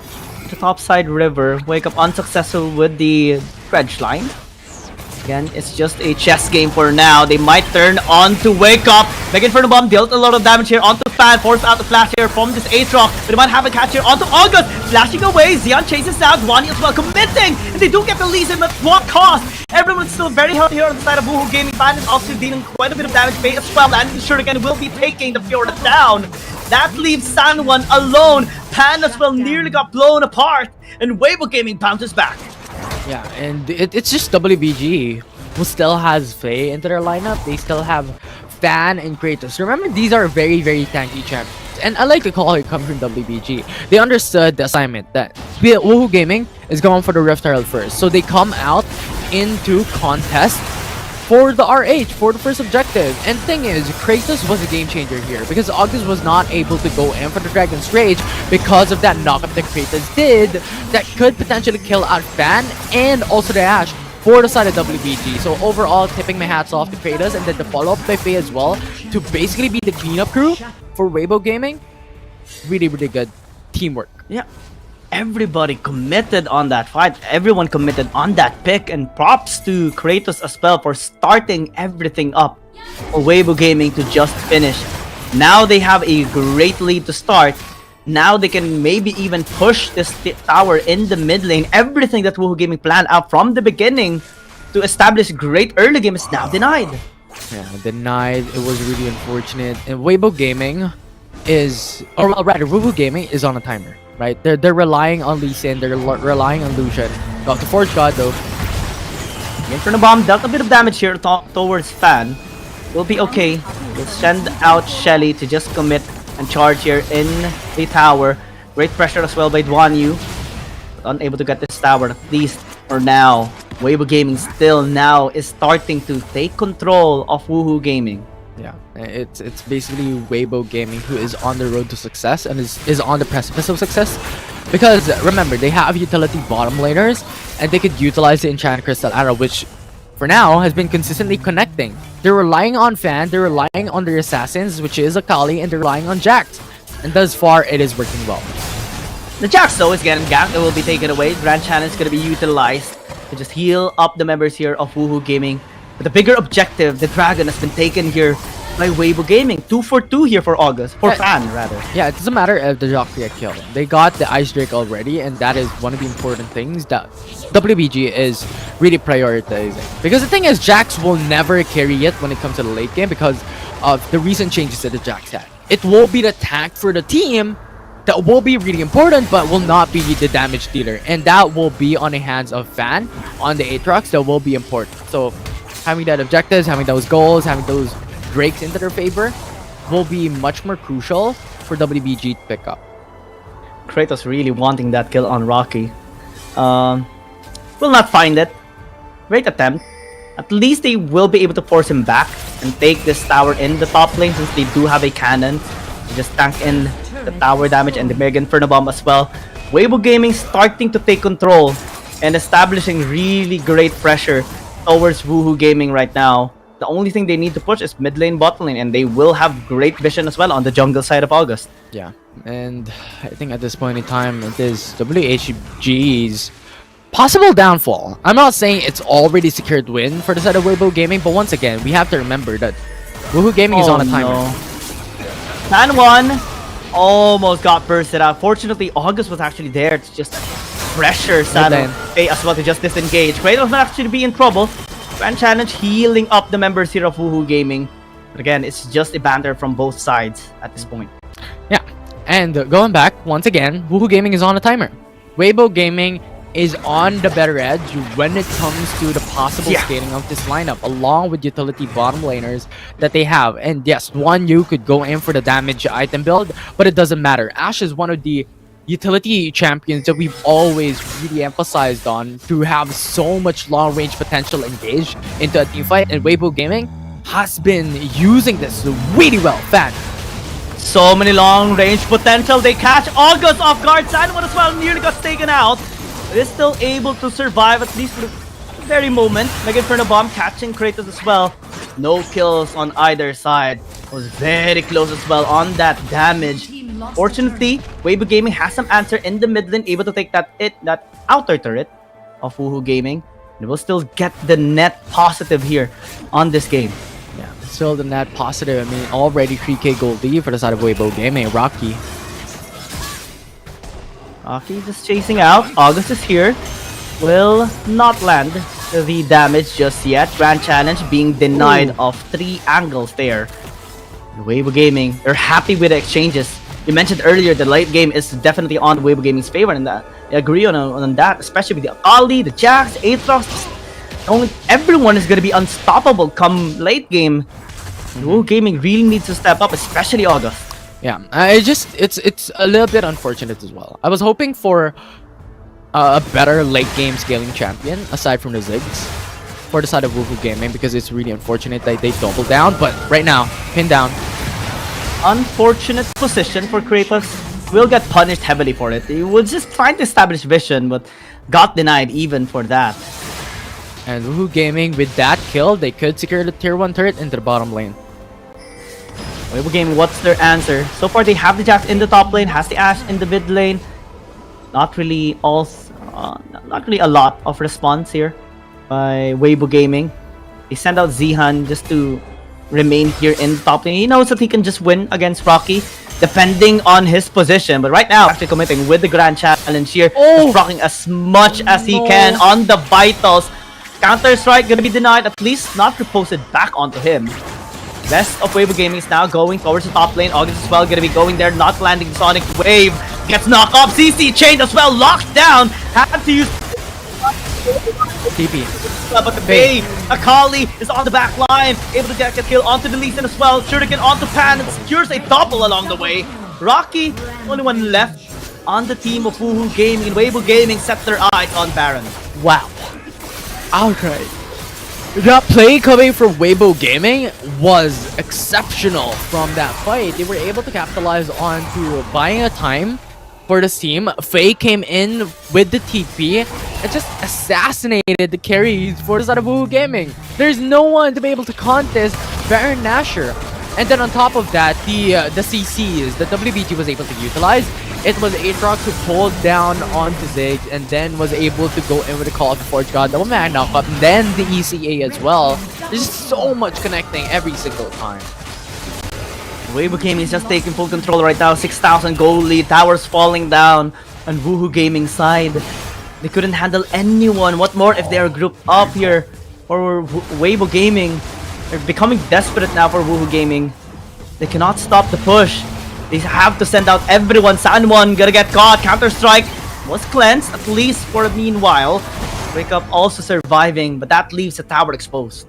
It leaves the tower exposed, another turret secured by WBG. It's all about utilizing the Baron buff from here on out. They could get inhibitor turrets and have the possibility to end the game. Because the thing is, Elder Drake is not coming up pretty soon. It only is the Infernal Drake that they could utilize and take it.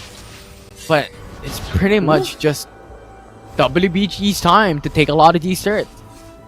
They can take this dragon for themselves. Weibo Gaming is just too far ahead against Woohoo Gaming at this point. They're so unstoppable. Everyone's now jam-packed with power, with their items, with their power spikes. And Woohoo Gaming is now unable to handle them in any kind of scenario. Maybe we're 1v1, 2v2, even if what more if 5v5, right? And that allows Weibo Gaming to do absolutely anything that they want. Yeah, and Woohoo Gaming, I'm thinking of a way on their possible win from this game, but it's really just unfortunate. They do not have a well-scaling champion. Ziggs could be argued to be having a very strong damage potential when it comes to late game, but it's not great when it comes to the possible scaling with the likes of the Zeri, the Zayed, the Kaisa. It's a little bit more different. It gives you a lot of safety net when it comes to that specific champion. It gives you a lot of damage, but it's just a really unfortunate, right? I was hoping a lot more scaling possibilities when it comes to other lanes since they went in for Lee Sin and Lucian. Oof. It's a tough time, especially for Woohoo Gaming right now. We don't see anyone actually being able to kill anyone from Weibo Gaming. They have been trying as well, Infinity. They've been trying to catch Zihan, trying to catch Faye as well. Even Duan Yu is just super safe in the back line, untouched by the members of Woohoo Gaming. It's becoming a sad scenario right now for them. Yeah, because that's not actually the only problem for the side of Woohoo Gaming, right? They have to be wary of Fan, they have to be wary of Faye. Oh, that's just bye-bye. Just gone. That Darkened Blade damage from this Aatrox of Fan gets a double kill even. Wake Up's gonna be next. Great knock off CC chain by Weibo Gaming. I mean, this is the composition design already, and the execution is just top tier. They get the ace, and everyone just falls down on Woohoo Gaming. And as expected, as we stated, Duan Yu is not the only problem that Woohoo Gaming has to think about. You have Faye, you have Fan. These are like those strong champions as well for WBG that could pretty much just eliminate every single one for Woohoo Gaming. And they will just end the game the same way that they did against J-Team. Reverse sweep completed against Woohoo Gaming. The David versus Goliath actually securing the storyline between these two teams. David being able to really just slingshot the heads of Woohoo Gaming, the Titans of CN Conference, and taking another win in the same conference. And the way that they've done it is just really interesting on how they are just able to adapt. They have Duan Yu back as their ADC. Kratos from the Dragon Lane moves towards the support role, and everything is just well synergized by Weibo Gaming, especially from Game 2 and Game 3. Game number 1 was a little bit shabby, especially with how Woohoo Gaming was able to start it off, enabling August to just bully out Fan and make him regret picking up the Nilla. But game number 2, especially game number 3, was just so clean from Weibo. Yeah, it was very clean. I think they played towards their winning condition, and Game 3 was a little bit more of, once again, the coin flip term that we have. It was a little bit more towards the 50-50 side on Woohoo Gaming because they risked a lot of things going to double down onto the early game. If they get the early game lead, for sure, they have a massive advantage up against WBG. But the thing is, there's always that counterattack coming in for the side of Weibo Gaming, and there's always that counter-strike that they're always having to look at when it comes to value, when it comes to gold. And there's just nothing in turn for Woohoo Gaming. It's a sad day for Woohoo Gaming at this point. They wanted to redeem their performance after their loss against J-Team. And the very team that reverse swept J-Team now reverse sweep Woohoo Gaming, and just on the road right now to a better momentum after securing their second series win. It's not really a big win for Weibo Gaming. In terms of points, it is still a little bit low on their end, so they need to pick up the pace from here on out. But this is still a start for Weibo Gaming. A decisive win against Woohoo Gaming from Game 2 and Game 3. Successful reverse sweep as well. And with the scaling composition, now they have a better winning condition on their succeeding games. Yeah, it's just +1 when it comes to the total amount of tally points that they were able to take in this series. But I think this is a statement that Weibo Gaming is shouting towards the CN Conference, right? That, you know what? We're able to beat Woohoo Gaming from the same conference, and that just stays our strength. Do not belittle our power just because of our losses coming the first 2 weeks of Wild Rift League Asia. I mean, we came into this game thinking that Weibo Gaming might actually win against Woohoo Gaming, especially with the matchup so far in the CN Conference side. Woohoo Gaming losing to J-Team and Weibo Gaming winning against J-Team. So it kind of gives like an inkling that maybe Weibo would win against them. But this was a tight series. Game number 1 definitely well deserved by Woohoo Gaming. But at the end of that, great adaptation by Weibo Gaming, especially Fan as well. This time he reigns with the World Ender of the Aatrox and provided a great platform for Weibo Gaming to start from. Yeah, it was just exceptional coming from Fan. I was also expecting Faye to have that possibility on getting the MVP, but overall the front lines coming in for Fan and just being the sponge for the team netted him the MVP title. Congratulations to Weibo Gaming, well-deserved victory, and we have last series coming up our way. Edward Gaming goes up against JDG, but we'll go on a short break first.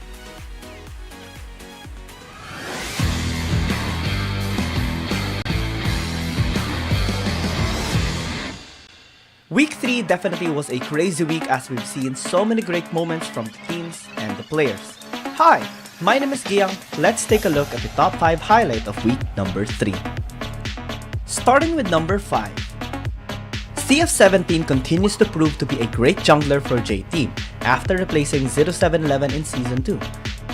In their match against Invade Esports and after securing the Baron, he landed a 4-man Dragon's Rage knockup that set the team fire up for J-Team to get the ace and immediately end the game in 13 minutes. Back. Unleash has no chance to get closer. Might be able to flash in. That explosive jab from DY was perfect to stop pushing in. Oh, the kick! On tree! What was that, J-Team? It's just gonna end the lives of Invade here. This game is done. That is gonna be a Baron, a 10k gold lead with 12, and that's an ace too. J-Team is gonna finish this game. Number 4. We're back-to-back in Jungler's MVP highlight because this time we have to highlight Inya from Oh My God during their battle against Nova Esports. 10 minutes into the game and the second dragon fight, he had the perfect catch on Long's intention and position after reading his past movement and plays. That allowed OMG to chase and punish him down, taking the second dragon stack and winning the fight 3-1. Oh no, you was in danger, goes in onto the Dragon's Pit. You also have Long, goes in for the glass rest onto the Dragon's Pit as well, making it up, secures the damage, and now it's OMG who takes the Infernal Drake off their own. And now Nova is on the meat grinder. OMG just shreds them apart. And now it's Inya in the front lines. World Enter to the face of Remake with a flash as well to catch up. Number 3. Yasuo has been trending more lately after some successes of teams and players with a sustained build. BMM joins as he made a massive outplay against G2 Blacklist when they were match point against them.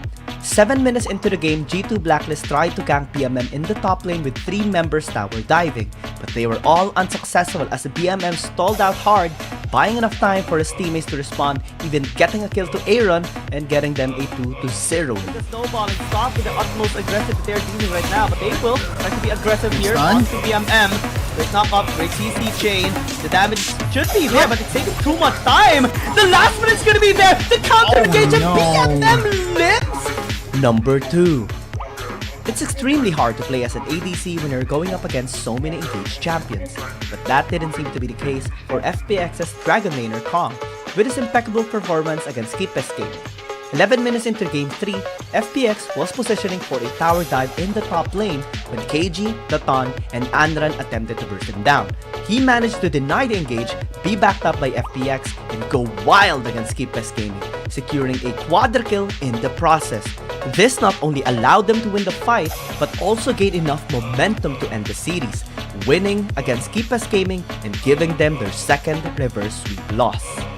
To V1, Sky in a very low state of HP. KG, Hextech Automato onto single 7 as the jungler is now the 1 HP! Was able to bring it down as Andrew 9 would secure the finishing blow, but in trade PX Kong was able to bring down one more shot to the face, and the Ton will not be able to get that kill.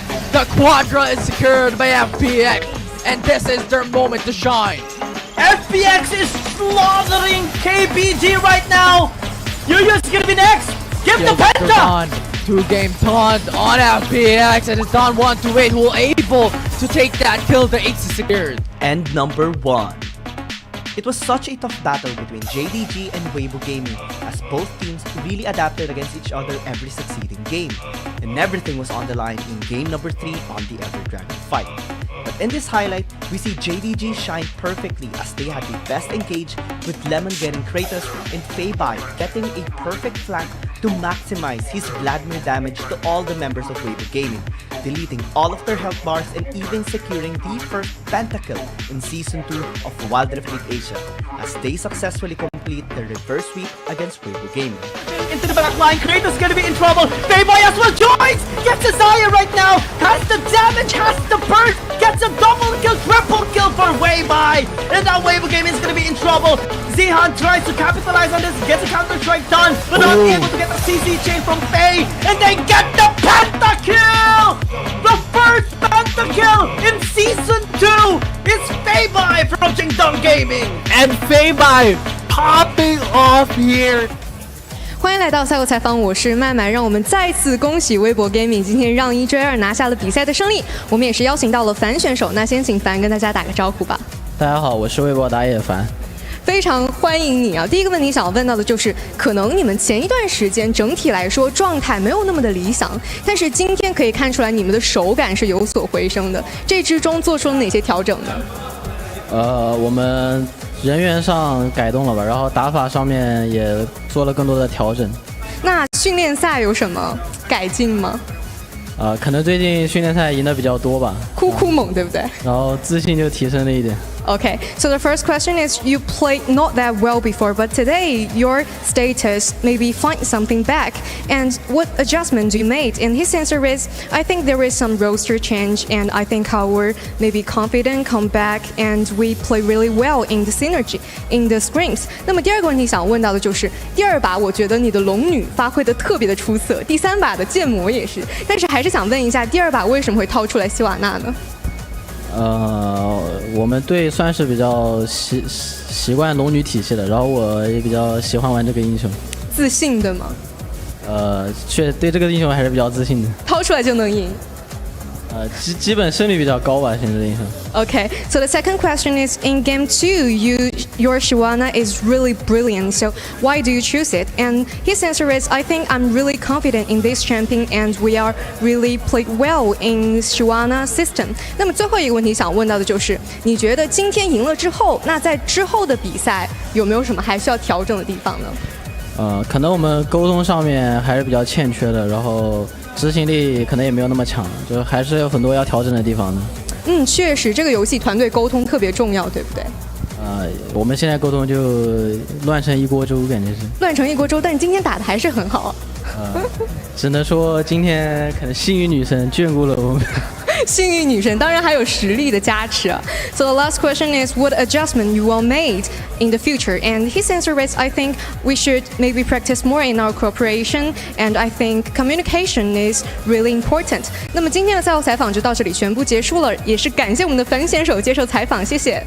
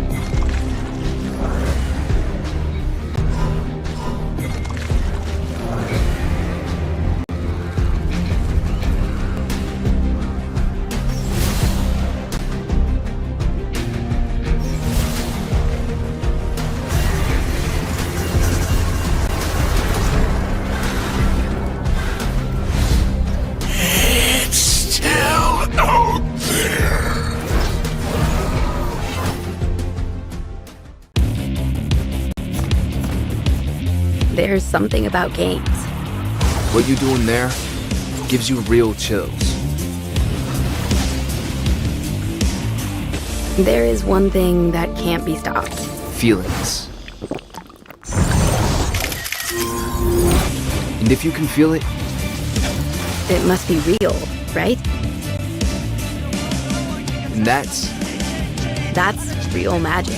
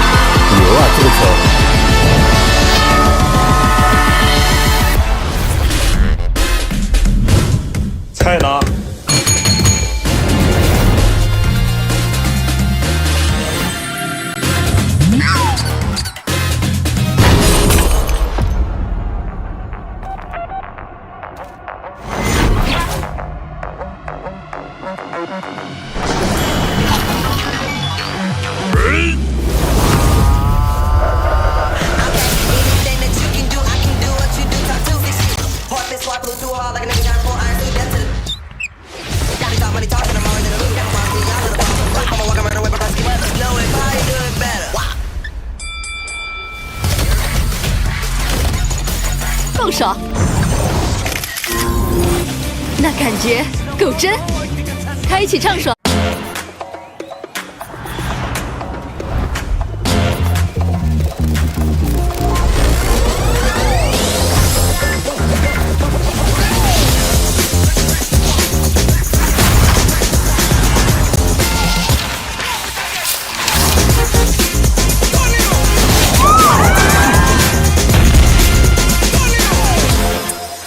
你小子不得惊奇呀！Let's go. Sicker than the wizard with a top hat. So heavy when I drop it like a backpack. Chit chat, better stick it in a WhatsApp. Looking at the glitter in your Snapchat. What's that? You break like a plate in an earthquake on the first day, like a clown at birthday. Too late, gotta wait for the first one. 牛啊，这个球！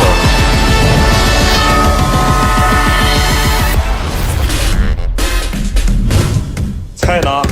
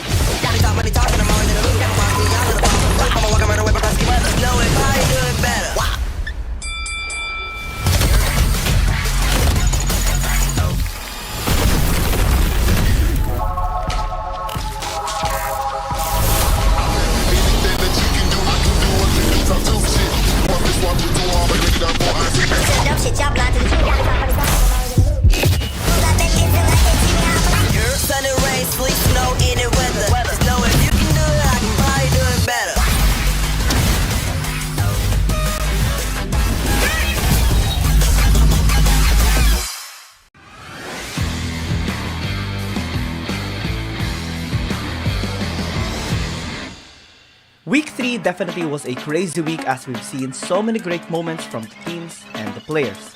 Hi, my name is Giang. Let's take a look at the top 5 highlight of week number 3. Starting with number 5. CF17 continues to prove to be a great jungler for J-Team after replacing 0711 in Season 2. In their match against Invade Esports and after securing the Baron, he landed a 4-man Dragon's Rage knock-up that set the team fire up for J-Team to get the ace and immediately end the game in 13 minutes. Back Unleash has no chance to get closer. Might be able to flash in. That explosive jab from DY was perfect to stop. Perfect! Last series of the day. It's gonna be Edward Gaming going up against Jing Dong Gaming. Of course, we are still gonna be your shoutcasters, Giyang and Infinity. Very excited for the series. We see JDG actually having a 2-game series win lately, but let's see if Edward Gaming is gonna be able to stop that slump. Yeah, I like how you mentioned about how JDG currently is winning quite a bit when it comes to the CN conference, and I think that will be one of the problems that EDG has to face up against, right? Currently, JD Gaming has been winning at the same amount that they're losing, unfortunately. Like, they had 3 series wins, 3 series loss, 8 games wins, 8 games loss. So currently, they're standing at 0 points, but EDG is on a negative. And I think at this moment, EDG has to look for a way to be able to bring down JD Gaming. And we all know a while ago in series number 2, we saw a David Goliath storyline. This time around, it's a little bit more closer when it comes to the power spike or when it comes to the prowess overall for both these teams. And if there's a chance for EDG to take a series win, it's up against JDG. It's a big responsibility for them. Definitely a big pressure as well, especially that the only win that they've had so far is against Fennel, right? It's a good one because they've secured 2-0 sweep against them. But JDG has won against many teams already, right? 3 wins, in fact, you mentioned earlier.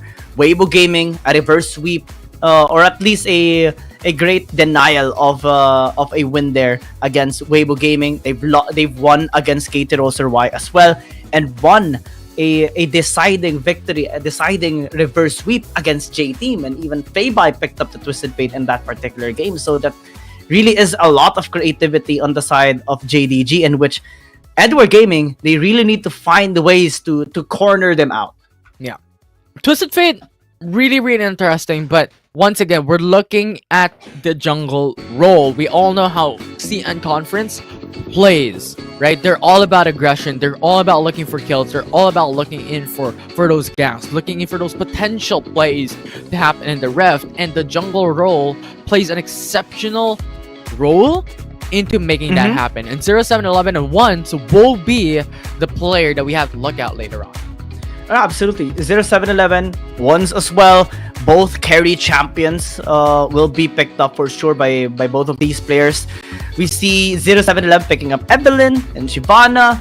And for the other one, we have seen, the Jays being picked up a lot of times already as well. And we see right now the matchup of Yu and Feibai as well is going to be very interesting, especially with the amount of preference with the Vladimir, with the Zoe lately. Both of these players do pick that champion up as well, so it's up to how they're gonna be countering each other that will decide the victor here between these two teams. And we're going to the stage for the introduction of the host, so let's see it. 现场以及屏幕前的召唤师，大家晚上好，欢迎来到英雄联盟手游亚洲联赛第2赛季的比赛现场，我是麦麦。今天的最后一场对决由 Edward Gaming 对阵京东 Gaming。在这个赛季似乎还没有发挥出全部实力的 Edward Gaming 遇上状态回暖的京东 Gaming， 谁能够击败对手拿下比赛，让我们拭目以待。接下来让我们欢迎 Edward Gaming and 京东 Gaming。The final matchup of today was played by Edward Gaming against Jingdong Gaming. Edward Gaming since haven't played their full strengths in this season meet Jingdong Gaming, who are now in a really good shape, who can beat the opponent and win the game. Let's wait and see. Next, let's welcome Edward Gaming and Jingdong Gaming.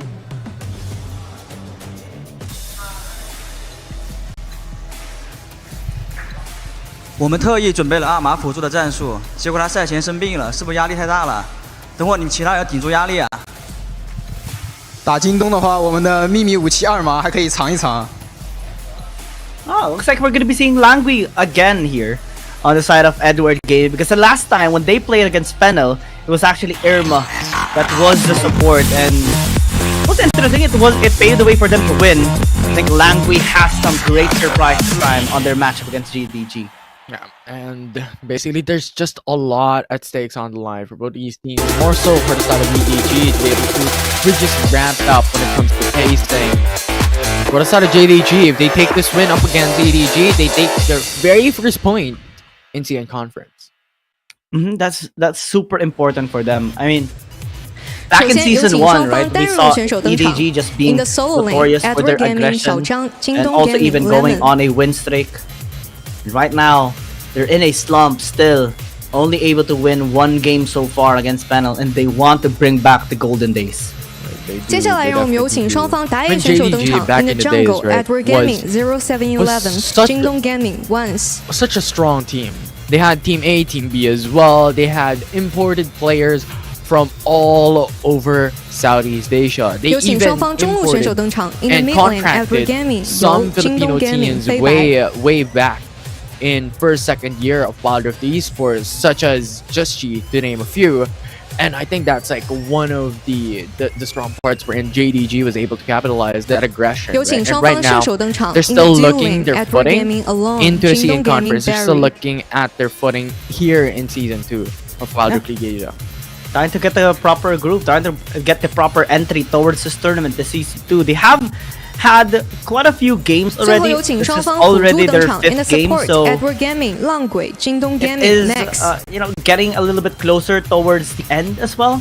Still has a lot of chances, but compared to the other teams that are completely dominating the scene already, this is 两支队伍现已 becoming 集结 very 完毕，让我 difficult 们 now 即刻 and 进 more 入召 crucial 唤 for 师峡谷 EDG.。 All the players are getting ready. Let's start into the wild. So we'll see. I mean, at the very first matchup that we have, it will be the fight for side here. Side selection for both JDG and EDG. And we'll just see how these players can perform here into the Rift. Oh yeah, it's just a warm-up session that we've seen so far, having a great start for all these players, especially compared to the 1v1, right? Because it's only one player starting, and this one is at least much closer to the actual time that they are going to be playing on the real game, the real best of 3. And we see some interesting champions as well, just lately, like the Swain, like the Kane as well. And it might be something that can boost their momentum as well if they win the side selection, they get their side preference, and then transition to a win that they would really want to get. Because last series, Woohoo Gaming won the fight for side, and they got game 1. Yeah, they got game number 1. And the thing is, both these teams and both these players actually has that priority when it comes to the blue side selection, right? That will be very important for any of these two teams. Way in the past, every single time they win side selection, it is consistently the blue side that they select. And that is one of the things that the viewers can predict coming into the conclusion of the fight for side. It's a tough one for both of these teams for sure. I mean, we're already going towards the mid of this tournament. We're already on week 4, and these teams continue to be, or at least some of these teams, especially on the CN Conf, are on a big deficit right now. We see a massive difference with regards to the standings compared to Season 1. And right now in Season 2, we see different names of teams getting towards the top of the top. Thunder Talk definitely is on a roll. Trace Esports as well. And these teams also struggle against them, or at least in some of the matches that they've had so far. But this we can turn around. Let's see who is going to be getting the momentum. We see another Swain into action, Diana even, and also a Yasuo here for 0711. Might be interesting. Yeah, definitely is so. Here, a Yasuo into EDG side, and you have the brother onto the counterpart, JDG having Ioni as well onto ones. Really interesting, but overall, you have quite a straightforward composition here for the side of EDG. They have Rakan, they have Saya, very good dual laners, if you may, and then you have 0711 to just follow suit onto Langui's possible engage. A lovers duo. First time in our fight for side history that we are also seeing this combination. So it might give the proper buff here to Edward Gaming. Let's see. A good never move come out there from Lemon. It's not followed up by the rest of JDG. They are just waiting for level 5. That's when they actually will strike. Yeah. RTB, level 5 will be the huge dependence for pretty much every single one for EDG and even JDG as well. That level 5 will be the starting point for everyone to actually have that brawl. But when it comes to the overall composition here, JDG has a better reliance of ultimate better than EDG, right? You have the Yone, you have the Yana, and you also have Yumi to be able to capitalize on this, and Lemon when it comes to that level 5 power spike. And I mean, Yumi just provides so much protection for every single frontline member here for JDG. So once is not gonna hesitate going in, Feibai as well. But let's see, Langui goes in. Last breath as well will be connecting. Great wind wall to deny that last chapter. And Edward Gaming wants to secure first blood, but they're being denied off it. JDG still wins. You trying to get at least a 3 for the team. Once though is able to survive and even goes in, back at it again to secure the kill onto the Akali. And JDG lost 2. At the very least, Edward Gaming able to trade out, but still a sizable win for JDG. Yeah, a sizable win for JDG. They were able to go for 2 for 3 trade. Langui. Barely gonna get taken down. JDG overextending for a little bit, but they also just want to go back into the base to pick up their items. And Edward Gaming is more than happy to just pick up the kills. We're happy to pick up the kills. I think at this point, everyone's just wanting to go in for the resets as well. Once it came too aggressive there. Yeah, he got CC chained and unable to go back alive. Towards his soul unbound. Max as well, just gonna be the one playing here as well for JDG. So let's see with this Yumi how he's gonna be protecting the front lines here for JDG. And interesting composition of sides. So I do have to hand it towards JDG in terms of the wombo combo potential. And let's see if 0711 can actually stop most of them, because there's so many projectile on the side of JDG, and the one wind wall can just prevent it. Yeah, one wind wall definitely just deny a lot of things coming for the side of JDG. Grand entrance quickness. Great CC layering as well, but great Theatrical coming in here from Feibai. The follow-up as well is just stopped here, but Yu is starting to be online here in this fight. Great knock-up once again here by Langui to just deny any escape. 3 for 2. This time it's favoring Edward Gaming. Yeah, it's favoring Edward Gaming. There's 4-8-7 when it comes to the trades. But even level playing field in terms of gold, right? JDG has to be wary of this. Oh my. The damage is insane. And it's just the early game. You will be picking up the Infinity Orb. Great damage coming in from once, and will be securing a double right there. Yeah. And JDG just answering back.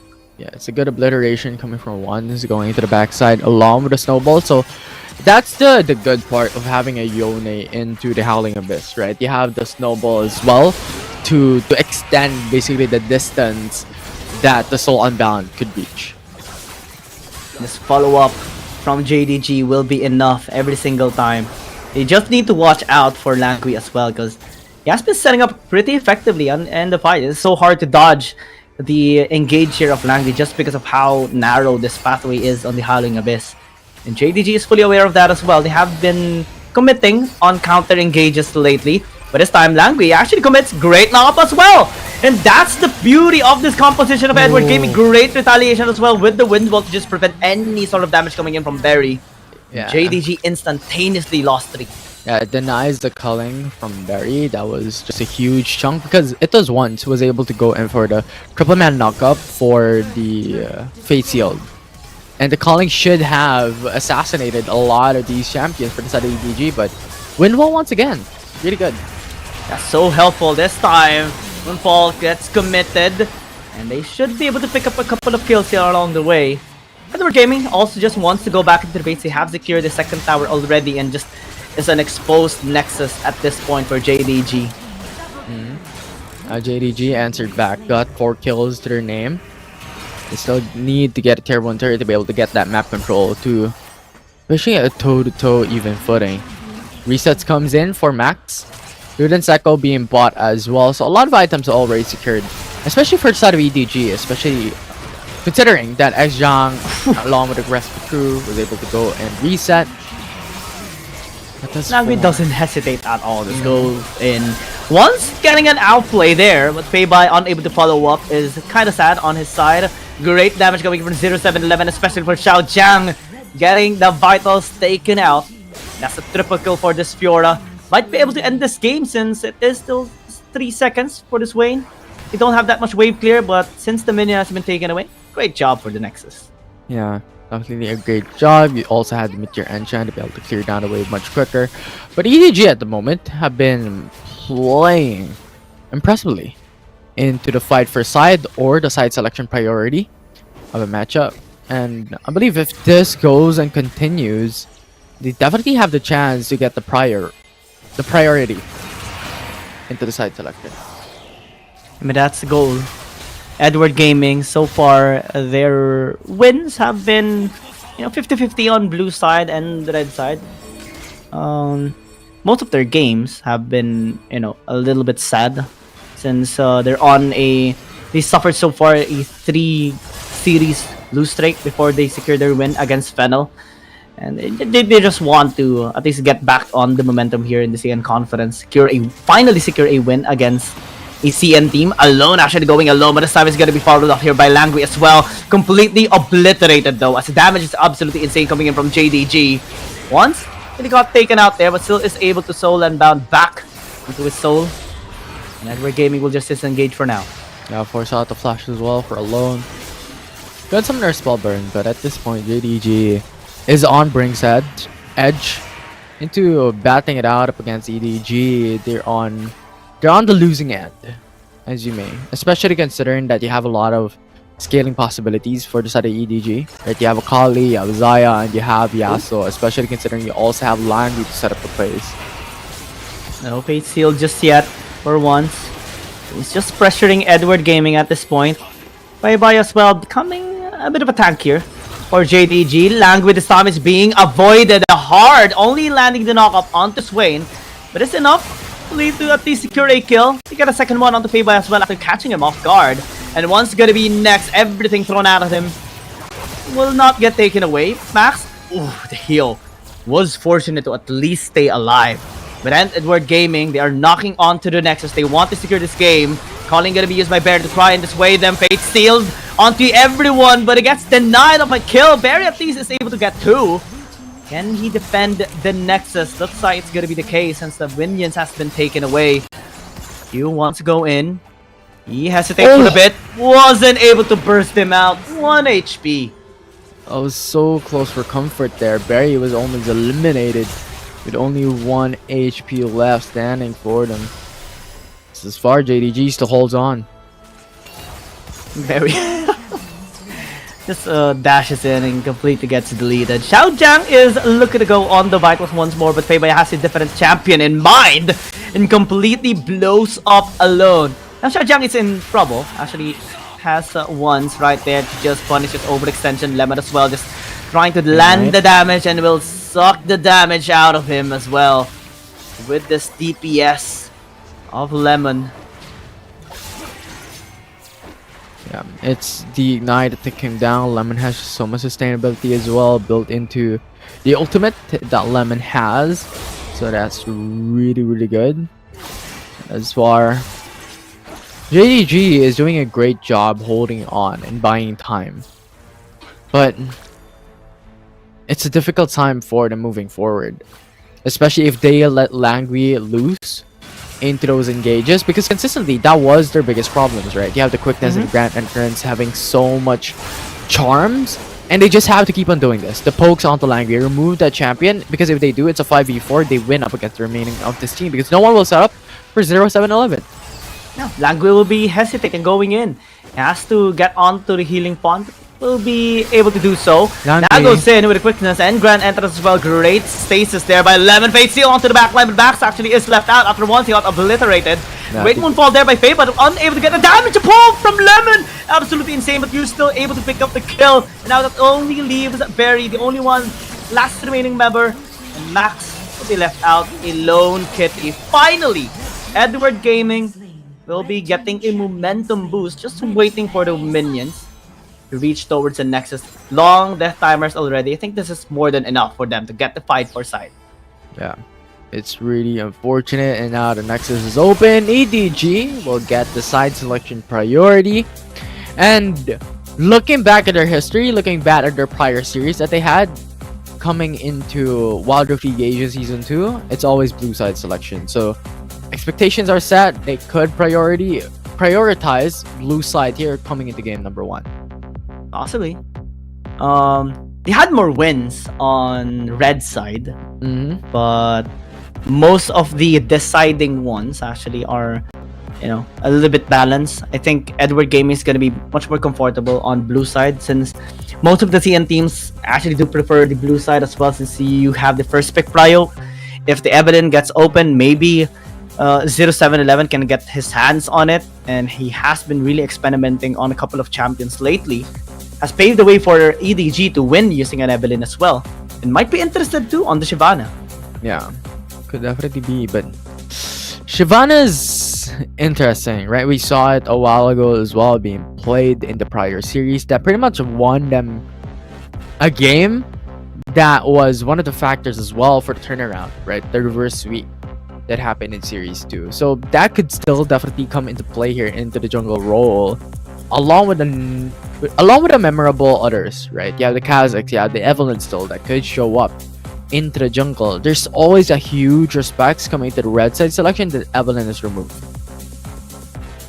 What will be the game plan here by Edward Gaming is the question. They picked blue side as we just received news.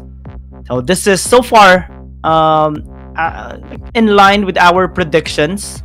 Edward Gaming going blue side, getting first pick prio. Langui as well, since he is going to be the one as a supporter for EDG, he can make the plays necessary for them to get the wins done. Because when it was them experimenting on a couple of roles on their players, it was a little bit alarming for me, to be honest. Irma is a great player, not gonna lie. From Rare Atom, he has had his moments, but I think Yu is gonna be the more deserving one to be in the mid lane, and Irma has to just sit back for now, let the OGs get this, including Langui as well on the support, and Yu in the mid lane. Yeah, and right now we're going back into the drafting phase. Hecarim removed, already expected. That is already a staple onto the red side selection bans. Shen and Vido removed for the side of EDG. Huge respects coming into ones. Evelyn's removed. Lee Sin, they don't want that early game possibility for the side of JDG. As we mentioned a while ago, this is one of the play style for the side of JD Gaming. Aggression is the name of the game.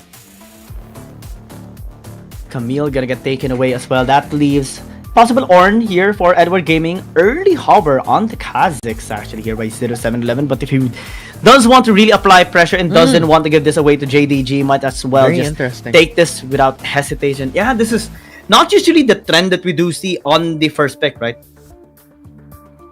Definitely is. Now JDG could pick up Gragas and then go for the Fiora after. They'll force out the top lane to possibly go for the Jax once again, but the thing is that will give JDG such a huge advantage in the first couple of picks. Going for team fight, going for isolation, going for some outplay potential here for JDG. Definitely is the name of the game. Fiora as well gonna be hovered here for Lemon. And he has been very comfortable with this champion as well as the Jax, and has been securing a couple of wins with various champions as well, and will be letting this slide through, at least in this game, since Camille has been taken away as well. It's not so shabby with the Fiora. The Zeri pick off by EDG very early on. Looks like they're willing to adjust for mid lane, since Yu is just incredible with vast champion pool. That's what we expected. The Jax going to be hovered here by EDG. Zeri's a little bit more of an expectations, because traditionally from what we have seen in the past, it is always that mirror role lock-ins, but this time around there is a lock-in with support for the side of JDG and the jungle for the side of EDG. Now that leaves the Vladimir open for JDG to pick up. When it comes to the banning phase, JDG could now target the supports. You can ban away the Ornn, removed it away from Langui. What will be the counters left here for Edward Gaming? This is going to be a little bit complicated on their side, since, well, Edward Gaming, they have tried out the Orianna as a response to this Vladimir during their match against FPX, but it didn't turn out pretty. They got obliterated in that game, and the Vladimir even of Sky landed an MVP just because of his impact. And now with the Zoe and the Kali removed, Possibly a Kassadin can be picked up here, but that's too much late game on EDG if ever. Aatrox could still be removed by EDG. That could still be the option for them. Even Yone could be removed. Now, it depends on whether these twos will be the favorability coming for the side of JDG, but they're going to leave the jungle role open for them and instead ban away another ADC. And JDG going for the Jason instead for that early game possibility. Aggression once again, named the game for the side of JD Gaming. Oh yeah, I mean, the Jace has been very, very successful so far here for JDG, and they picked it up so many times already in their games and has secured quite a lot with this kind of jungler champion. And right now, it's going to be fully utilized here in this game to add in a little bit of poke and burst as well. Possibly some control in the early game too, since Edward Gaming has picked up quite squishy champions, to be honest. Yeah, Jax is a little bit more on the tanky side, but the rest is just easily obliterated by a single combination of JDG. Yeah, they could still go for Ornn for the side of EDG. They still need a support. Alistar could also definitely work out to have that peel for the Lucian and Zeri. Now for the side of JDG, what they're lacking is the bottom lane. And Ashe, if they go for the utility support, we've expected this before. The Ashe lock in, huge reliance onto the mid lane for the side of JDG and even the jungle for one. Interesting approval rating as well. This is similar to the match of Weibo Gaming and Woohoo Gaming. We saw more approval ratings towards Weibo Gaming and they won. Maybe this is an inkling that Edward Gaming does have something in mind to turn the tides around and be the one to secure this victory in a series against JDG. I love the composition, especially the Alistar pick up here by Langley, because back in Season 1, he was notorious for this pick. Edward Gaming was unstoppable and was on a win streak ever since he was actually the support, and it took such a long time before the other teams found a weakness on his Alistar. One of the ways just to ban it out and force him on a different champion, but this time, as he gets access towards it, it can pave the way for Edward Gaming to win against JDG in this game number 1. But let's see how JDG responds. We'll see. It's now game number 1 of this series that we have for the very last one for today. And coming into the early game, there is an expectation that JDG will be a little bit more aggressive when it comes to level 1 to level 3 into their jungle role, considering that they have picked up the Jace. Now EDG could answer back or could focus mainly on farming until level 5. Lemon getting caught out early, but is still going to be able to be safe. Just some information has planted a word in the top side river, just in case 0711 opts to invade. But also, it's just information here for JDG that this is going to be a blue side start here for 0711. We do see a blue side start as well for ones, and we'll be passing towards top side possibly to help out Lemon in securing at least a great lead on the lane dominance. It will take some time before the Jax actually takes over and might not be needed by Lemon for any gank. Yeah, it's just basically like a very time reliant composition for EDG. Right, especially coming into that level 5 for the likes of Kha'Zix, and also the scaling possibility that Azeri has. Now, this early game, when it comes to looking for ganks, looking for plays, it's always going to be the reliance onto the Lucian. Now, for the side of JDG, they're going to play it a bit more early, have that pressure from the jungle role, as we have mentioned a while ago from the Jace, especially coming into the bottom lane. I think that will be one of the targets there for JDG's side, especially considering you have the Zeri and the Alistar. And then Vladimir just has to play it safe up against Lucian. Yeah. We talked about the importance of crowd control as well, especially in the last series. And right now, it is very important as well here, especially for Edward Gaming, since most of their champions are quite squishy. Later on, Feba is going to be having such a great time engaging with its Vladimir. And there's nobody that can actually stop him, especially if Langui doesn't have the headbutt pulverize anymore. And that can be an opportunity for JDG to just win team fights. And at EDG, they need to find ways to bully out mid lane, maybe cripple him down, slow out the pacing of Feibai, prevent the scaling at least for a little while so that 0711 can at least get objectives first. Yeah, there we go. Level 5 already has been set for both junglers.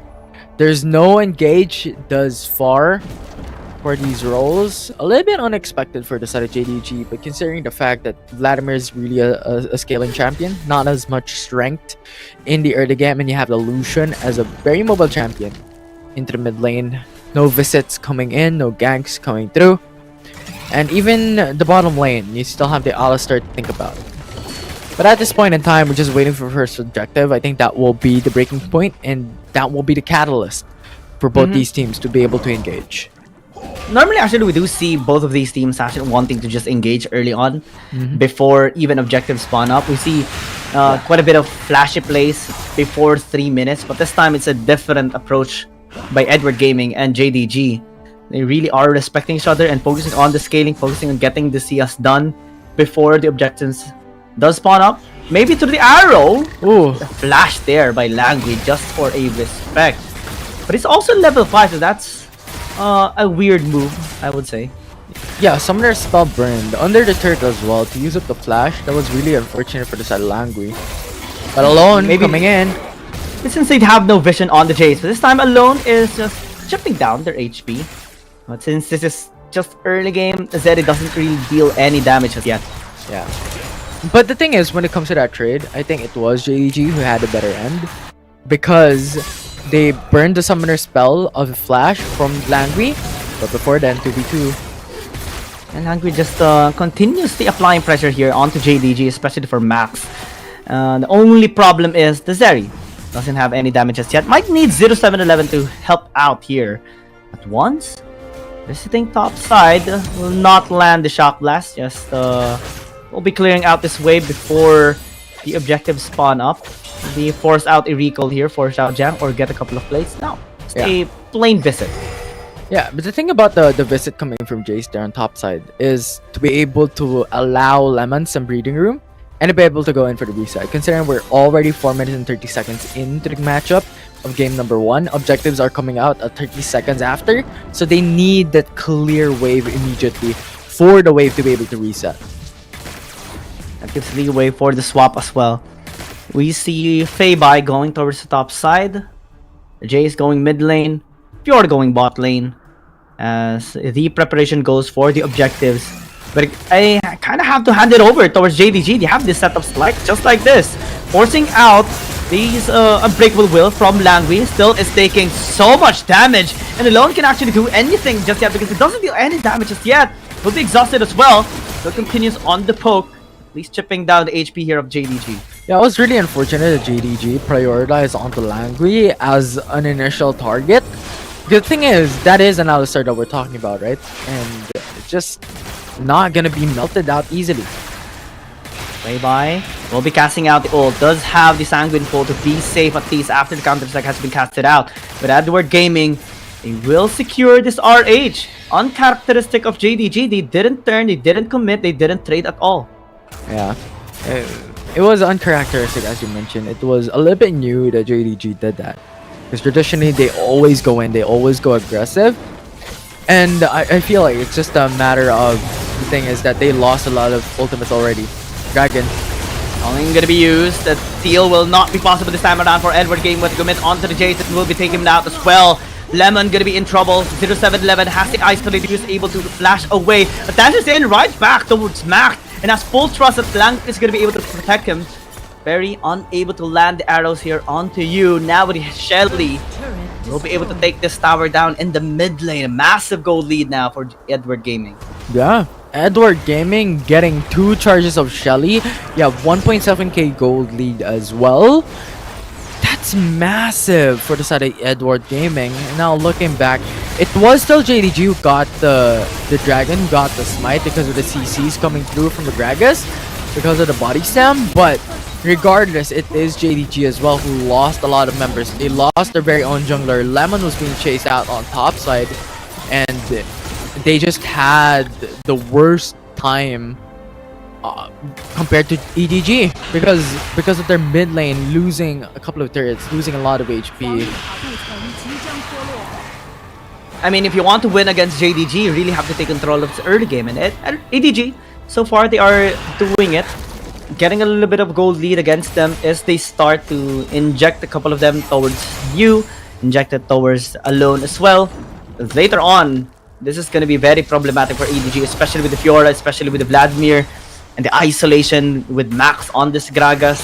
They need to set the tempo up. At least a 5,000 is required here for EDG. Yeah, definitely is. Now you have the rotations coming for EDG's side, hovering towards more on the top side of the map. So if ever a fight breaks loose, they could support you into the top lane. I think that's really important because at this point, it is you who is the huge reliance that you want to give a lot of golds on. Bottom lane gonna be attempted to be traded out here by JDG as well. Since Language is in the vicinity, it's going to be a lot more difficult. Now JDG sends out more. As the arrow available as well for Berry, but got caught here by 0711. Had to flash away. Isolation passive from Kha'Zix is just too much for Berry to handle, and he is forced to retreat. Yeah. Ignite oddly used there by Feibai. And Xiao Jiang is just gonna be safe. It'll be cancelled on the recall though by Max, just committing and walking straight into the tower. You're just gonna be here, flash in by everyone to just commit on taking down Max. Cass not gonna do anything there to save his life. And Edward Gaming caught them red-handed. Yeah, it was almost too close. Like, a body Sam goes in hopes for the disengage, but there's two other members that came through, and it was just numbered games that EDG has won up against JDG in the bottom lane fight. It was 2v4 at the very least, and they can't do nothing. You 0711 alone, leading the gold chart right now for EDG. Definitely is a big source of motivation right now for Edward Gaming to continue on their assault to JDG. Next dragon gonna be spawning up in the next few minutes. But again, this gold lead is starting to balloon on EDG side, going towards 3,000 right now. Yeah, 3,000 indeed. Lagui. Target pool has been used. Will deny the gank there from Langui, but alone is in the vicinity. Maybe they do want to turn once again. Does get spotted out after using the shock right there. Langui positioning once again. Good body. Denies engage there by Langui, but at least they do get a tower, and that's a primary goal. But Lemon gets a trade back. It's a 1-for-1.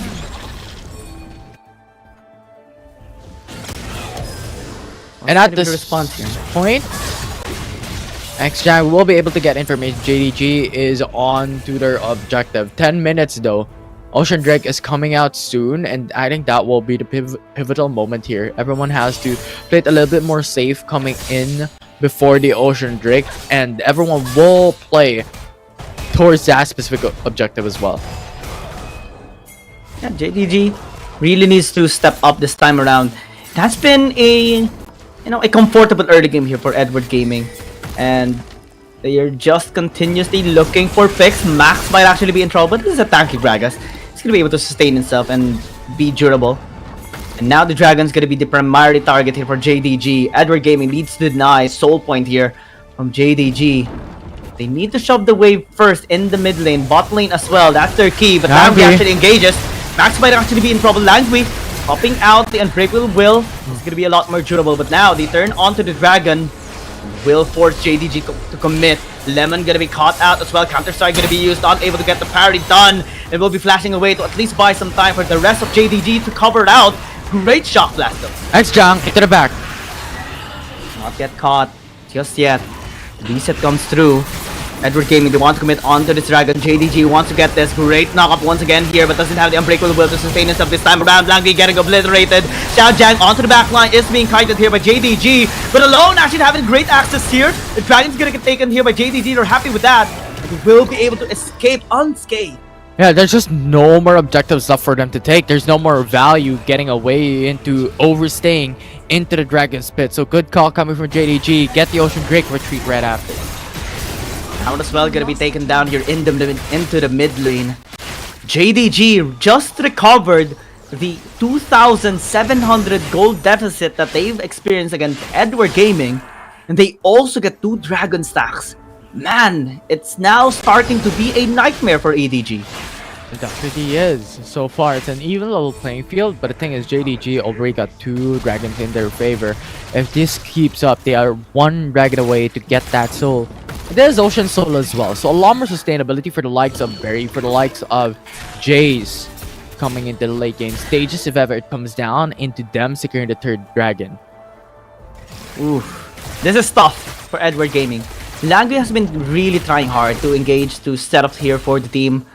It's not, I don't think it's the correct time just yet, especially since they haven't reached the 5,000 mark. They don't have enough lead to actually take a great advantage here against JDG to force them out, to push them back. And JDG, after resisting for 12 minutes, is starting to reap off the fruits of their labor at this point. The thing is, the big problem with EDG's lineup is they only have Alistair to go in for the engage. The follow-up will only come through with Jax's availability. But remember, it is always Fiora who's going in for the split push and Jax has to follow through. Oof. One ult, one arrow, already forcing Langui's ult. And that's gonna be well established here for this big objective. The Baron started now. Yeah, and that is what we're saying, right? There's no possibility for those team fights for the side of EDG. They need Langui and Jax. He will commit. Gets denied a little bit here by Max. Cat's gonna be used as well to isolate some of the members here of Edward Gaming. 0711 is in the vicinity. Is trying to cast him on a flash, but it's also low in HP and they lost Alistar already. Now JDG is grouping up. Xiaojiang going in with counter strike, but not gets anyone with the stun. 0711 goes in with a slow. There's a zap. That's gonna be the turnaround now by Edward Gaming, but still has lost so many members with the burst in of JDG. Now the damage up alone starting to be felt here by JDG, but Bear is still going forward. Will regret it and gets jumped on by Xiaojiang. Lemon gonna be here as well, unable to get kill onto alone, and Xiaojiang gets a triple. Lemon at least will or should get a trade here. Alone, jumping away. A 4-for-4, but that is big for Edward Gaming because they denied the Baron. Yeah, they denied the Baron. The thing is, it is Zeri who consistently gets a lot of these kills, and that's really, really good. The JDG, always the thing that they have to look at is Langui. If Langui is gone and Axion is unavailable into these team fights, they will definitely win because they don't have any CCs into their composition. That is what they're lacking when it comes to these team fights, and there's just huge alliance in X-Jank to set up the play along with Langui as a follow-up. And also it was a big deal that Peibai got taken out there after engaging to you. He wasn't able to get the burst done, and when he flashed away, the range was there for the damage. Also the zap right there from alone actually caught him, and you was able to get the kill. And now the gold is still even. It all boils down to how JDG, or if they are actually going to be able to get this soul for themselves, EDG will attempt to stop them for sure. And the Jax is starting to be a big problem as well. Yeah, you have the Divine Thunder already, you have the Riftmaker built onto the Jax. So yeah, I think overall, JDG always just has to look at where is Langui, because that will be the eyes on the prize for the side of JDG. That will not always be the target by JD Gaming, but that is pretty much one of the winning conditions for EDG onto those team fights. Arrow gonna come through alone. Fortunately, he does have the QSS. If he doesn't, that would have been it for the soul. Max taking too much damage though. Doesn't have the cast anymore. Langui as well will be dashing away. Please to buy some time, go on a reset. And go with the War Mode's reset on the HP as well. But JDG is not gonna give them any sort of room. We are betting the dragon already. Pulling it back towards them. Alone trying to poke them as well. Just waiting. And at this point, EDG is just waiting for the dragon to be brought down a little bit. But a reset's going to happen here. JDG, it's really unfortunate. But that is what EDG wants. Oh! Okay. It is Langui that soaked in the crowd control. Headbutt pulverized. Xiaojiang as well gonna be following up. Counter strike gonna get. Oh! Be big here. Doesn't get the damage done onto alone as well.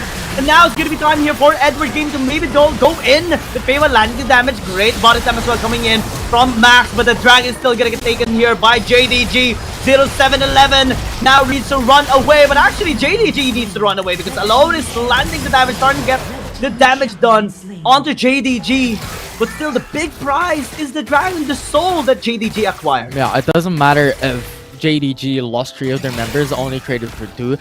The matter of the fact is they got the Drake, they got the soul. That is what they need. And the Enchanted Crystal Arrow, it was really interesting the Langley flashed onto it, but maybe denies it out away from Alone and you for it not to connect. But Xjang was pretty much the MVP coming in from that specific team fight. The 4-man stun coming into that. Baron though, now being started by EDG.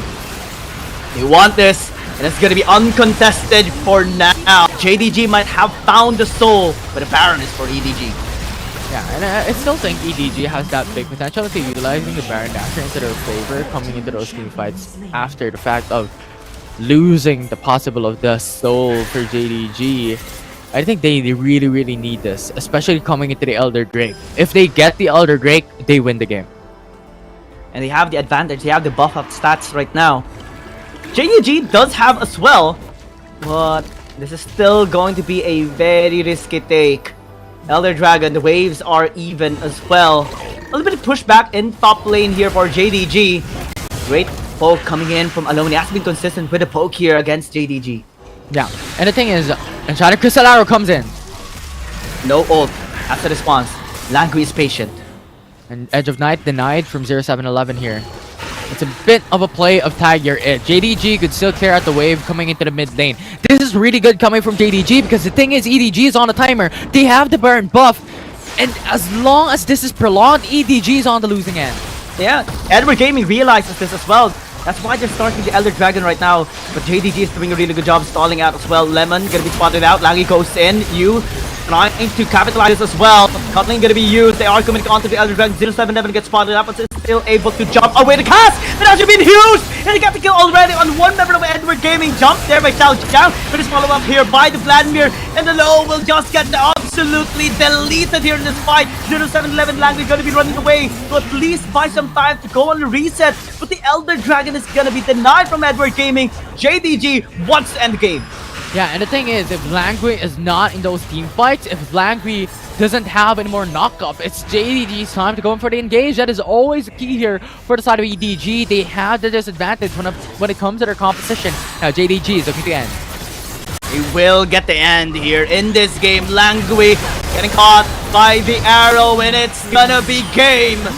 JDG gets a big objectives, gets the game as well. Yeah, the soul was just perfect for them. I think it was EDG who was a little bit greedy coming from a game number one. One thing that Elder Drake as well on top of the Baron Nashor. Yes, that was their winning conditions, but they could have utilized the Baron Nashor to be able to get more gold injection for their carries. Yeah, I think I agree with you on that, Infinity. I think they could have approached it in a different way here in this game against JDG.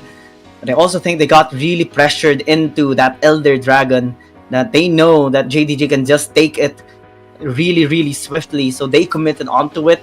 But since they weren't able to take it, it was really detrimental for them. The pick there coming in was just amazing, especially after the arrow connected. Oh, unfortunate for Edward Gaming, especially the backline access coming in from Feibai was outstanding, taking everyone down from Edward Gaming. And that's the beauty of a Vladimir. Just one team fight can just decide it all. Just one great position can just destroy everyone that is right in front of you.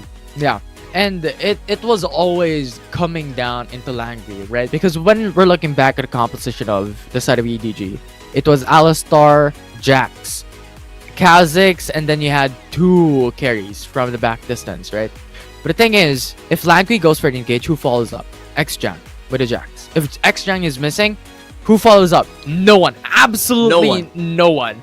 And now looking at the opposite side, for the side of JDG, they have the ECA, they had the Enchanted Crystal Arrow, they had Gragas with the Body Slam and the Explosive Cast. They had so much capabilities into having the follow-up, having CCs that can go in for the engage. And I think that is what EDG was having a disadvantage on into those team fights up against JDG. Yeah, the pokes as well were much better on JDG's side. Yes, there is the poke coming in from the Zeriuf alone, but it's only that. And JDG has the Jace, has the Ashe. The picks from the Enchanted Crystal Arrow was definitely a big problem for Edward Gaming as well. And when they go in, the biggest problem is the entry of the Vladimir of Feibai. And nobody can actually stop them after that because they already spent their crowd control trying to get into JDG. So no one's actually there to protect the backline. That exactly happened in the last Elder Dragon. And props to JDG. They know their strengths, they know their weakness, they mitigated their weaknesses and prioritized on what they are really strong at. And that paved them that win. Yeah, that paved them the win. Definitely really, really good coming for the side of JDG, taking the first win of this series. Thus far, I think it will be in hopes for JDG to now select, or rather EDG to still stay on the blue side selection, because that is what they have prioritized in the past. That is what the side selection really wants for them, especially winning the fight for sides in Howling Abyss, picking out the blue side. I think the side selection will retain. It is a little bit sad on 0711 as well, because they first picked the Kazakhs, right? And we didn't really see that much pressure coming in from him as well. The entire game, he was unfelt. In the early game, he tried to secure objectives, but the only thing that they have secured is, everything actually has been denied of them. And they couldn't land the last hit on the Dragons. It was still Ones that was able to secure it. So maybe a different champion, maybe an engager, maybe a carry, something like an Aatrox might be better for him as well.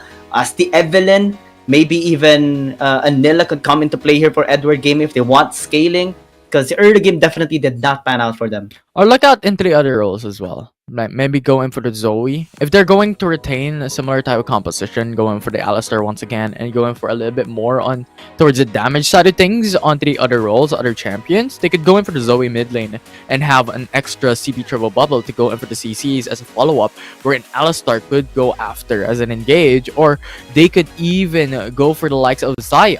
Right, Zaya is not exactly a CC champion, but the utilization of the feathers could be a game breaker for the team when it comes to the roots.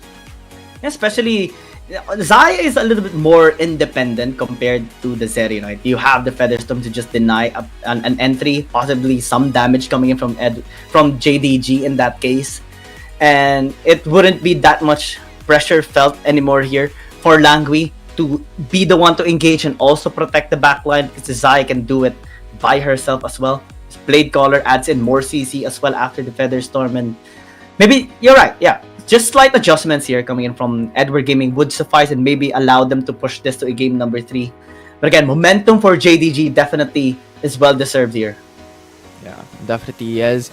JDG winning game number 1. They're currently already in match point, so one game away for taking this series down for themselves. The question is, right, still, will they still pick up the Kazakhs here for 0711 come game number 2, if they do decide to be on blue side once again? Because I honestly believe that a different champion would be better for him. I think JDG is just so prepared for this Kazakhs as well, and might just be needing to pick up a different one. Possibly something that can be helpful to amplify his teammates as well. The Shen can be, prioritized as well, if not banned away by JDG, because they're the ones who actually banned it away a while ago. The huge thing about the priority when it comes to the Shen, if it's ever going to be the first pick here, it leaves a lot of options for the red side selection to be picked up after, like Gragas, Ornn, Camille, Fiora. There's too much, and I think that will be one of the coin flip as well. If ever it goes down into a Shen selection, right, there is a huge possibility for that jungle to be secured. But now you have the red side selection going to prioritize on a lot of damage possibilities that a Shen could really just stick on, right?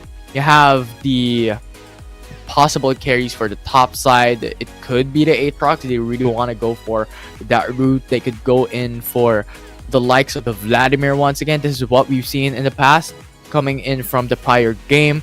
So those are just like some of the expectations here. Vladimir, as always, is really just a strong champion into the mid lane to utilize. I mean, Payby was running wild when given the chance to do so as well, and definitely should be respected here by Edward Gaming. Maybe they can be the ones to actually just secure the Vladimir for themselves. And you guys probably are wondering why we're not seeing the stats just yet. There is a little bit of a problem with regards to the in-game and stuff, but we're also going to be diving in immediately towards game number 2. I believe both of these teams really wants to sprint the series out Edward Gaming wants to push this to game number 3. JDG wants to finish this in a 2-0 fashion as well. And hopefully we do get to see the stats though, because that is very, very important for us as well to identify what was lacking on EDG side, what can be improved on their side as well. But before we go towards our game number 2, I believe we are just going to be going towards a short break. We'll be back after this one.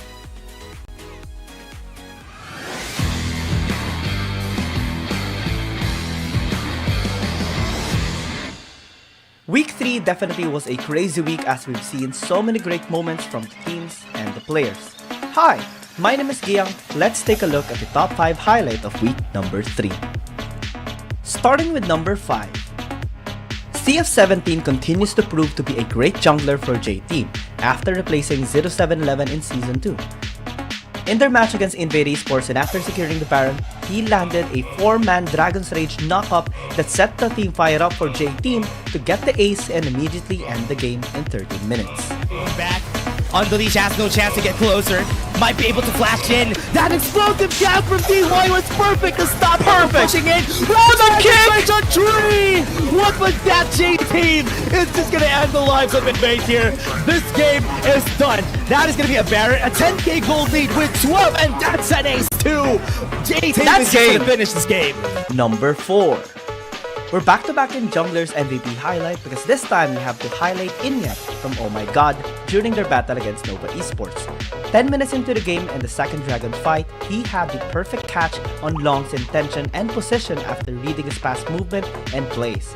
That allowed OMG to chase and punish him down, taking the second Dragon staff and winning the fight 3-1. Oh no, you is in danger, goes in onto the Dragon's Pit. You also have Long, goes in for the last rest onto the Dragon's Pit as well. Making it up, secures the damage, and now it's OMG who takes the Infernal Drake off their own. And now Nova is on the meat grinder. OMG just shreds them apart. And now it's Inya in the front lines. World Enter to the face of Remake with a Blaster's Blood. Number 3. Yasuo has been trending more lately after some successes of teams. We're diving straight into game number 2 between Edward Gaming and JDG. Again, JDG is already match point here in this series, but let's see if this adjustment of Edward Gaming will be enough to push this to... And now we're swiftly going out throughout the bans. Now Shen, Vi, Lee Sin removed for the side of EDG, and for the side of JDG, quite similar. Hecarim, Evelyn, and the Camille removed from the tables of EDG. Once again, the Kha'Zix's priority is a question that we have been seeing coming from game number 1. But Fiora and the Gragas lock in for JDG, as to be expected, run it back from game 1. Oof, fast pickings, indeed, Infinity. Zeri even gonna be locked in here by Alone to just make sure that he gets his redemption. Also the Jax by Xiao Jiang. Wow, these players are sprinting the drafting phase. Playboy not gonna hesitate at all, of course, picking up this Vladimir once again because they have the opportunity to ban the Zoe in the banning phase. And then you have the Vladimir already locked in. This is pretty much a run it back. No difference whatsoever. Kha'Zix, Zeri, Jax for the side of EDG, JDG going for Fiora, Gragas, and Vladimir. And in the past, we have seen a little bit more of a similar storyline wherein it's exactly the same composition in 2 games successively. So the difference now is EDG banning out the Jace. Zoe still gonna be banned away here by JDG, but what will be the last ban here? Will it be the Xayah? Will it be the Ezreal? Looks like it's gonna be the Ezreal, just denying the poke here from JDG. Yeah, I like this coming from JDG. We've mentioned a while ago, right? If EDG goes for the run it back when it comes to their composition, they could pick up the Zoe because that is something that they need. Now that is removed, coming from the side of JDG, a really good call. For the side of EDG, Corki being locked in is something of an expectation, but could still rely on the package as an extra CC. Yeah, it's still the same problem here for Edward Gaming, right? There's massive engage present here for JDG, especially for team fighting. Great card control as well, especially with the Aatrox now unlocked for once.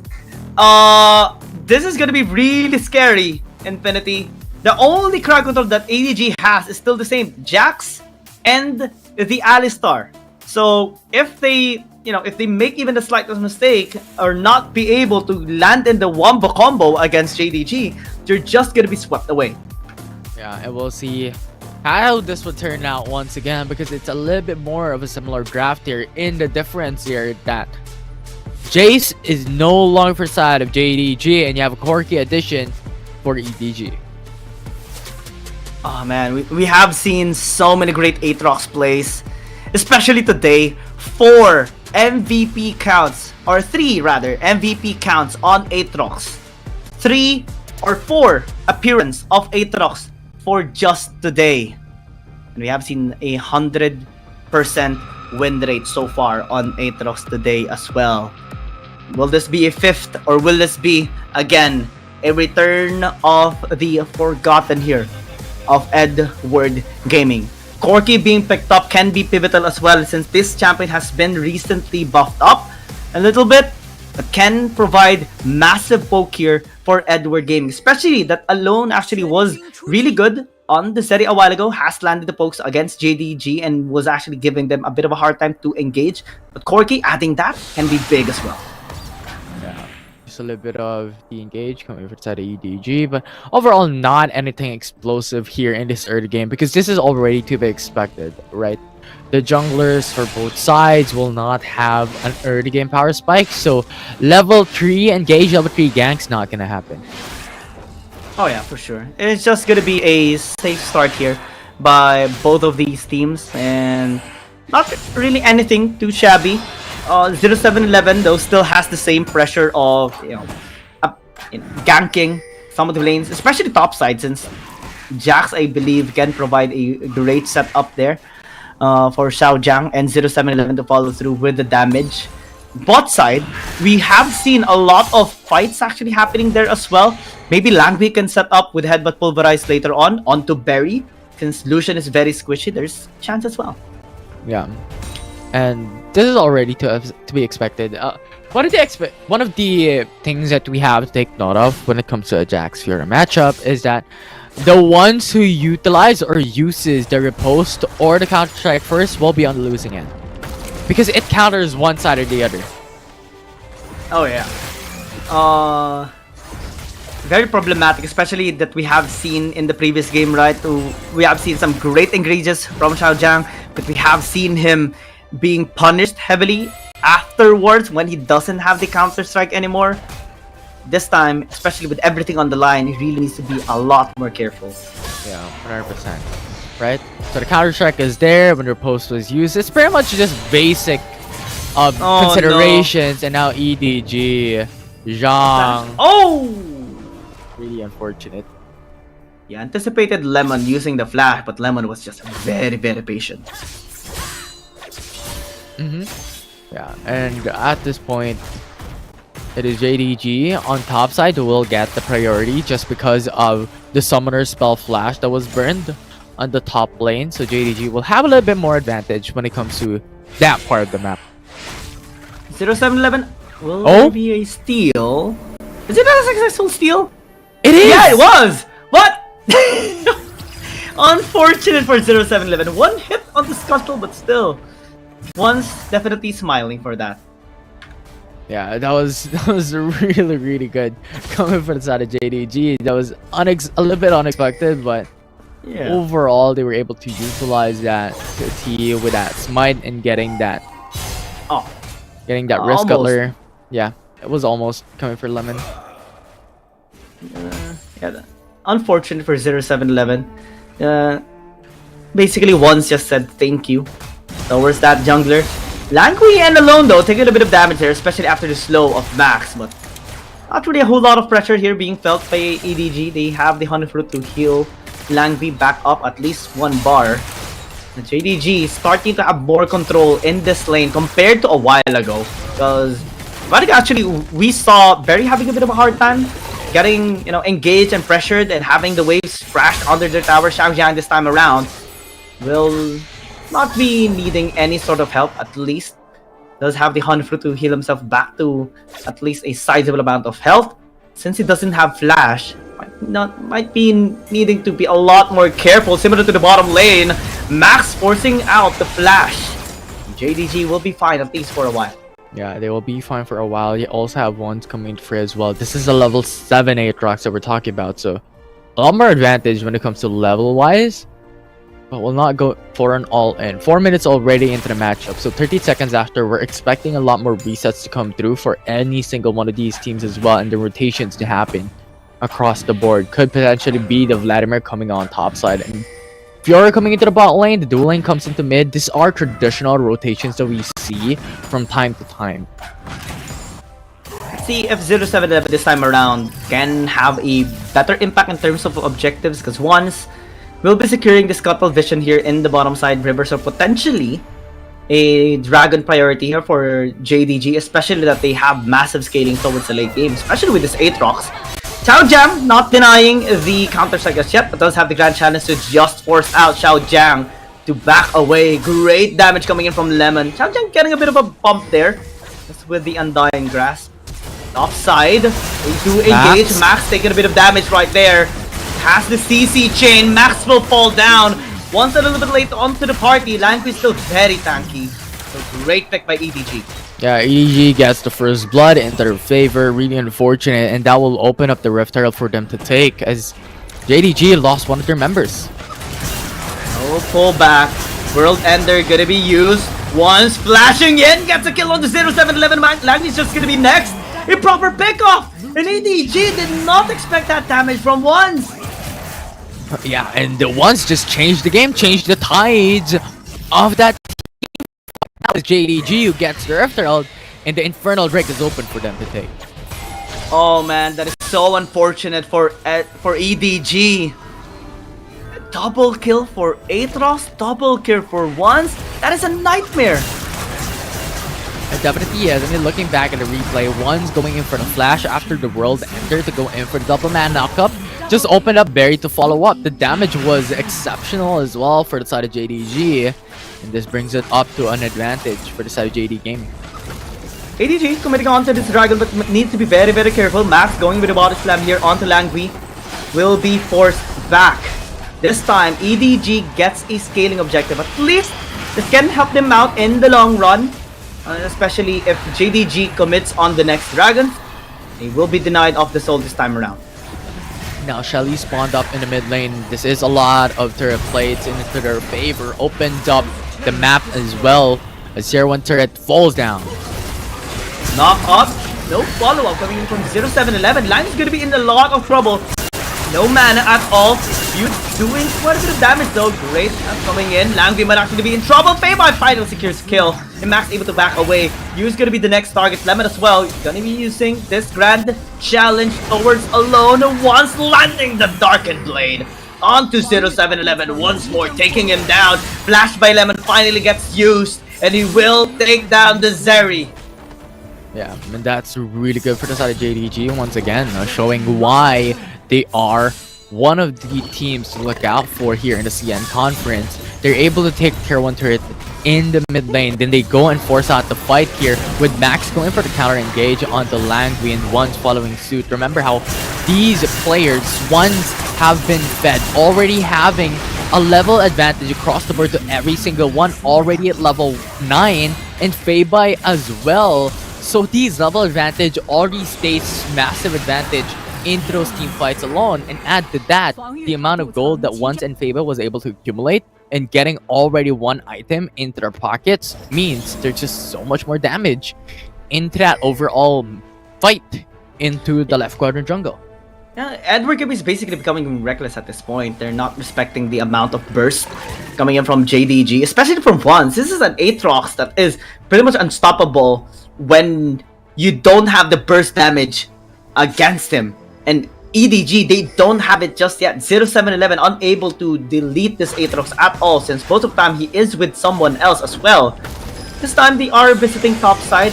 Will not be successful in getting them, but they will get the tower. Yeah, they're gonna get the trade on top side, but still remember, looking at the bottom lane, you still have Lemon going for the split push as well. So EDG, take the turret that you want into top side of the map, but there is still Lemon that we have to consider every single time. That is one of the reasons why Fiora in the past has been one of the priorities, just because of the dueling prowess that this champion has, and also the split pushing potential. And it has unlocked so many plays right now for JDG to work on top side. The tower is gonna be ignored, and they will continue to dive to EDG, taking 2 players down.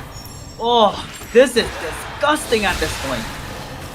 Yeah, and it's just now JDG getting so much advantage in 9 minutes into the matchup, already a 5k gold lead and another turret to top it all off. JDG has complete map control over EDG.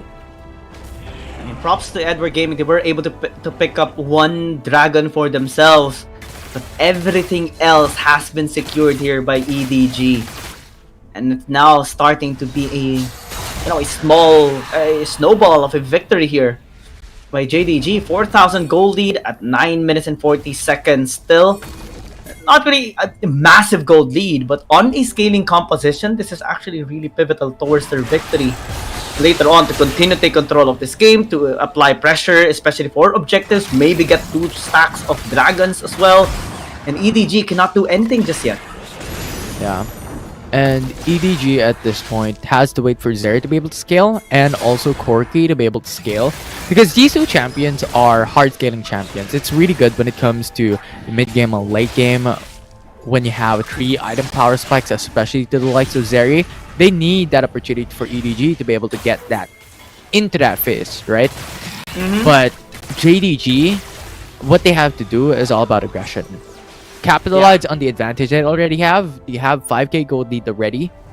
Just utilize that advantage and just keep on pressuring alone. Keep on pressuring Corki to not reach that point where they're able to 1v5 every single one.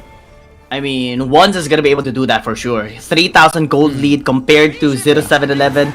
4-0 and 3 on his scoreline. 10k gold already. While they turn on to the Lucian, we'll be able to pick it off. That's a great start here for Edward Gaming. Numbers advantage right now here on the Dragon fight. Max as well gonna be the next target, forced to flash away. Langry doesn't use the Unbreakable Will just yet. They will be able to reposition quite effectively here, unless the cat's gonna be doing wonders. Still able to reposition himself. Max is already low. EDG, they're still committing onto this. 0711 is low. Chao Jiang looking for a position. Yeah, they're looking for the reposition here. JDG could just buy time. Ocean Drake not being reset. Great flank and follow-up. The Drake is going to be secured here by the Zeri instead. Buying some hope here for Edward Gaming. And now they're coming onto the fight. Landing the damage actually alone is able to deal some of them onto the members here of JDG. But Once is still untouched. But I think that brings hope for Edward Gaming. 100%. Coming in for a 5k gold advantage brings it down to a 2k gold instead, with a lot of kills secured by the side of EDG. It was really good how they held their positions there. Coming into that Ocean Drake. Just look at the position coming in from Langry into the backside, followed up by X-Jam. This is what we talked about a while ago. From game number 1, it is important that X-Jang follows through from the engage of Langry, because these are 2 champions that are dependent on each other into the same exact composition when it comes to crowd control. And finally, we do see it as well on a fight that is so necessary for Edward Gaming to win. Now they're able to at least mitigate the losses that they have been accumulating over the course of this 12-minute game. And having the second dragon, Soul Point here in this game, this might just give them a chance to bounce back. Yeah, it definitely could be. EDG, this is what we were looking into in game number 1. And game number 2, this is where they execute. And they just have to do that over time and time again. X-Jang should follow up onto Langry's engage. JDG definitely is scratching their heads after that big mistake a while ago. Barely getting caught. Once unable to get the smite there onto Dragon. Langry going in once more onto Max. Cat's not gonna do anything to you anymore, buddy. And 0711 will pick up the kill. Now they extend. A little bit overextension here by Edward Gaming. Once is gonna be here, knocking them up, pulling back Langry, forcing the flash at the very least. But this time, Once might actually be in trouble. It's alone, and US actually chasing him down. The pull, at least for the disengage. Feibai nearly gets them, but also nearly gets caught. Yeah, and Langry looking for the possible flank here onto the right side. Now the resets coming through for Aatrox. This could be the start that EDG wants for the Baron. This is what Edward Gaming wants. And JDG is feeling the pressure right now. Feibai might actually be in trouble for it. The blood pool Fortunately, was able to use it in time. 1 millisecond away from being destroyed by Edward Gaming. Yeah, and 0711, considering you really have a low state when it comes to HP, has to go in for the reset. JDG has to do as well. Go in for the reset, buy your items, have your HPs to max before you go into the Baron fight. Considering as well that the Ice Strike is coming soon, this is what EDG wants to get the soul.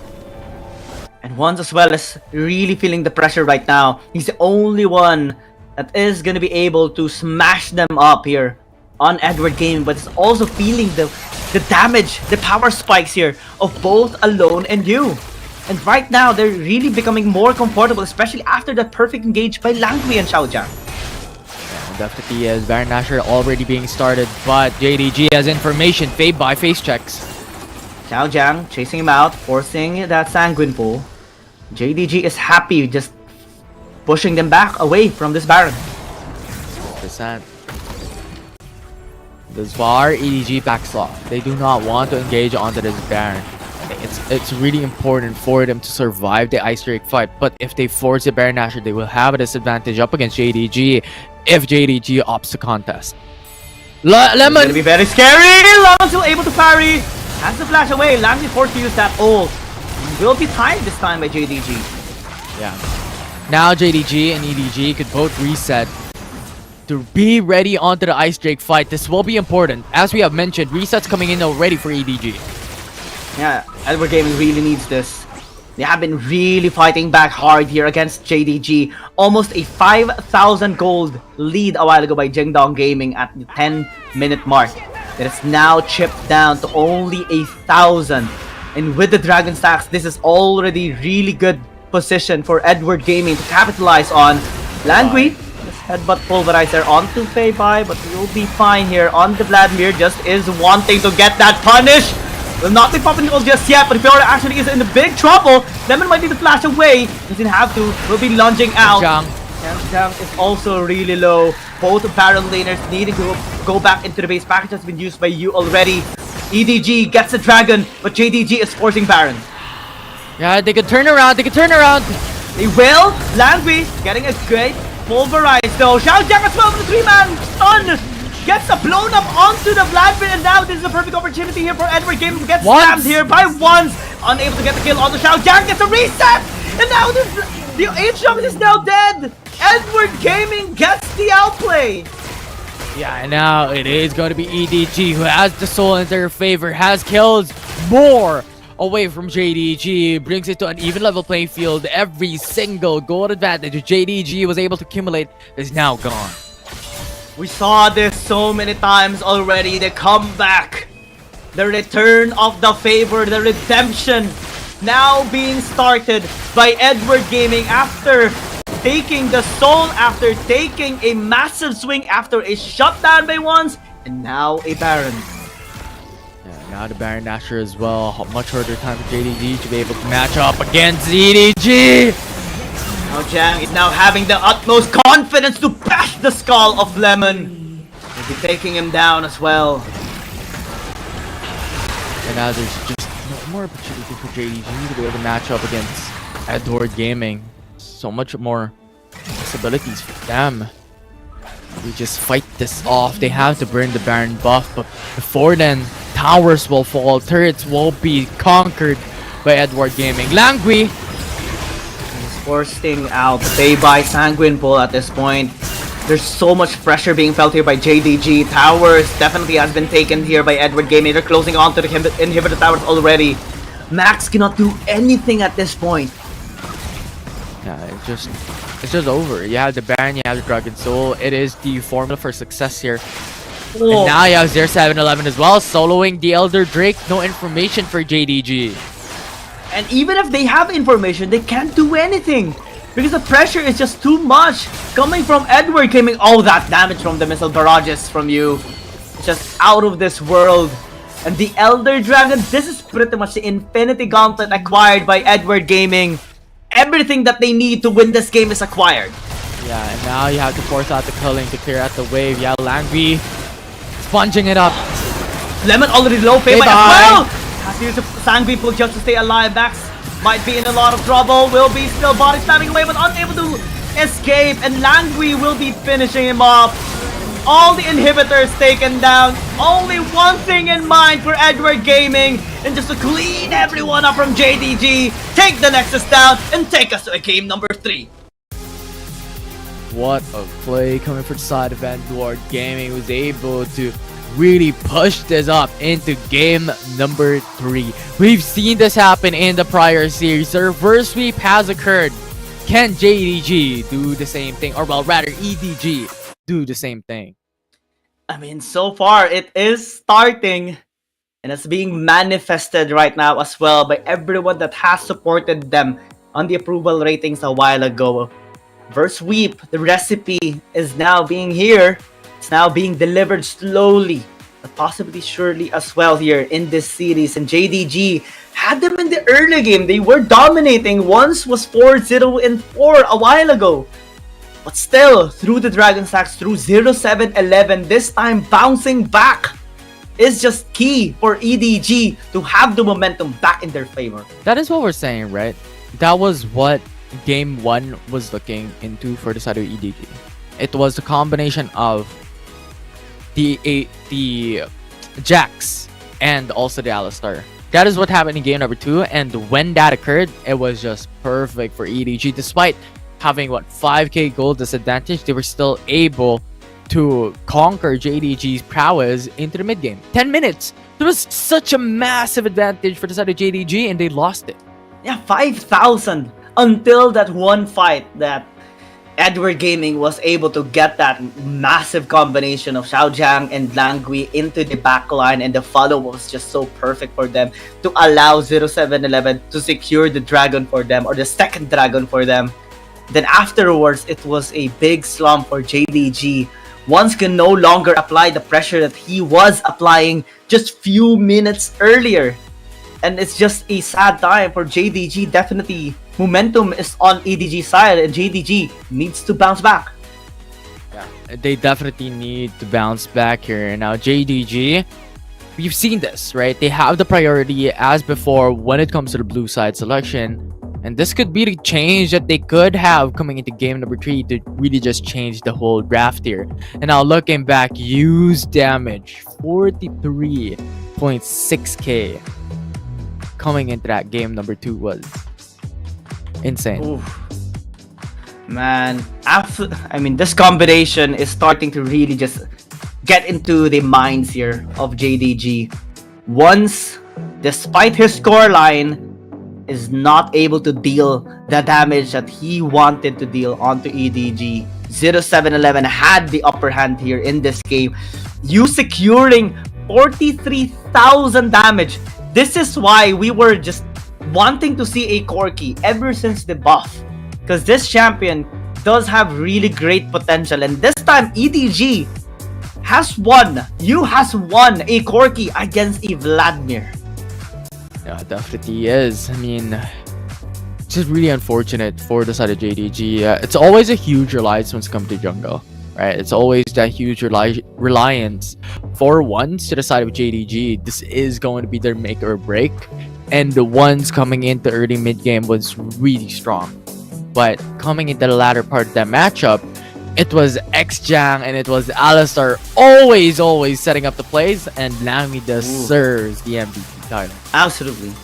He has been really consistent and making the plays happen here for EDG, and props to Xiaojiang as well, being able to follow up and land the perfect combination there onto Jingdong Gaming. The rest of the team also following up, making sure they get the kills, and gets us to a game number 3.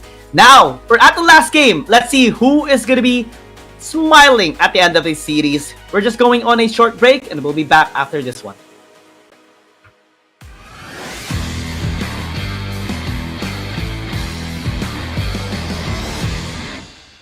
Week 3 definitely was a crazy week, as we've seen so many great moments from the teams and the players. Hi, my name is Giang. Let's take a look at the top 5 highlight of week number 3. Starting with number 5. CF17 continues to prove to be a great jungler for J-Team after replacing 0-7-11 in Season 2. In their match against Invade Esports, and after securing the Baron, he landed a 4-man Dragon's Rage knock-up that set the team fire up for J-Team to get the ace and immediately end the game in 13 minutes. Back Unleash has no chance to get closer. Might be able to flash in. That explosive jab from D1 was perfect to stop her pushing in. Oh, the kick! On tree! What was that, J team? It's just gonna end the lives of Invade here. This game is done. That is gonna be a Baron, a 10k gold lead with 12, and that's an ace too. J team is just gonna finish this game. Number 4. We're back-to-back in Jungler's MVP highlight because this time we have to highlight Inya from Oh My God during their battle against Nova Esports. 10 minutes into the game and the second dragon fight, he had the perfect catch on Long's intention and position after reading his past movement and plays. That allowed OMG to chase and punish him down, taking the second dragon stack and winning the fight 3-1. Oh no, you was in danger, goes in onto the dragon's pit. You also have Long, goes in for the grab rest onto the dragon's pit as well, making it up, secures the damage, and now it's OMG who takes the Infernal Drake of their own. And now Nova is on the meat grinder. OMG just shreds them apart. And now it's Inya in the front lines. World Enter to the face of Remake with a flash as well. Number 3. Yasuo has been trending more lately after some successes of teams and players with a sustained build. BMM joins as he made a massive outplay against G2 Blacklist when they were match point against them. 7 minutes into the game, G2 Blacklist tried to gank BMM in the top lane with 3 members tower diving, but they were all unsuccessful as the BMM stalled out hard, buying enough time for his teammates to respond, even getting a kill to Aaron and getting them a 2-0. The snowballing stop with the utmost aggressive they're dealing right now, but they will try to be aggressive here onto BMM. Great knock up, great CC chain. The damage should be there, but it's taking too much time. The last minute's gonna be there. The counter engage and BMM lives. Number 2. It's extremely hard to play as an ADC when you're going up against so many engaged champions. But that didn't seem to be the case for FPX's Dragon Laner Kong, with his impeccable performance against Keepest Gaming. 11 minutes into Game 3, FPX was positioning for a tower dive in the top lane when KG, Tatan, and Anran attempted to burst him down. He managed to deny the engage, be backed up by FPX, and go wild against Keepest Gaming, securing a quadra kill in the process. This not only allowed them to win the fight, but also gained enough momentum to end the series, winning against Keepest Gaming and giving them their second reverse sweep loss. To V1, Sky in a very low state of HP. KG, Hextech Automator onto single 7 as the jungler is now the 1 HP! Was able to bring it down as Andrew 9 will secure the finishing blow, but in trade FPX, Kong was able to bring down one more shot to the face, and the Sun was not able to get that kill. The Quadra is secured by FPX, and this is their moment to shine. FPX is slaughtering KBG right now. Yuya's gonna be next. Give the Penta. 2-game taunt on FPX, and it's Don 128 who will able to take that kill. The ace is secured. One final game, one final push, and EDG will be able to secure a reverse sweep against JDG. But let's see what adjustment JDG is going to be making to prevent that from happening. Again, we are your casters, Giang and Infinity. We're very excited for this series, and JDG, interestingly so, will be getting blue side this time. Yeah, blue side, that is already expected. JDG also wants the blue side selection. The thing is, it was in the initial game we're in, it was Woohoo Gaming that chose blue side selection and then they lost. That is one of the reasons why it retained. And now, coming into game number 3, JDG, now having the priority onto the Camille opens up the Fiora for the side of EDG, and then the Gragas could be picked up by Edward Gaming if they so do want, but Jay's going to be prioritized. Ooh. Looks like 0711 wants to get a hand on this Jace as well after seeing once having a great time with this champion during game number 1, and they're gonna be locking it in as well. What's next here for JDG? Fiddlesticks being hovered is interesting. They will lock it in as well. Wow! Alright! Oh my word. And now EDG, the thing is, they could lock in onto Alistar once again. This is what Langias used in the past. They could still go in for the Alistar as a counter onto the Fiddlesticks if they still do want to just push it back every single time. But instead, having the priority onto the Vladimir as it is left open for them to pick up. Yeah, Vladimir definitely is very, very impactful. We have seen it in both of our games, though in game number 2, EDG was able to handle Fei-Bai on the Vladimir, especially with that quirky pick off of you. So maybe JDG can pick it up later on. They did choose on the Lucian. Ooh. I love this. The respect ban onto the Alistar. We've mentioned it before that this is one of the counters of Fiddlesticks. It is removed away. And that will deny them the possibility of that pick. Gragas could also be removed for the side of JDG. And that is just going to be perfect there. Because Explosive Cats could still counter the ultimate of Fiddlesticks. Yeah, any sort of crowd control can deny any opportunity with the Crow Storm here of JDG, and they don't want that to happen, especially with the Alistar. Let's see if they open up. They open it up. So EDG is gonna be happy with that. It is an automatic pickup, definitely 100%. But really, really interesting that JDG did there. And now, when it comes to support, the question is, what support can JDG use? Nautilus they have used in the past, so Rakan is still open for them to pick up. What will be the priority here by JDG? Yeah, because it's now becoming very scary for JDG, to be honest. Yes, you have a Fiddlesticks, but there's so many ways that EDG can counter everything that JDG has intended for this game. There's so much backline access as well, so much poke with the chase, so much damage, and also crowd control that they possess as well here on EDG's side. Yeah, the Nautilus is going to be surging really well, at least on pick potentials as well as soaking damage.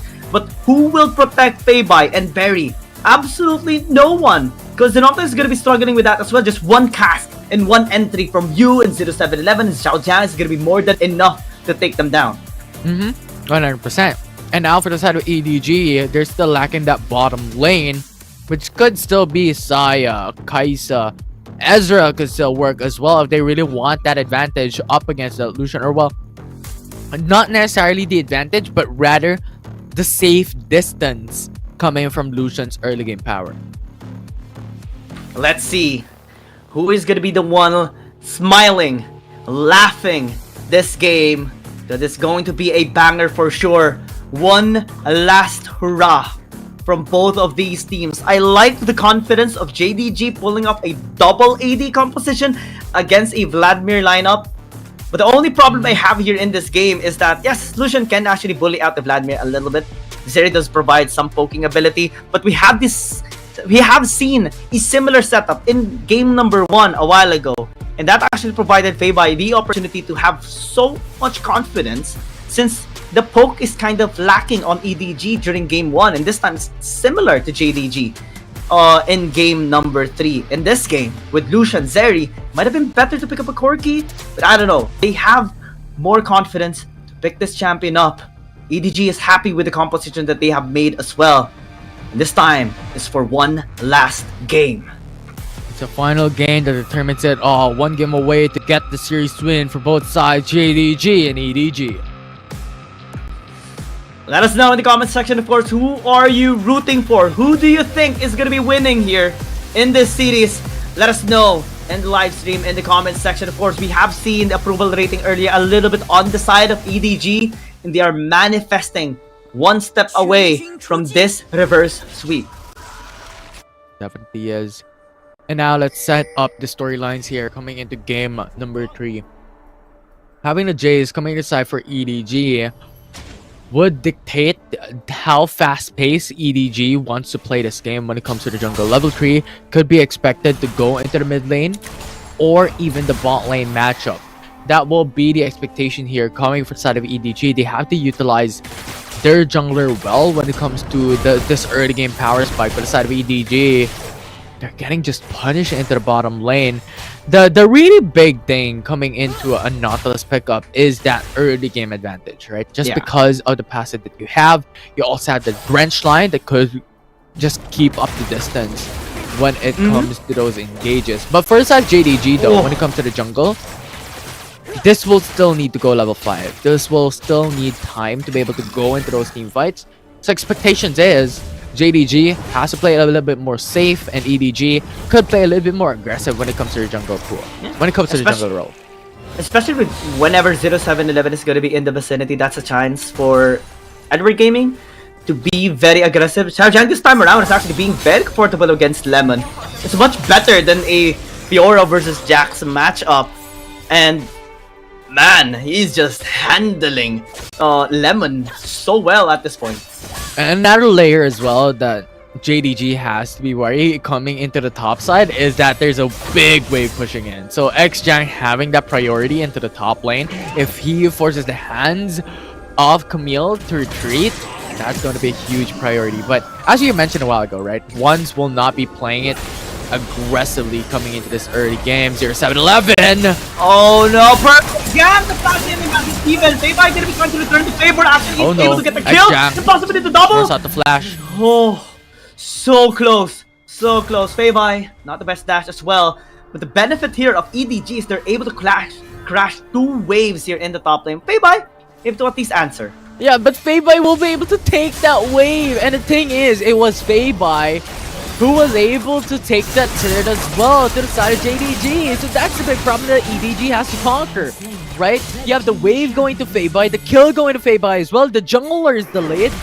So that's a really, really massive thing for the side of JDG. Yeah, Lemon is so behind at this point. And Xiaojiang gonna be happy with what's happened so far. They go for round 2. Feibai actually running wild, catching 0-7-11, almost taking him down. Burning him to death! But actually, Yu's gonna be able to take him down. Lemon running for the high heels. Crow Storm with fear, landing the damage, and he will get the kill.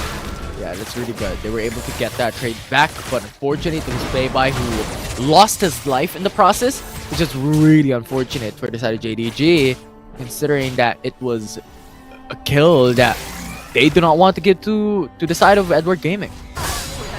Absolutely. So far, it has been a banger of the initial minutes of this game. Very different from the past 2 games that we have seen. Both of them really respected, but this time they're giving 100% of their willpower to just establish control before even an objective spawns up. Yeah, definitely do so. Now, 3 minutes and 30 seconds into the matchup, we're going back into a bit more standard once again before the objective comes up. And I think that will be really important as well. You need to conserve your flashes, your ultimates. Feibai! 0-7-11 is also here, but Yuri is taking too much damage. Calling gonna be used, but Feibai will not land the damage. Great fear! Oh man, the counter is just out of this world. And JD got away and even takes a kill. Once was just coming into the right moments from those engages were crucial, right? It was Feibai who had the advantage coming to that fight. He has to force out the culling to match up against 0-7-11, and the fear right after coming from Once was just perfect. Yeah. Had it been that 0-7-11 had the range form before going in, he might have been able to transition towards melee form and then hammer strike him down. But that wasn't the case. They got outplayed after by One's perfect fear to just prevent anyone from accessing Feibai. Yeah, and once again, it's just really unfortunate for the side of EDG. Look at Max though, the patience game here, Once as well, holding still. Crow Storm! All 0-7-11 getting pincered down. Immediately has been deleted from the map, and Langui is gonna be next. It's a disaster for Edward Gaming. JDG running wild. Alone will be able to at least arc and shift away, but 2 kills for JDG. And now the Rift Earl will be free for JDG to take. The Dragon as well will be available for JD Gaming.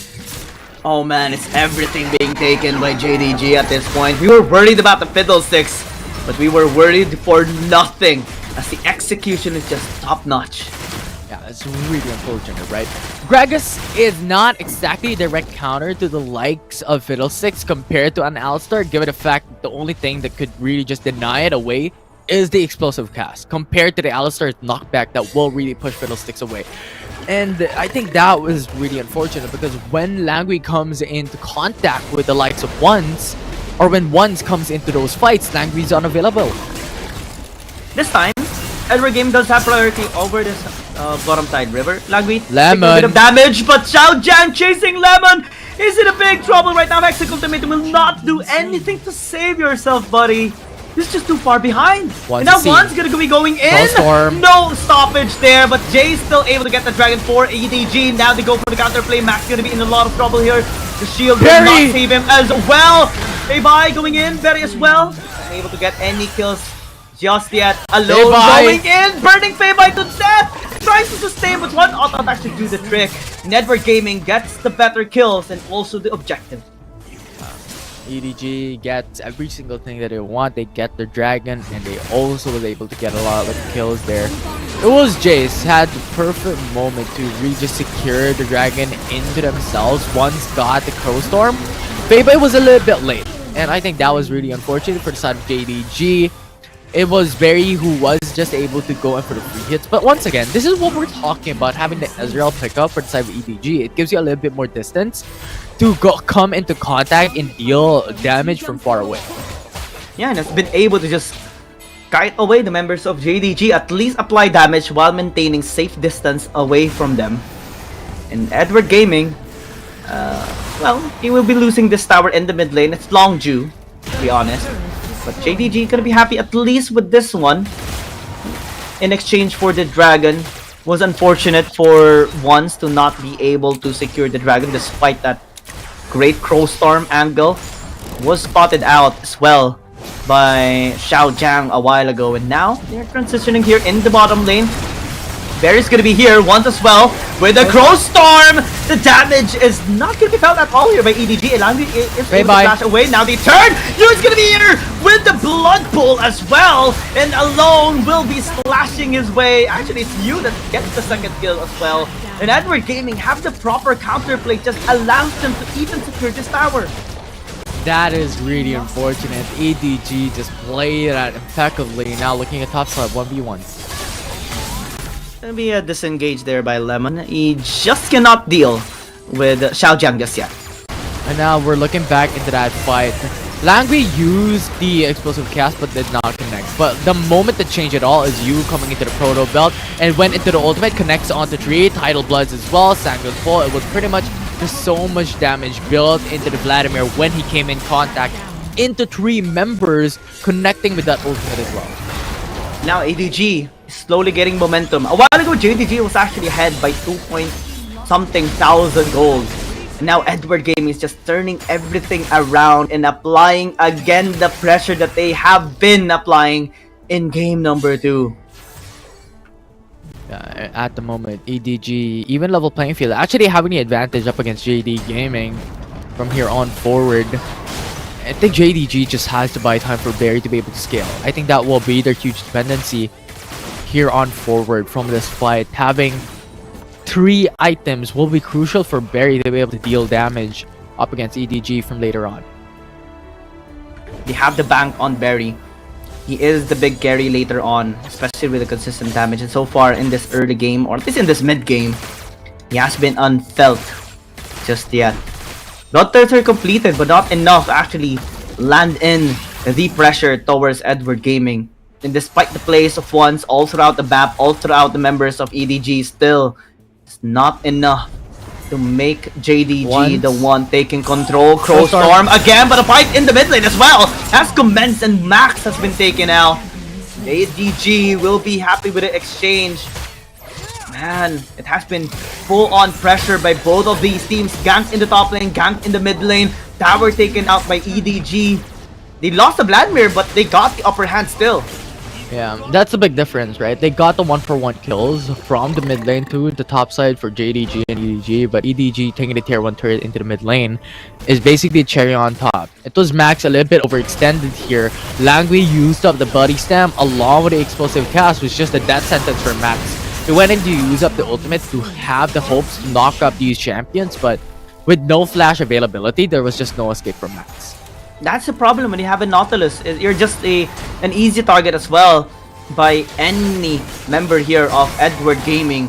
Unlike the Alistar, you do see much more durability from a support. Max has to only rely on his shield and also his escape ability with the dredge line. Edward Gaming, they want to force, they want Max to actually commit. Has to flash away. Barry as well took a bit of damage there from the shock blast, and now Langui taking a bit of time. Just soak in the damage. Lemon going in! But it's all alone! Crow Storm now by once. Will it connect? He does. The Dragon though is still alive. Xiao Jiang 7-11. getting a good counterplay here, but the damage outlet being felt here by Edward Gaming to turn onto Fiddlesticks. Will be able to get the kill. Lemon as well, gonna be the next target. Langu as well, going with the body slam, not able to land with the flash. Xiao Jiang is still a little bit overextended, but Alone is gonna be there to back him up and will be saving the lives here of Edward Gaming, saving this game, and might just allow them to secure this Mountain Dragon as well. Yeah, it will be Alone taking that Mountain Drake for themselves. JDG once again lost their dragon. It was really good that Laman engaged onto you, but the thing is, we always have to think about the possibility of the Sanguine Close to come out after. And then you also have Langui, who went into Body Slam to deny the kill onto Lemon for the Vladimir. It was really, really good. Coming all throughout. Once being targeted as well by two members. He's gatekeeping. It's coming from JDG and EDG. When it comes to these junglers, were quite crucial. But Alone's damage, just look at the distance. He was able to free it all throughout that team fight. That is the strength that the Ezreal provides. Yeah, and that is the dream of Barry as well. He wants to be able to free hit, but is not being allowed to do so just because of the pressure being provided here by EDG. Now Soul Point as well. We're just revisiting game number 2 at this point, but in a more accelerated fashion. EDG taking control of the big priorities in this game. Yeah, and the big thing here is that Barry has a shorter distance as well when it comes to that possible damage. And I think that is just advantage. Again, they turn on the Nautilus. Max not being allowed to play in this game. Lemon gonna be the next target, but Cruel Storm gonna be used. Xiao Jiang should be falling down, but Alone actually going in with the Arcane Chip, able to take Feibai down. Once as well, gonna be the next target. 0711 not getting the shot, that will be getting the kill for Feibai, or for you rather. Getting a triple, and now Baron up for grabs. And now it's EDG's moment. The reverse sweep is on the road. They're cooking. EDG will take the Baron Nashor for themselves here. And that will be once again a really good key source of gold, key source of advantage into the following minute. Edward Gaming, they've had a bit of brutal game number 1. But after coming back in game number 2, now they have such great momentum in this game 3. This composition is just so much working against JDG. Max is not being allowed to set up for the team, and now he's being set up once again. Oh no, it's a disaster. Had to flash away, but still able to stay alive. Man, so much pressure by EDG. Yeah, and that's just it. JDG is able to fully be on the losing end coming into this game number 3. It's EDG was now utilizing the Baron really well, right? They're not playing for the all-in up against JDG. They're utilizing the Baron buff to a T, wherein inhibitor turrets are now going to be the targets here. Top lane is not being prioritized. EDG still understand that JDG, if they actually unite and go into this fight, they could still conquer. I mean, Langui is not is unfazed at all here. Feibai already using the culling just to clear out the wave. But again, the Baron powered minions is just a big hassle here to JDG. Folks coming in from Barry as well just to try and chip down the members here of EDG. Has nearly got him taken out. Hexic Ultimatum now gonna be committed here by Lemon as well. That's good. Onto the Ezreal. That is huge for JDG. Yeah, that's good. Duan Yu was removed. It was Ezreal who is removed to the side of EDG. And now, EDG has to play it a bit more safe now, right? They do not have the Baron Nashor any longer. And the thing is, their main damage dealer is also removed, is also killed. On top of that, the Ice Drake is coming out pretty soon. So everything comes into mind that everyone has to have eyes on the objective, has to have eyes on the prize. Big responsibility once again here for Max for sure. It has been the entry of Edward Gaming to deny any frontline ability here of JDG. Now, they've taken the tower here in the bottom lane. Might be a great chance for them to set things up here in the bottom side river, but Scuttle Crab has been taken already by EDG. Yeah, definitely is. We'll see. As you have Langui now going over the hills here. The fear is there, JDG. They're starting. They want JDG to commit. They want JDG to fight. They are sending out Xiaojiang in the mid lane. The look at pressure as Fiora. well for the game end. This is the split push action 4-1. Sending out Lemon to commit there as well. So no engage here for JDG. It's only Max. Possibly one as well. Going in right now with the depth charge as well. Mid lane, there is a fight going on with the 1v1 on the Baron lane right now. Payby is going to be engaged here by the Vladimir as well. Langby getting the steal here by 0711. Everything crumbling to pieces for JDG. And now Bear's all alone here in the bottom lane, about to be wrecked by alone by 0711. EDG getting the moments done in their favor. It's over. The Baron is open for them to take. They could even end this game, especially with X down, will be able to secure a kill. Fortunately, they would not, but EDG could secure the Baron Nashor for themselves. 27 seconds left before Fiddlesticks comes back up, and the Baron Nashor is available, especially considering alone has so much possibility of damage into this objective. This could get melted.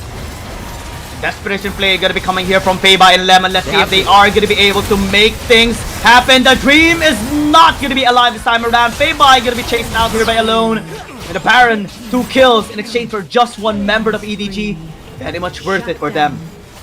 Very much worth it indeed. They got the Baron Nashor for the side of EDG, and once again they can utilize this to be able to push down mid, or well, guard their top and bottom lane, or even hold this into the Elder Dragon fight, as it will come out soon. They just have to buy time for Fiora and Jace to come back alive. And for the side of JDG, they have to wait for Camille and Lucian to come back up. It's pretty much a 3v3 all throughout this upcoming initial engage for the Elder Dragon. Oh man, Elder Dragon. Edward Gaming is about to have the Infinity Stones. Max? Infinity Stones, unless JDG is gonna be able to do something! And absolutely nothing was made by JDG! EDG has found an opening! And after a gruesome series, a gruesome start, and a heavy start in game number 2, the bounce back by EDG continues to be the story. Crowstorm gonna be used here at least by once to try and save this game, but it's not gonna be allowed at all here by EDG. They want to conquer this game, they want to conquer their series, and it's gonna be done. Reverse sweep anticipated by everyone is gonna be manifested by EDG. And EDG holds up. Coming into game number 3, they're able to get the reverse sweep, the patience game, and their objective-centric playstyle coming to game 3 just really held up to an advantage, gave them a huge amount of benefit on this series, winning them overall up against JDG. Man, the games have been really close, Infinity. Game number 1, JDG won it. Game number 2, JDG was actually winning. Once was 4-0-4 on the Aatrox until EDG found the way to take the objectives, take the dragons, and get the soul as well, and end that game. And in this game 3, we saw an even accelerated passion of that game too, and EDG just showing such great potential right now. I'm so looking forward to the next games that they're going to be having, because this is one of the best redemptions we have seen so far by EDG, and to think that they're coming from a slump, a 3 series loss before they won against Fennel, and now winning a reverse sweep against JDG is just outstanding for EDG. Yeah, and it's really interesting as well. All throughout the day, we had 2 reverse sweeps in 2 series as well. That was just really, really good coming for the CN conference. And I think it's more towards the CN conference having these type of plays, right? All throughout these series, there's just so much reverse sweeps in this conference. Yeah, we see it a lot. We see it twice, and man, it's a great storyline for Edward Gaming for sure. Especially this kind of redemption is well deserved and so much needed as well, because their next match is gonna be a really exciting series as well, because they battled in a 3-game series before in season 1, and we saw Edward Gaming picking up the Bane. So you know what I'm talking about here. Keepes Gaming is gonna be their next matchup in Saturday. That will be interesting as well, how they will perform up against this team. But once again, EDG alone had pretty much the free time of his life all throughout every single matchups. That EDG had coming into game number 3, it was alone. Was just dealing a massive amounts of damage from a long range distance with the Ezreal, right? And that was just really, really good. 34k damage overall. Oh man, I cannot help but feel happy for Edward Gaming, but also feel a little bit sad here for JDG. They really tried. They had some great picks, especially for once. He was still carrying from game number 2, game number 1, game number 2, and game number 3, but it's just not enough. And man, definitely this is a little bit stressing on their side. Definitely they're going to be having such a big meeting after this to discuss what is lacking, what needs to be done, what needs to be changed for them to be able to bounce back, because, well, their next match is going to be, or next week, at least they're going to be having a bit of a break. Their next match is against Nova Esports on December, well, it's going to be a long time for still at the very least, and we'll get back to on it as well, but still, they really need to redeem themselves after this one, because alone, EDG, this is a massive redemption story. He was untouched in the back line. Definitely is. 69% kill participation, 919 KDA. Overall performed really well from game number 3.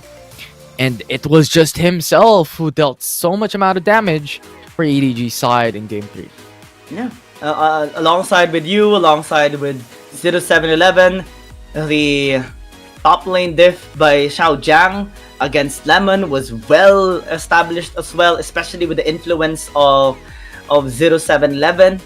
And man, it's just an amazing storyline here for Edward Gaming. I cannot wait to see their match against Keepas Gaming this Saturday, because it's just going to be a banger. And it has been such an interesting day as well. 2 3-game series to top it all off. It's already 10:36 p.m. here in the Philippines as well. NAOS Esports, congratulations on their win, and also just avenging their comrades. G2 Blacklist against Cerberus Esports. Weibo Gaming reverse sweep against Woohoo Gaming, and EDG reverse sweep against JDG. Yeah, it's so good having 2-0 matchup into the first series, then so much reverse sweeps right after. Weibo Gaming and EDG, a storyline of David versus Goliath for the day, right? JDG and Woohoo Gaming had so much success over the past few weeks, and then you had these underdog stories coming for the side of EDG and Weibo Gaming into the bottom 3 of the conference, having to win up against these teams. Oh man, Edward Gaming, props to them. They're one step closer to finally being on the top 8 here. The only team they need to bounce back from or like defeat in terms of scoreline is OMG and JDG. JDG, since they've had a pretty good win rate so far, 3 wins, 4 losses. They're still sitting comfortably on top 7, but it's a long way down the road towards the other teams. The Titans here, Thunder Talk, Race Esports, and also J Team, just having such a great standing right now in the first half of the regular season. Yeah, it really, really good thus far. And once again, we still have to look at our eyes onto the likes of Thunder Talk and Trace Esports being undefeated and uncontested series-wise.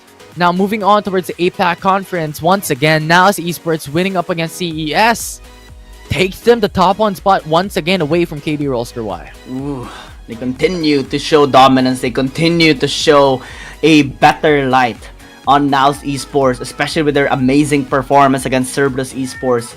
But the other teams are still well intact. You know, KT Rollster Y, G2 Blacklist, Cerberus Esports, after their loss against NAOS Esports, is still within the top 4. But it's about to be turned over here by BRU, so it depends on them on how they are going to be, you know, redeeming themselves afterwards. KT Rollster Y will have a match against Team Flash tomorrow, followed up by the next games that we're going to be having as well. Yeah, you have J-Team and Trace Esports, you have Nova and FPX. So once again, series number 1 going to be a bit more on the APAC conference, followed up by 2 CN conference teams for tomorrow's matches. Yeah, J-Team and Trace Esports definitely is going to be a banger. Nova Esports as well as FPX. 2 really loaded match for tomorrow. I'm just so excited to see this for tomorrow's matches. And man, it has been a really banger of a day. Any final words, Infinity, before we head out? Well, I'm looking forward to more. There's just so much built into today's storylines, those reverse sweeps, and maybe tomorrow we could expect something similar fashion, because KD roster-wise matchup up against Team Flash would also be very important.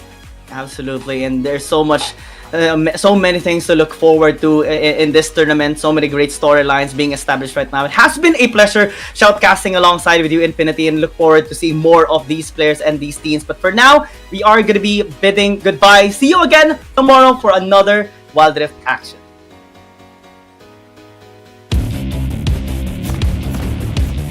There's something about games. What you doing there gives you real chills. There is one thing that can't be stopped. Feelings. And if you can feel it, it must be real, right? And that's real magic.